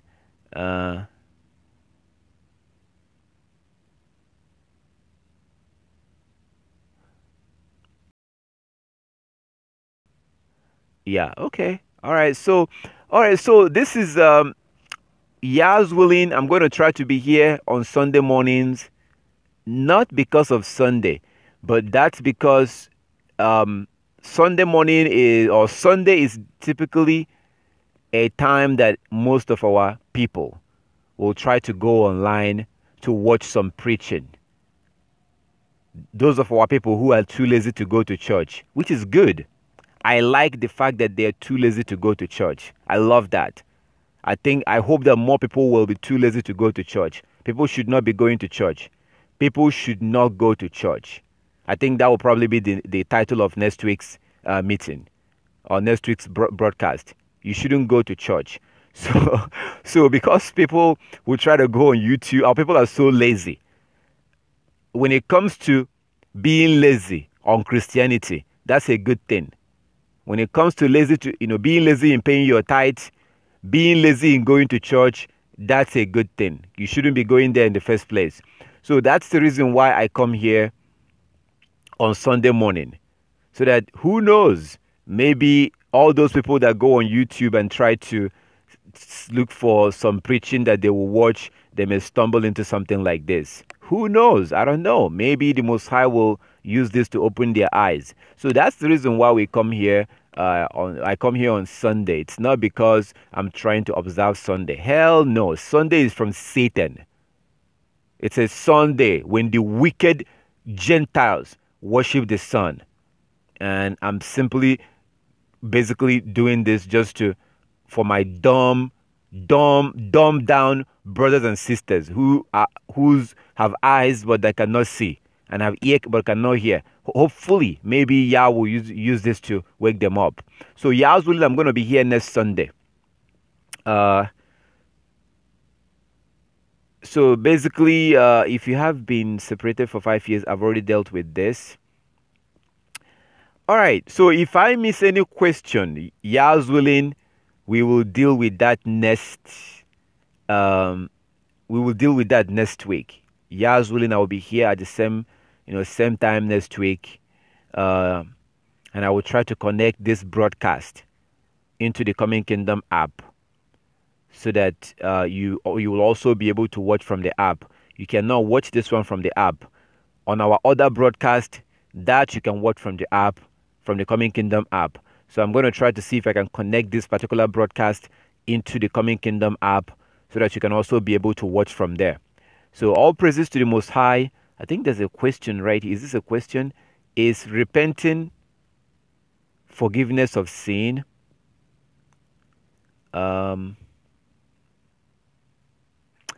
Matthew, Daniel, and 2 Chronicles. Matthew chapter 6, Daniel chapter 6, 2 Chronicles chapter 6. That's what you need to read when you're looking about prayer. There's other places, but these are the major ones right now. I bought some. I light the candle. I think I've looked at this already. So you said, is repenting forgiveness of sin? Is repenting forgiveness of sin? Yeah, we have to repent before our sins will be forgiven. We have to repent. You say, do you have time to answer about incest? Incest? Yeah, sure. Go ahead. What's the question about incest?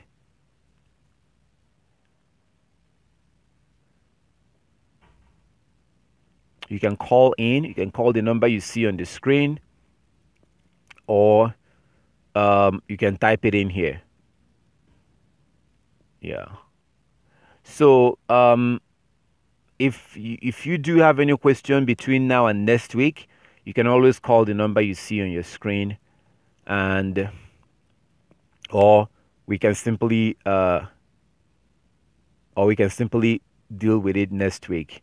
So male cage vlogs, can we have haircuts?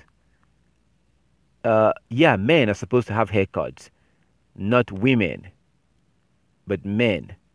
So like me, I do have haircuts. It's just that you don't put line. You don't round the corners of your head. That's Leviticus 19:27. Leviticus 19:27. Do not destroy the corners of your beard, the edges of your beard, and do not round the corners of your head. So I don't know if your question is for men. Men are supposed to have haircut. The only time you cannot have a haircut is if you take the vow of the Nazarenes. If you take a vow of the Nazarenes, then you don't have a haircut for 1 year. Your hair will grow for 1 year. If you take the vow, and you can get more information about that vow of the Nazarenes in the book of Numbers.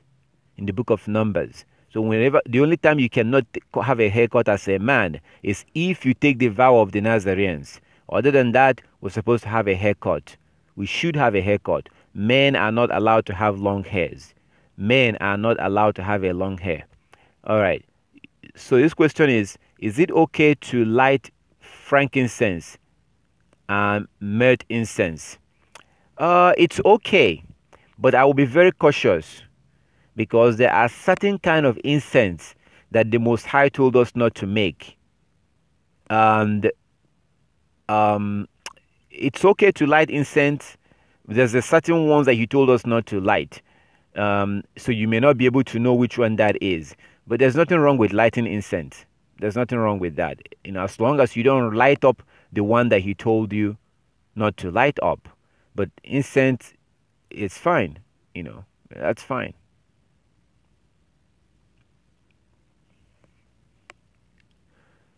Okay,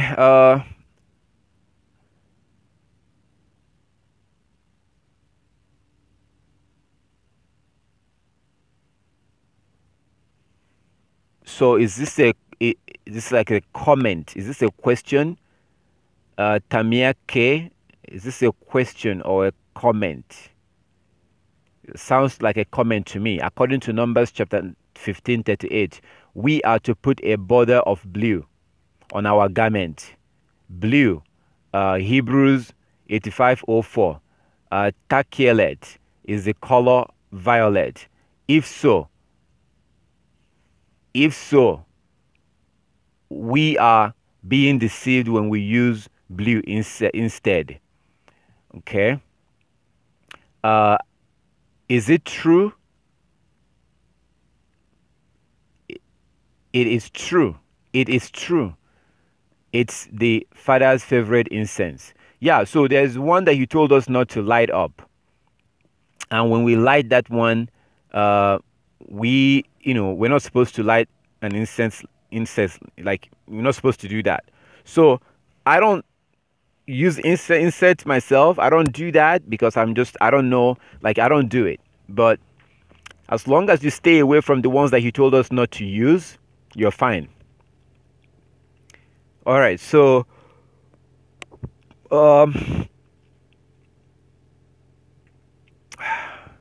guess this one is not for me.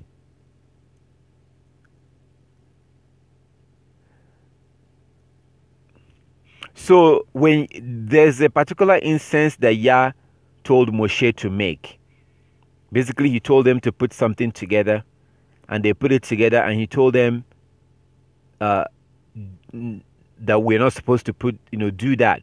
So we can use any other kind of incense, but that particular one, we're not supposed to light that, So that's specialized in trying to make us do things that Yah told us not to do. So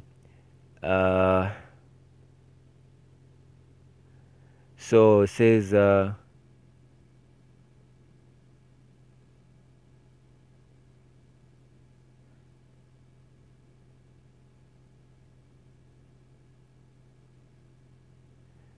Okay.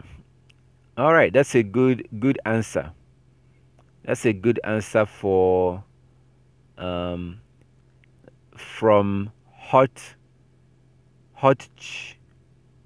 Hotchko Services. Okay, that's a good answer about the answer that Anthony asked about repenting. That's a good answer, but we have to repent to get forgiveness. And you can read Ezekiel chapter 18. So if you're interested in learning more about forgiveness and sin, you want to read Ezekiel chapter 18, because you hear from the Most High himself about what he says about forgiveness and repenting. So in order to obtain repentance, we must repent first. We must repent. Repent from what? Repent from breaking the law. So, all right. So I'm going to have to close the broadcast. I thank our Heavenly Father for everything, and I thank you for watching. Yah's willing, we will be able to meet next week on the same day, on Sunday next week, and we can continue from the questions and continue from where we stopped today. There is a comment that I see here about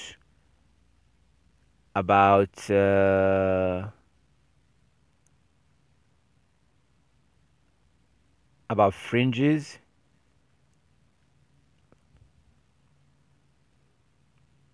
Okay, this is from Tamia K. It says, according to Numbers chapter 15, we are to put a border of blue. And then the Hebrew, in Strong's Concordance, it says that it's a color, violet. I would say let's deal with this next week, because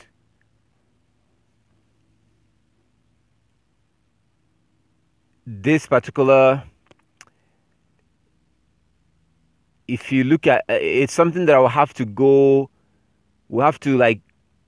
take a little bit of time, like I have done with other questions. If you started watching earlier on today, you saw that there are some things that I had to go into the scripture to deal with.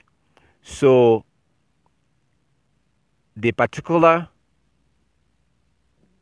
color that they were using at that time was made of dye. Right now we obtain our color in a different way because we have all this technology and the machines and the factory. They were doing their own by dyeing. So they dye, they do dyeing to get the color that they wanted. So if you look at, there are three major colors in the scripture. When you read in the book of Leviticus and especially the book of Exodus. So if you're interested in this, you want to read the book of Exodus, because there are three major colors that Yah wanted us to use in the tabernacle. One is blue, violet, which is purple, and there are three major colors that we're using. Blue was one of them. The blue is there, and it's one of the colors. Blue, and then violet, which is like purple, and then there's like one more color, like pink. So those are the three major colors that you keep seeing in when it comes to building the tabernacle, and the color of the curtains and the color, that's three major color.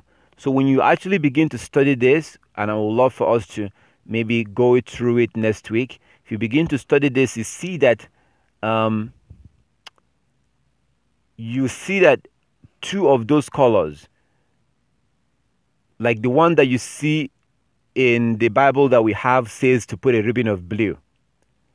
So if you actually go behind this word and you see the word, it says blue, but it also says violet. So it didn't just say violet.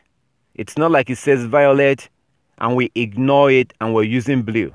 It says blue and violet. So these are the two colors you see there. the thing is that because of this, I had to go out and buy violet ribbons. I have violet ribbons that I actually bought to use. So, but the thing is, after some time, so the point I'm trying to make is that it says violet and blue. There are three major colors that Yah told us to use, and I would love to be showing this from the scriptures, and you can see there are three major colors. The word takelet, that word, if this word is violet, then that means that Yah will be telling us to use two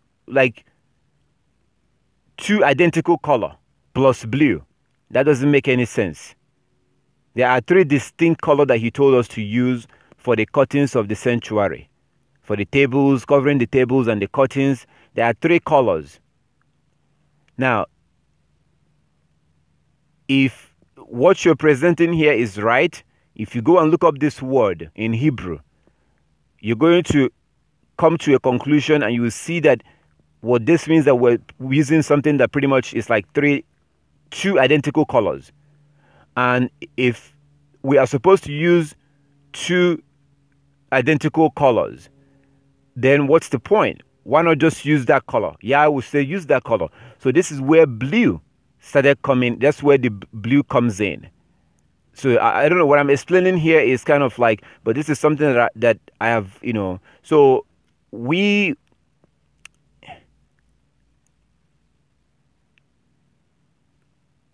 basically have, this is one of the things that we lose when we stop keeping the commandment.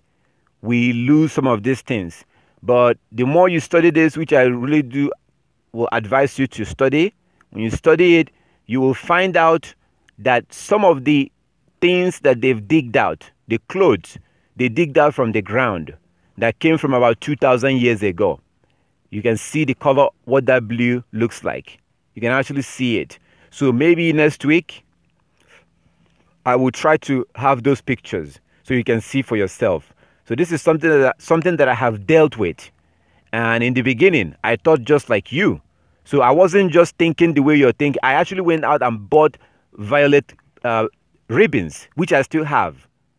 I actually went out and bought violet ribbons. And I actually went ahead to put violet ribbons on my fringes. Okay? I actually did it. But eventually I had to reverse back to using blue. To prove to you what I'm talking about. This is it. This is violet. I don't wear this all the time. This morning, it happened to be kind of close. I just took it and put it on. But if I'm going to go outside, when I'm done right now, I'm going to go back and I'm going to switch back to my clothes, and I'm going to wear the one that has blue. This is violet. This is what you're talking about. So this is one of the ones that I bought when I was studying this. I actually went out and bought it. I'm used money to buy a bunch of violet ribbons. I tried to take it back to the person that sold it to me, to the store. He told me, oh, I can't take it back from you, because once we sell our stuff, we've sold it. So I actually did something about it to show you how serious I took this. So I had to buy it, put it in my clothes, but eventually, like right now, I have some of my clothes that they are putting fringes on. And they are putting blue ribbon on those clothes.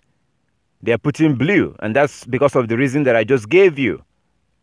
So, but again, by next week, if you want, we can go more into this. So, and then we can look at scriptures, look at historical evidence and stuff like that, to be able to have to be able to kind of like have more clarification. So, let's see if we have any other questions. Shalom, Gigi.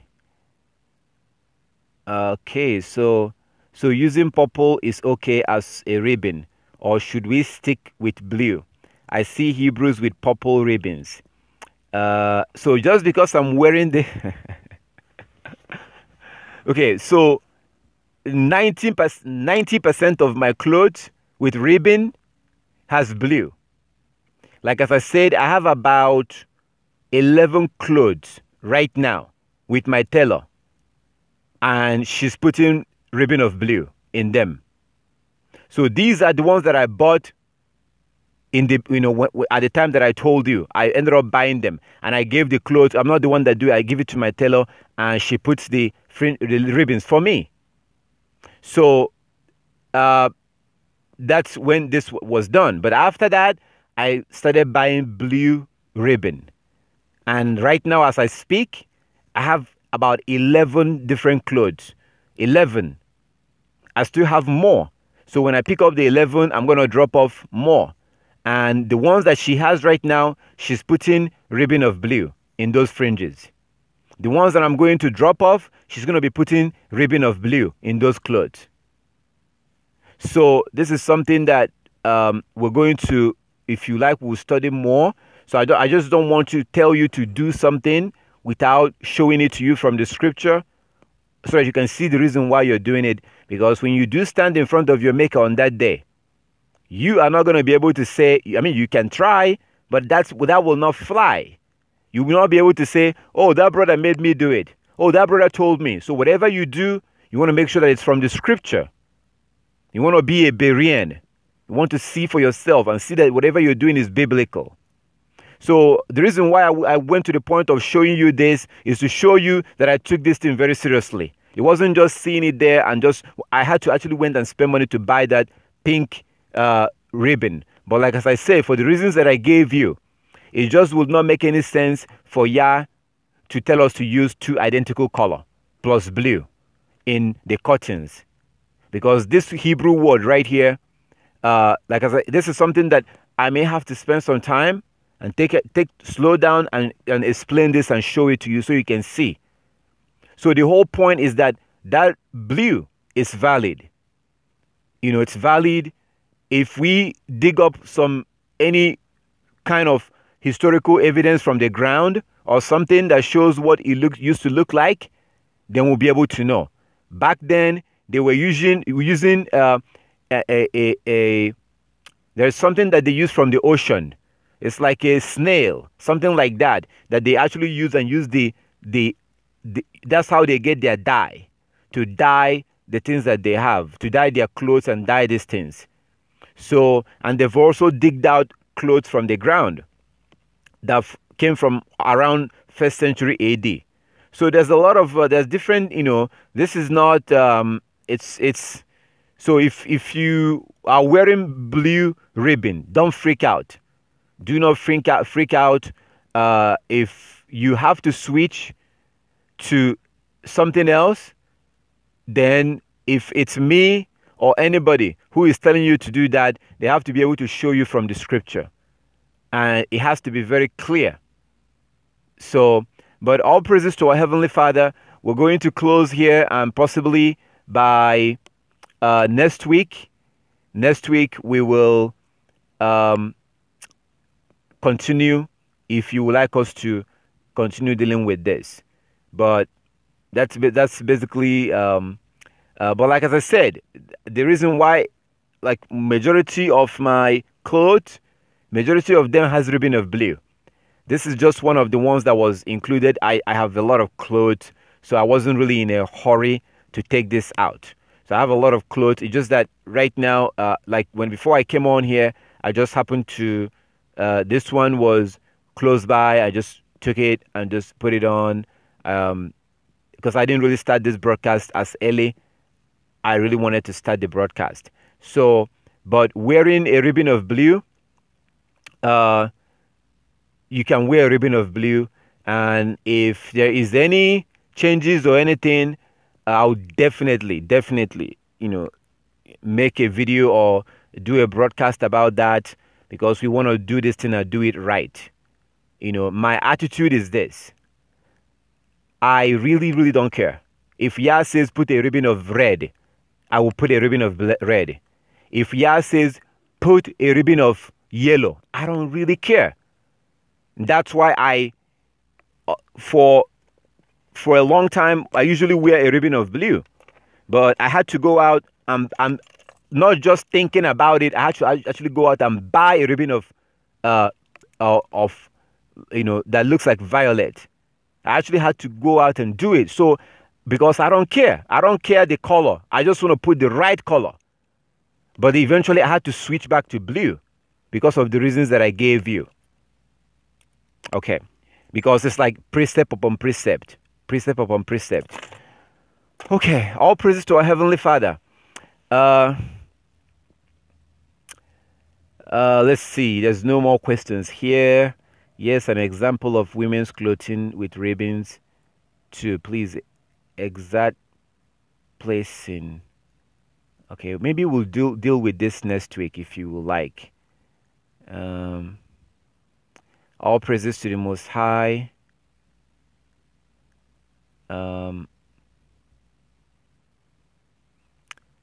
So we will continue with it next week, and trust me, I really don't have any dog in this fight or whatever. I really, really, really don't care if it's blue or red or this. I don't care. I just want to put the right one. I just want to do the right thing. So if Yah say that, okay, it has to be red, trust me, I'm going to get red ribbons, start putting it on top of all my blue ribbons right away. Cover them up right away. I just want to do the right thing. That's it.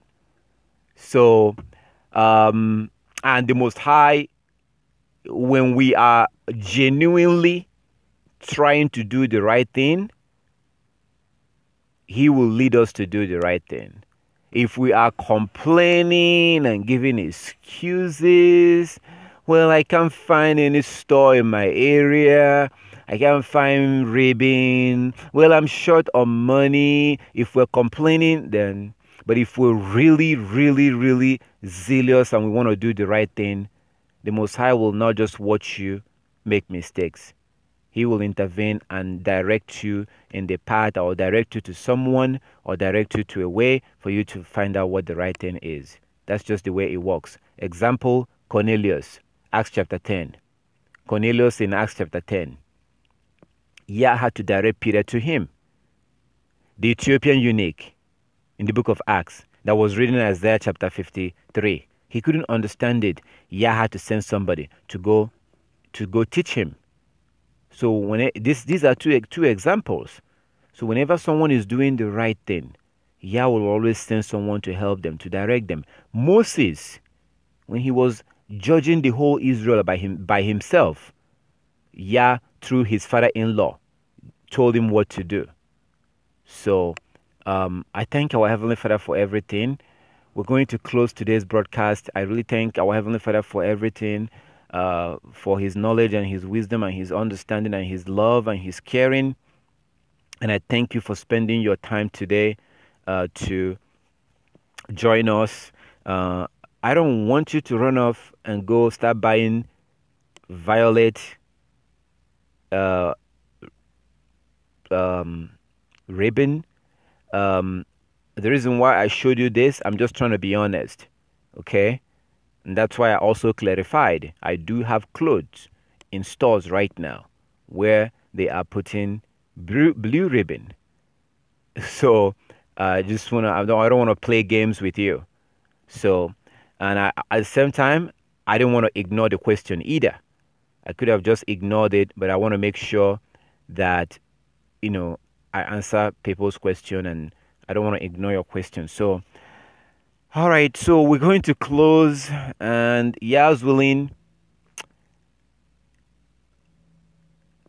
This says you can cut off to if you can't afford, right?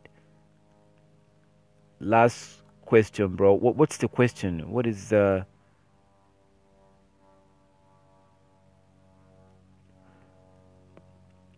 Okay, so what we are going to do is that we will continue this next week, okay? My brothers and my sisters. Yeah, we'll continue this next week. This says the scriptural fringes is in loop form, not dangling form. Can you prove it? What made you say that?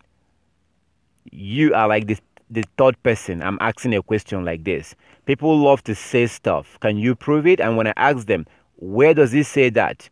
Can you tell me where it says that? I'm waiting.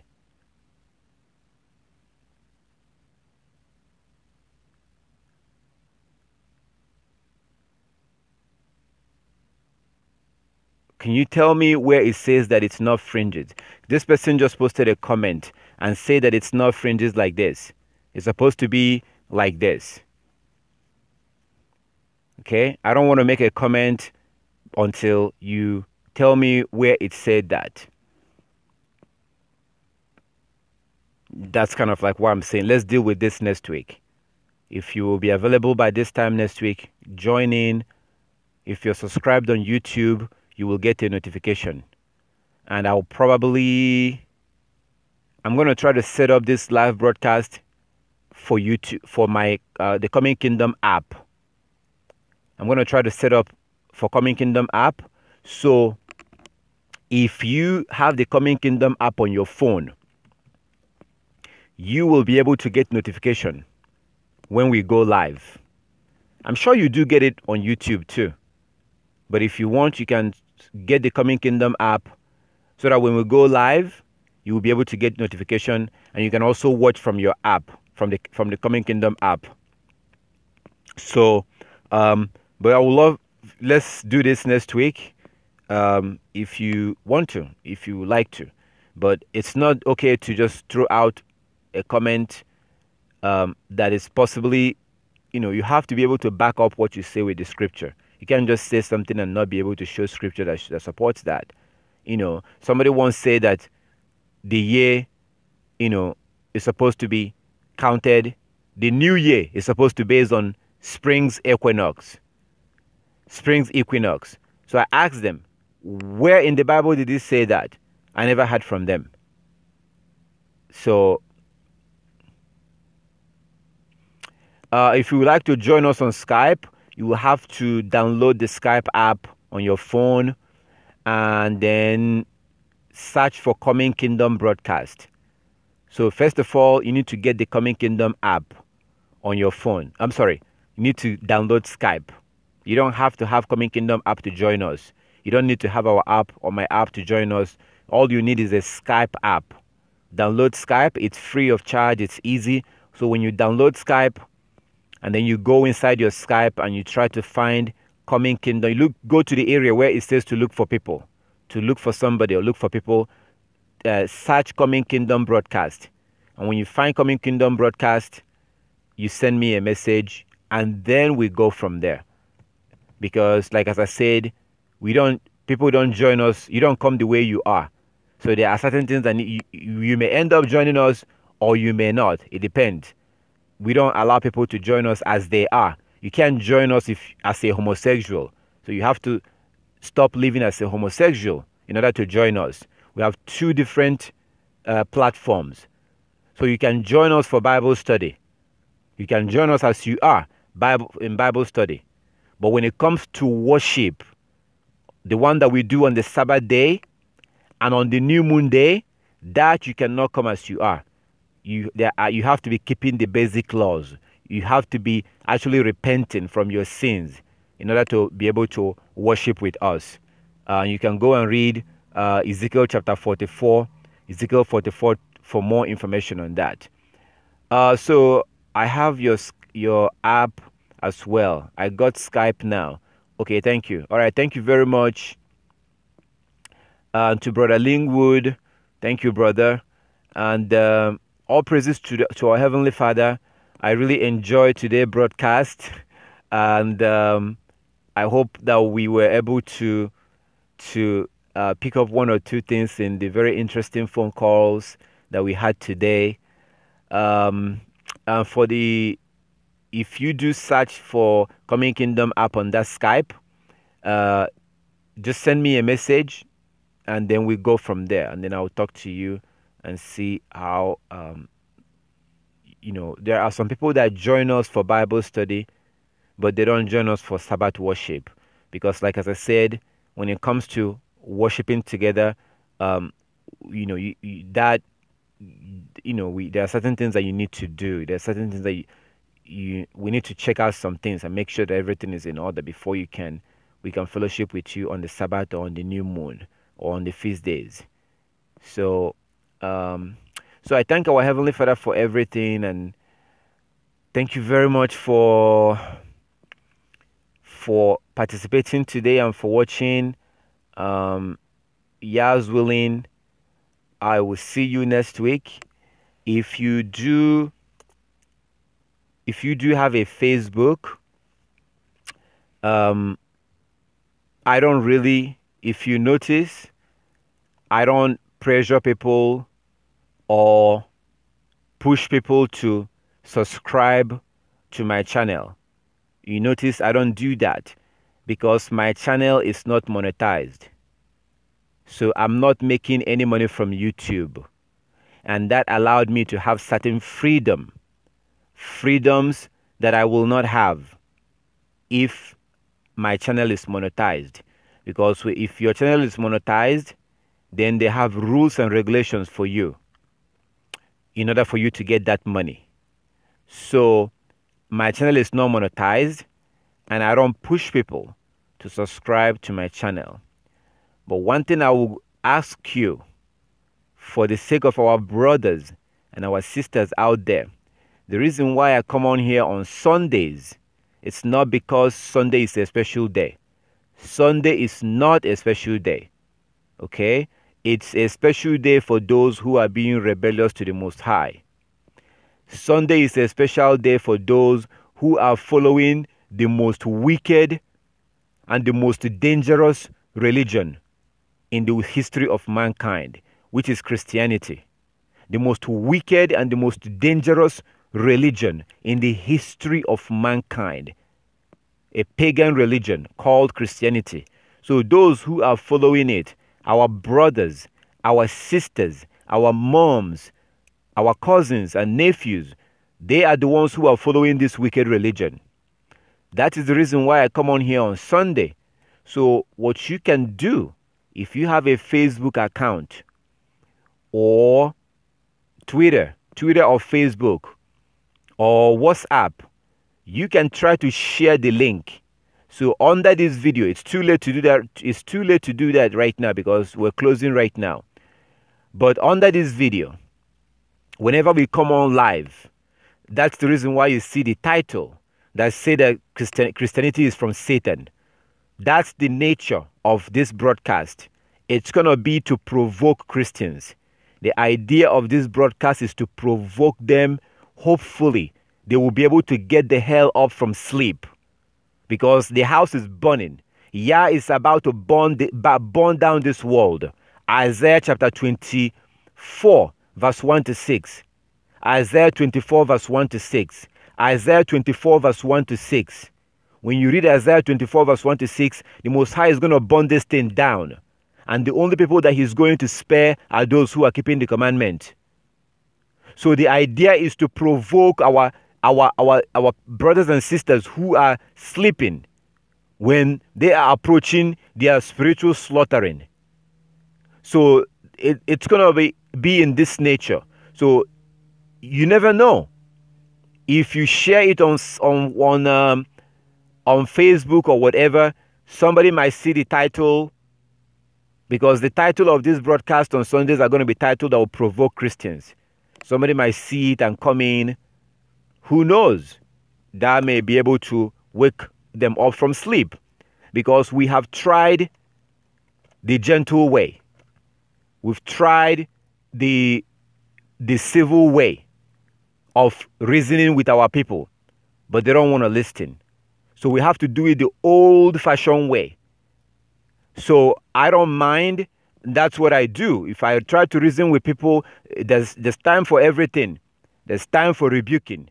And then if I have to rebuke you, I will rebuke the hell out of you. What are you going to do? Hate me? Kill me? I'm going to die anyway, and you're going to die too. So, so that's what this is all about. So the point is, when we come on here you can always share the video. There's a link under the video that says share. So while the broadcast is going on, you can actually click on that and it lets you share it on your social media. Like as I said, who knows?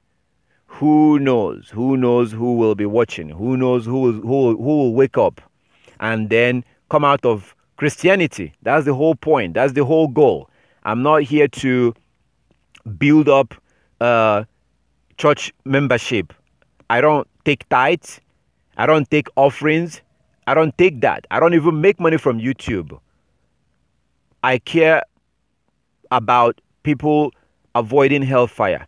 I care about people obtaining that ticket into the coming kingdom, which Yeshua HaMashiach, Christ told us in Revelation chapter 22, verse 14, that blessed are those that keep his commandment. They are the ones who will be allowed to eat from the tree of life and will be allowed to come into the kingdom. So if Christ told you that the only way you're going to come into the kingdom, into that city is the holy city, the New Jerusalem. The only way you're going to be able to make it in there is by keeping the commandment. And the tree of life was the same one that Adam and Eve was kicked out, and they were not allowed to eat from that tree of life, because when you eat from that, you live forever. So that's the only way you can make it into the kingdom, by keeping the laws and the commandments. But of course, you know what Christianity have done to what Satan have done to our brothers and sisters using Christianity. So I thank our Heavenly Father for everything, and I thank you for spending your time to watch today's broadcast. And Yah's willing, I will see you same time next week, next Sunday. All the people that made comments, that commented, that asked questions, and those that called in, thank you very much for calling. Thank you for your questions.